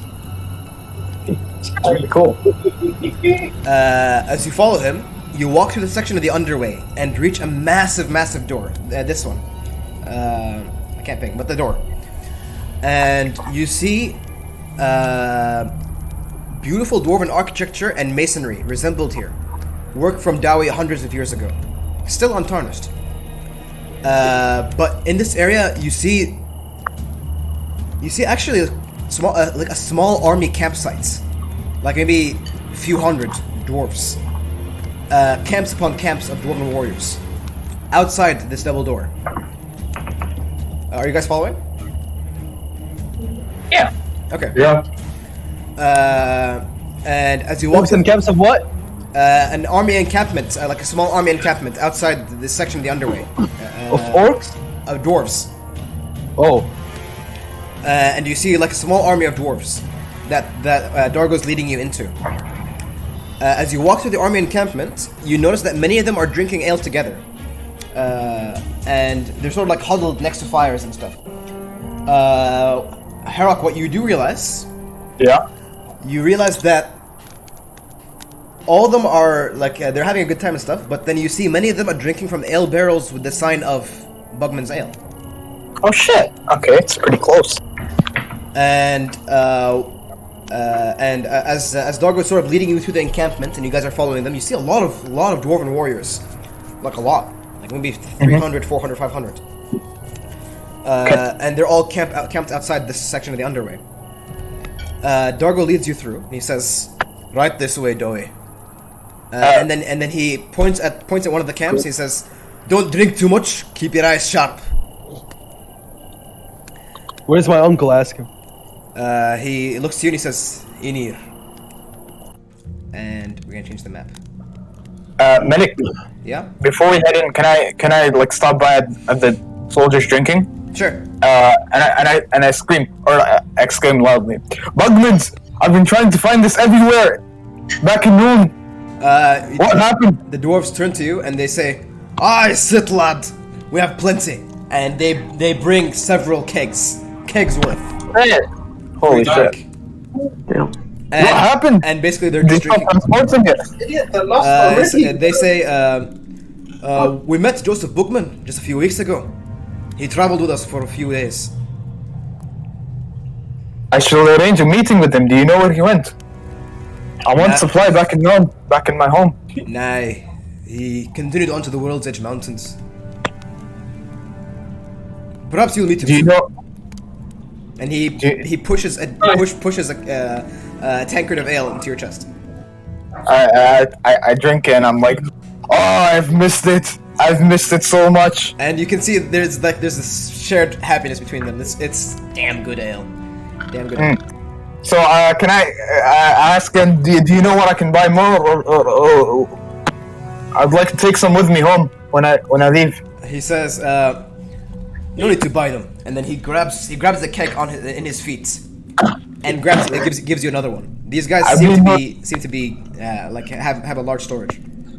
I mean no disrespect, dwarf, but I have a large family of dwarves back in home, and I mean to take a full caravan.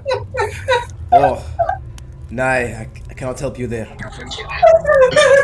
Alright, you've been helpful enough, and I like keep down and drinks and head out. Put the tokens. Oh yeah, sorry. Okay. Yeah, he points towards the double gates, and as you enter, you're greeted with this. This is what you see. Let me just bring the tokens. Tokino. 1, 2, 3, 4, 5, 6, 7. Anybody else? What did I miss? I think I missed one. Huh? No, that's Dopper. Okay. Oh, You guys see this? sheesh! Yeah. Okay. Yeah. I fucking love these maps. Okay. You see masterful pieces of dwarven engineering and masonry. Ancient runecraft and manuscript from centuries ago is carved into these walls. It describes the story of the formation of the Angren clan as you're entering this room. With many references to Valea being the founder of Carrick Apex. And as you enter, you'll notice that this place seems like a now discovered ancient tomb, like a lost tomb of a great dwarven king from yore. In front of you is like a massive step-like structure, this thing. And in it, there are written stories and names of dwarves. And as you fully enter the room, you see what seems to be elite forces. You see Iron Drakes and Iron Breakers. Let me bring up the pictures. Sorry, give me a second. Where is it? Basically, the first thing you see is these Iron Drakes. Basically, these are dwarves in heavy armor, and their beards are sort of like they have their helmet is sort of like metal plates to cover their beards from the fire. And basically, they're carrying these massive Drake guns. Basically, it's sort of like flamethrowers in the shape of a mouth of a dragon. You also see Iron Breakers. Basically, really heavy armor, plated dwarven warriors with axes. Like me. All stationed outside. Yeah, so similar, but I think maybe a little bit more HP. And an Ironbreaker raises his hand and stops Dargo before you all proceed. Who are these Dori? The Iron Hammer will not tolerate any more requests from exiled clans today. Exile. And his voice reverberates inside his Gromeril helmet. Dargo replies. He says, pointing at Zoltan, he says, "This is the nephew of Enlak Durasklad. He seeks to meet his uncle. The rest here are also figures of import in the Grey Mountains." The Ironbreaker thinks for a second and says, "Proceed." And he puts his axe to his shoulder. And Dargo makes you guys follow him, and in a polite way says "Anu," basically soon. And you guys head deeper into the Lost Halls. You guys entered from this door, and now you're heading here. Okay? Okay.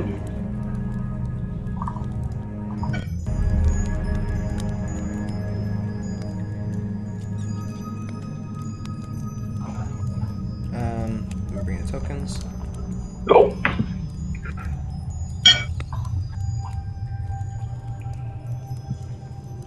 Holy shit! Oh wait, let me see the map. Whoa. Is that gold? As you enter the halls, you are thrown into amazement. Rahman, do you see this? Holy fuck. Rahman! God damn it! I'm gonna wait for Rahman. Yes. I'm sorry, I was muted. Yes. Okay. I can see this. You see the map? Yeah. You see a single beacon of light reflected down from the great peaks of the mountains, find its way hundreds of meters below the surface.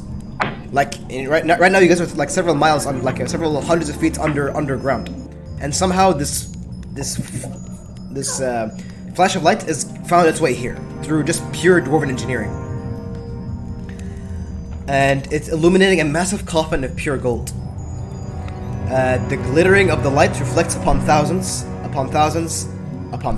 of golden coins that crowd the floor, each minted in the grand halls of Carrick Eight Peaks, hundreds of years ago. You see chests like this size of diamonds, rubies, sapphires, emeralds, opals, lace spewed open. You see jewelry. It's insane. It's almost enough to drive anyone mad of jealousy. But as you This is literally millions. yeah, as you focus, you want to say something, Obase? You raise your hand. muted. You're muted. Can I cast minor illusion on my finger to see if there's any like anti-magic aura or something here canceling my magic out? Okay, you cast it. It's a cantrip. As a cantrip, and nothing shows. Nothing shows, so there is anti-magic then. Okay, nothing shows, yeah. There is anti-magic, alright. As you focus, you witness that there is in front of you a retinue of 8 elite hammers guarding the entrance. 8 hammers for 8 peaks. I want a check from Herok, or anybody that wants to roll a history check. My history is actually not good, by the way, which doesn't really make sense, yeah. I can do that. That doesn't make sense. Yeah, because I don't have wisdom. Sorry, this isn't anymore. Hold on, just give me a sec. Actually, I don't have int. But yeah, I got 19. Actually, What's history? I'll allow you to give. Wait, let me see. That doesn't make any sense. How's How do I history know so how low? history? Okay, here's That's fine. Because I don't have proficiency in it, and it's int based. I would say you have I would rule that you have and they use maybe charisma for it, you know, because you're proficient in it. Okay, so should I just make it double proficiency then? Yeah. Okay, Aymar and Herok, you recognize these figures. These are members of the Iron Brotherhood. Basically, it's sort of like this retinue of 8 hammers that are basically considered. Look, they're considered immortal, like in the sense that if one hammer falls, there's always one hammer to take his place. And basically, these are 8 hammers for 8 mountains, and each of these hammers represents a clan, and they're only called by their clan. They forgo their own name. And basically, This is sort of like the Persian Immortals idea. yeah, kind of, yeah. You see, they're adorned with the heaviest, strongest armor gold can purchase. And each warrior represents his clan and his family's honor. And above the steps, you see 2 very, very important figures. You see, number 1, this character. You see an extremely strong-looking dwarf, yet very, very young, almost as old as Ainmar, adorned with the regalia of his ancient clan. He's sort of like stooped over this tomb, and he retrieves in his hands a massive ancient shield, a beautiful shield, from within it. And as he brings it upwards, you can all feel its immense strength and quality. Its runecraft is superb. The dwarf next to him looks like this.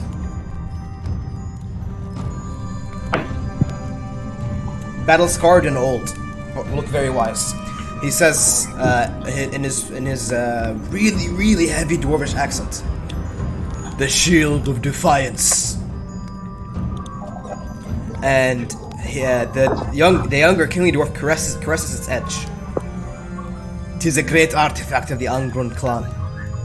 'Twill save you from many blows, enough for you to retake Carrick Eight Peaks and honor your ancestors." The young king next to him turns to him and says, and replies. He says, "Thank ye, Unlag. I've come to trust you as an uncle. Without ye, I would have surely lost my will. Your name will be the first to be carved into the pillars of 8 peaks once I take it." Okay, hold on. Abdulmalik, Now, question. Now, Why does this guy have like this amazing cheerleader guy helping him, and I have nothing, like just like nothing. Satch. yeah, like You have Zoltan. Belagar. These guys are. I mean, like a guy who's with our team. Let me continue. Yeah, go ahead. Belagar puts his hand. Enlak puts his hand on his chest and he says, "It is an honor, Belagar." And just as you enter, the 2 dwarfs turn to you.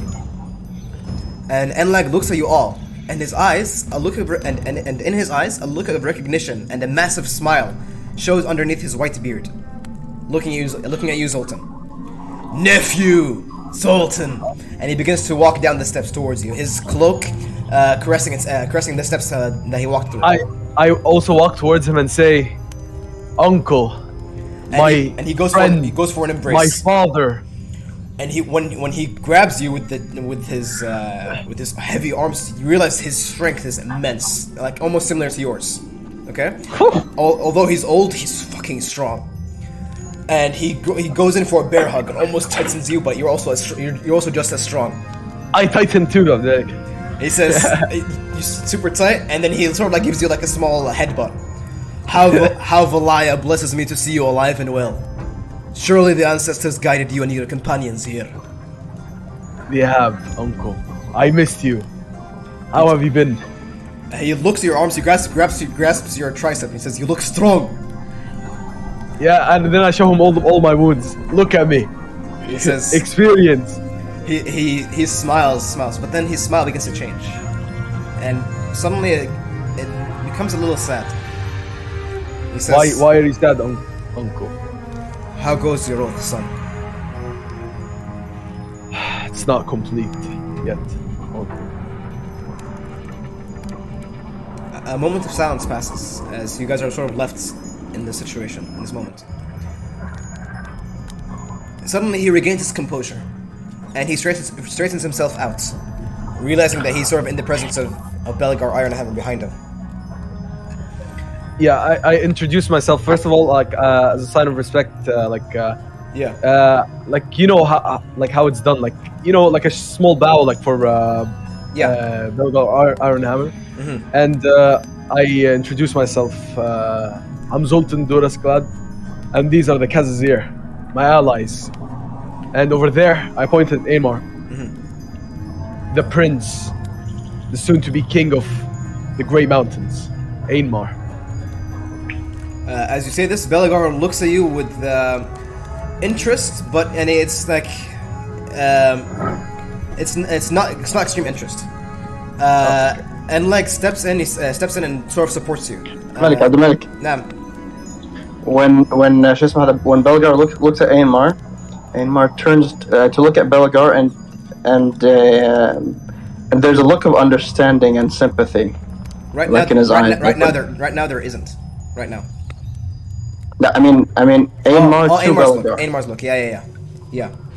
He is not reciprocating it. Okay, so my uncle, you said something? Yeah, and like steps in, sort of to support you, Zoltan. He says, King Belagar Ironhammer, these Dawi in front of you are warriors of great renown in the Grey Mountains. They fought in the fall of Karaknorn as a shadow army, always stalking and always fighting the forces of the Ed Splitter tribe, led by the Black Orc war boss, Badrock. They even fought him and lived to tell the tale. And as you look to him, you see that there's a hint of acknowledgement from Belagar. Once Belagar realizes that you guys continued to fight on, even if the chances were so slim, suddenly you look that there's a little bit more respect for you guys from him. Actually, a lot more respect. He says, "You fought a fucking vampire. How about you?" He puts his hand in his his hammer is still in his hand, and he says, "I am Belagar Angrund, true king of 8 peaks, the heir of Lon. And the iron hammer weighs heavy in my hand. Speak your words." And Lag's voice changes from being of recognizing Zoltan and happiness to actually kind of lecturing young Belagar. He says, he actually goes back and he's Aemar. He actually grabs your shoulder. He grabs the back of your shoulder blade. He says, "This Dawi, Aemar, is a prince of the fallen hold of Karaknor. His uncle was King Crag. His story is very similar to yours, Belagar. Hear him out." And basically, Enlag brings you Aemar close towards Belagar with Zoltan. And if you guys want to, if the rest of you guys want to step, also sure. But he's basically just bringing you two. I don't want to step like below the steps. Okay. Maybe something like this. Harold is just looking at the fucking money. Yeah, you can just look at the gold right now. Yeah. Fuck it, Logan is looking too. Can I slide him past? We'll get to that right now. Okay. And like basically, come on, Aemar. And like basically grabs your elbow and brings you upwards towards Belagar, and says to Belagar, hear his story. Aemar's quiet for a second, and then he says, like in the first direct exchange, and he says, Hail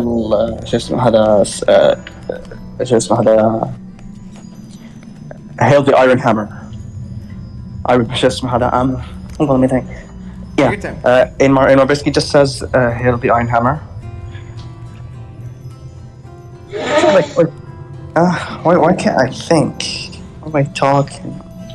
So, okay. I'll just write. Sure. Get my thoughts in order and then write it down. Right down. Actually, I really need to get some water so badly. Give me a second. Hydrate yourself, boys.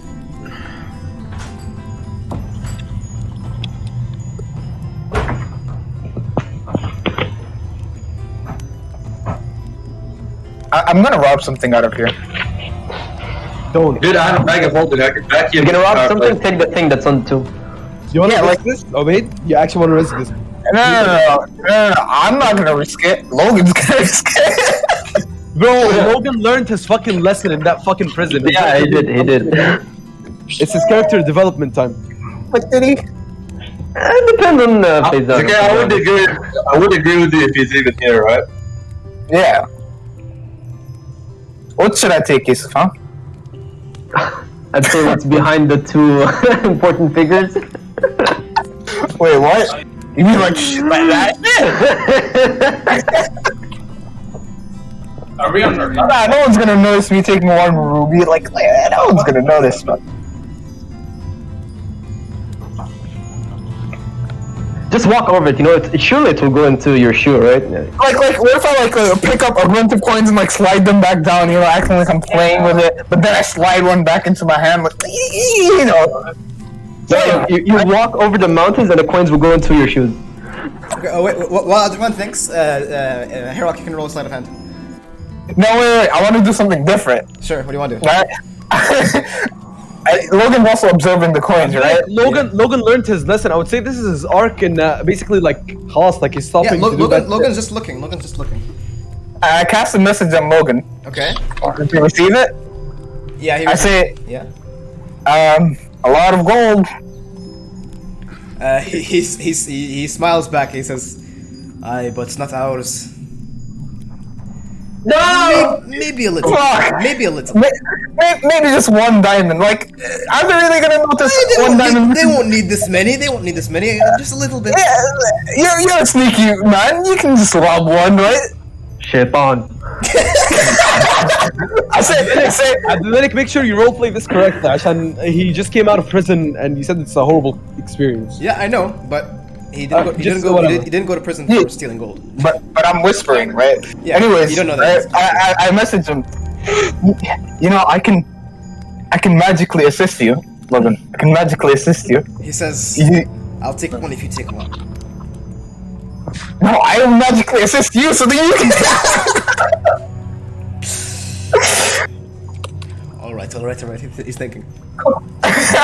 Give him bardic inspiration. You give him bardic inspiration. He's looking through. He's trying to find something of worth, something good. Yeah. And Take a diamond. 300 gold. And he lays his eyes on. He lays his eyes on this this beautiful blue diamond. Oh shit. Alright, I cast message Domino again and I say, if you get caught, just act like you're observing the beautiful diamond, like, what is this wealth or something, right? He looks nervous, he's looking at the Iron Brothers, but then he's like, here goes nothing.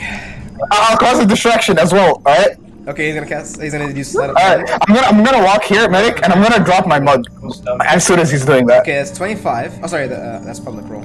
Okay, you got a 25. And I'm gonna drop something as a distraction. Okay, actually, I'll give him advantage. Alright. Sleight of hand, another roll. I have a bag of ball bearings, I'm gonna drop like 10 ball bearings.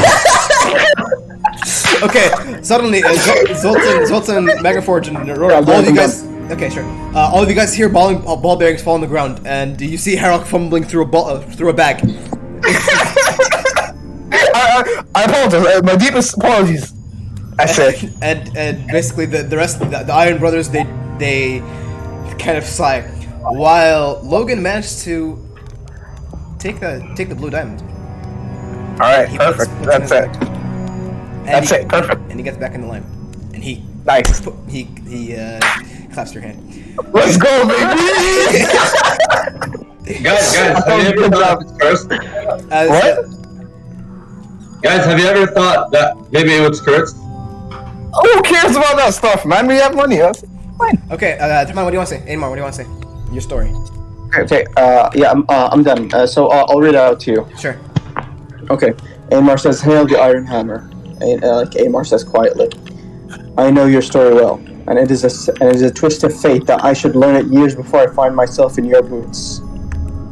It gladdens my heart to see you fighting on.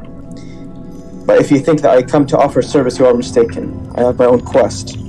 If you think I've come to ask for your support, you are also mistaken. I know that I could afford none should I be in your place.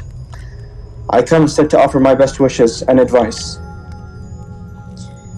He pauses, then he says, "You have an excellent cadre of rangers. The greenskins might appear like a stone that must be smashed with a hammer, but they are better handled by chipping off bit by bit. Assassinations, shadow wars, and misdirections shall pave your way to victory better than overwhelming force of arms." He pauses, then he says, "Sadly, I come too late to make a difference, but I shall look upon your quest with favor, and I hope you shall do the same for me." He looks at your well said words, and he nods in acknowledgement, and you can see that with the first look that you gave him and before that he didn't reciprocate, now he is. And he says, Enlag Belagar sort of motions to Enlag, and Enlag steps closer to him, and Enlag whispers in his ear. And Belagar, for a few moments passed, and Belagar continues, and he says, "Prince Aenmar Hearthfire, your uncle, have he an heir?" Aymar's quiet. Is he capable? Aymar just tries not to show anything, but about a sneer covers his face. And he says, "Who would you say is the better candidate to be king?" And Aymar's for a second. And what I say, I interrupt and say, Aenmar is. And like looks to you, and he's like, "Don't say that." That's what he said. That's the look in his face. But Belagar kindly hushes Enlag, and he says, "Enlag, High King Kurgan Ironbeard. He was of a different clan than of Alric Death Dealer. Yet they are both High King. How come?" And Enlag looks at Belagar and looks at you all and says, with sort of shaking his head, When there is no clear blood heir, a king's moot is called." Well, I didn't understand that bit, Abdul. King's Moot is basically... actually, I'll explain. I'm explaining right now. Yes. Several dwarfs from several clans all over the Karaz Angkor lay claim to the High Kingship. They each must come with a promise to boast. To show that to show that they are the most capable. The first High King, Snorri Whitebeard, or Grombrindel, was named High King after the ancestor gods departed. He was named partly because he was the child of Grungni and Valaya, but partly because of his great ability and leadership. High King Gorm Ironhammer was High King due to his immense wealth, and people believed he was guided by Grungi.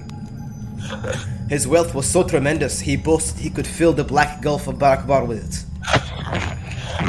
Under his rule, Mount Silver Spear and Mount Gunbad were dug, and those proved to be the wealthiest holes ever found after Karazakarak. And Belagar then thinks, Ayanmar Heartfire. From what Enlag tells me, if you speak true, then I believe you to be the rightful heir. He says, you have some of what you need to fulfill your ancestors' wishes, to satisfy the grudges written in the Damas Kron. You have proven that they have strength of will, and you have the loyalty of great warriors. What you lack, however, and he turns towards the tomb, and he touches it. He says, a clear showing of royal regalia to inspire your men, or your Dawi, and to strengthen your claim. And lastly, he says, and of ancestral guidance.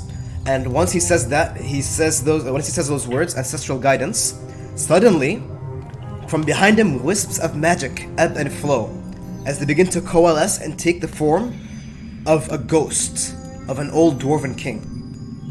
And it takes form, and it's basically like a dwarf, but it's in like spectral form. And now you find out, Rorik especially, why you felt when you entered the room. You felt so irritated. This ghost was watching you this entire time. You see, this the ghost of this ancient dwarven king is old and ancient, and his voice reverberates through his spectral form. He says, "I am King Lon Angrund, king of Karak 8 Peaks and its realms." Holy shit. And he looks to you, Aymar. In his look, it's like he has been hearing your story this entire time, and it's in that he links your story with his sons. He says, "Beardling Prince, I have heard your story and of your grudges. I knew your ancestors. I will help you take back your hold like how I helped young Belagar." And he steps closer. He steps closer towards you, Aymar. And he says, Go to Karazakarak, but not to plead from the High King, but to learn. The Dawi never forget, and the Dawi record everything in their books. You will go to Everpeak, and you will learn something. You will learn about something called Khaled Zaram, the Lake of Glass under Mount Silver Spear. Its destiny is intertwined with yours. And you are its rekindling. Nice. The Lake of Glass that is under Mount Silver Spear, which is taken by orcs, huh? Khaled Zaram. The last time you heard about Mount Silver Spear was when Mount Silver Spear was taken by the Red Dragon Malathrax. Oh yeah. Okay. Basically, the last thing you heard from you remember when you talked to the Dragon Prince? The Dragon Prince, he said that the Malathrax sleeps over the gold of the Silver Spear. So basically, we have to like infiltrate this place, evade the dragon, and reach the bottommost vault, the place which has this lake secret Khaled Zaram. Yeah, this lake of glass. And he says, "Yeah, that sounds like a cool quest." And he says, from there the ancestors will guide you. Inmar basically cracks a small smile and he says, "Could I expect them to rise and guide me like you do?" He laughs in his reverberating old voice, and he says, Am I gonna have just like a ghost daddy like helping me too, like how Pelgar has one? Well, he says, "Perhaps." And Inmar nods. Once the exchange happens,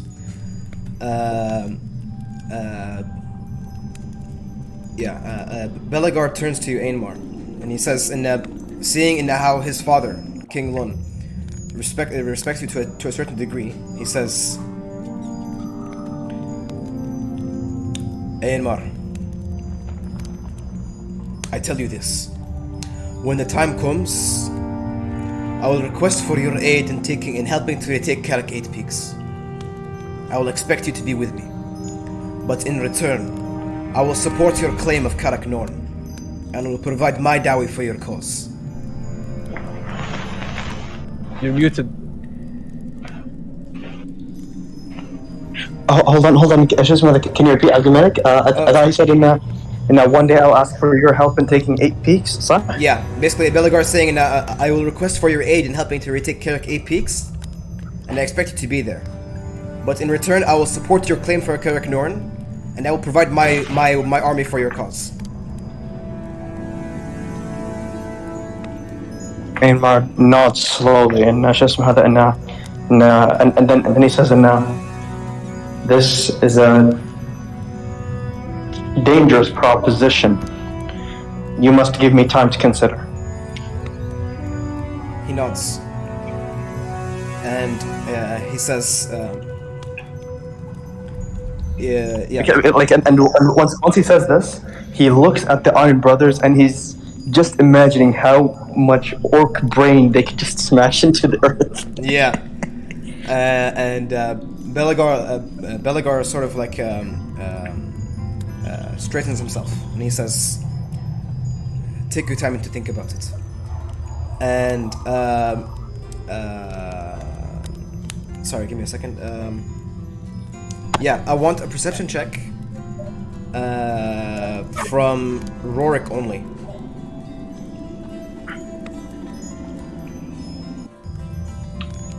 Roar who? Rorik.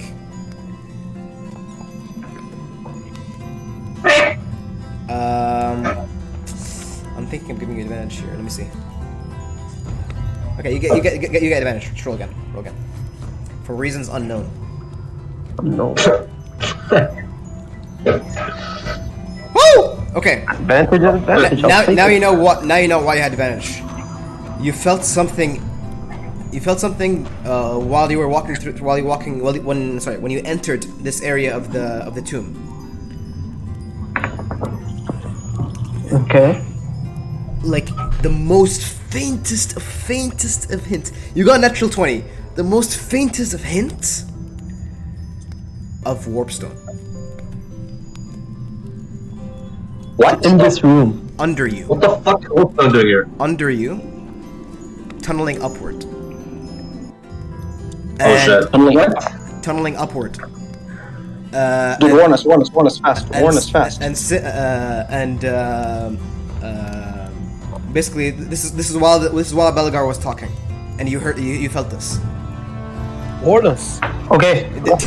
I rush up to Ainmar and Zoltan, and I say I sense something underground heading toward us. Okay. Ainmar turns to the rest, and he says, he turns to Belgard, and he says, the miners below. And like he's warning him, like how about the miners below? Like, have they found anything? Belagar looks to Enlag and he says, Lorne turns to Belagar, and once this happens, the ghostly voice of King Lun says this. He says, "I smell it, Rake." And suddenly, the ground under you bursts as massive forms of rat men break through the ground. and like acts quickly and decisively, and he says, "Ambush! Dowie, to the king! Kazazia, prepare yourselves!" And suddenly, I prepare myself to impress my uncle. Fucking finally! Fucking rats! sorry, Do it! Fight them. Rape them, you mean?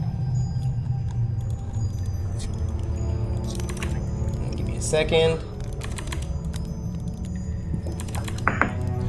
Okay. Clan rats here, clan rats there, clan rats here, clan rats But there. Mickey, can we just هذا I know I know everybody's gonna hate me for this, but can we just هذا can we do No. what's it called? Yeah, we can do this next session. It's fine. It's fine. We hit 4 Yay. hours. We hit 4 hours 40 minutes. Okay, but I'll just continue. I'll just end this description, and then we'll continue. We'll continue on next session. Suddenly, from the ground, the dwarven masonry breaks as bipedal rats, larger than the average man, burst through. Kill! Big thing!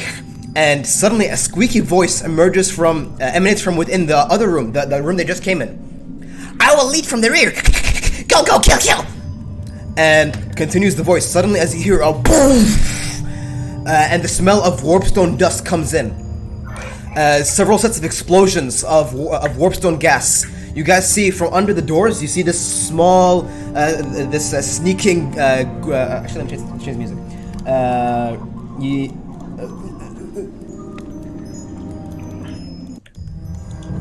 Yeah. You see from under the doors, you see the wisps of green smoke begin to emanate into the room, and almost catching your lungs. You see a large Skaven, well muscled and vascular, leads the charge. It's armed and armored, with nasty-looking curved blades and swords, and dark brown fur. From behind the melee infantry, several units of massive rattling guns emerge, topped by 2 Skaven weapon teams. Rorik, this is why you felt suddenly familiar. In your remember in the dream that you had about Skaven blights when you were inside the body, inside that dream. Yeah, this is why it's so similar. You recall from that dream. And suddenly you hear the voice from the other room, and you hear the sound of a rat ogre. For the Vermintide! And this will continue on next session. Why? Nice. Yeah, we didn't even finish anything. What are you talking about? We I hate you, man. You ruined everything. yeah.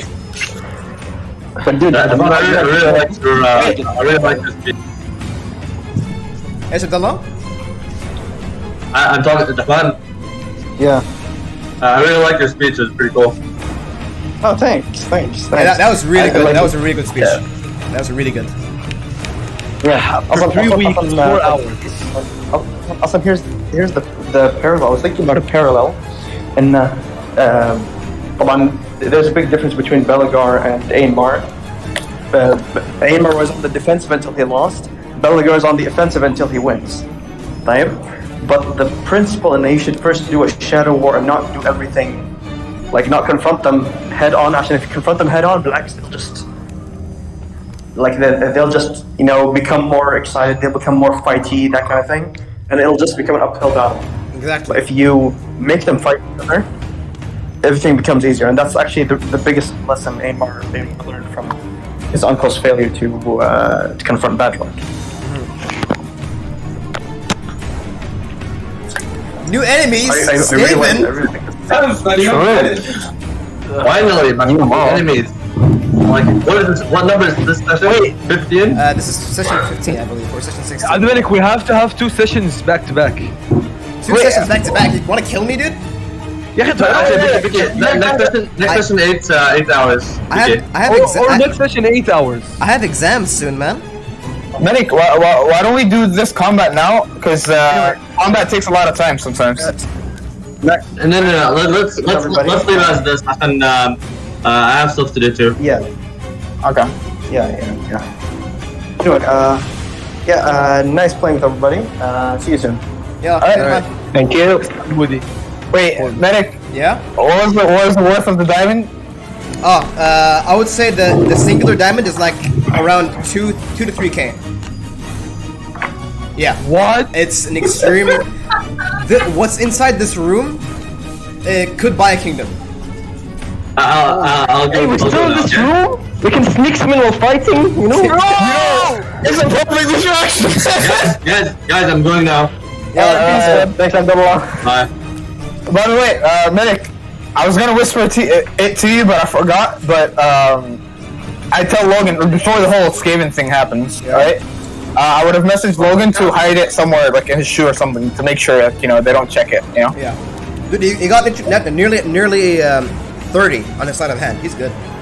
Yeah, it's still, maybe it's like a protocol. Whoever comes into the room, they check it. Who knows? Avek, what are you eating? Pesto? Yeah. No. Dill rice. Who? Dilled rice. I just finished eating mine like during the entire session. What was your food use? My soup. Sure. You made it? Huh? You made it? No. Wait, Ajal, from where? Like 2 minutes away. Wait, there's my soup 2 minutes away from you? Yeah. London and Manchester United? Yep. Okay.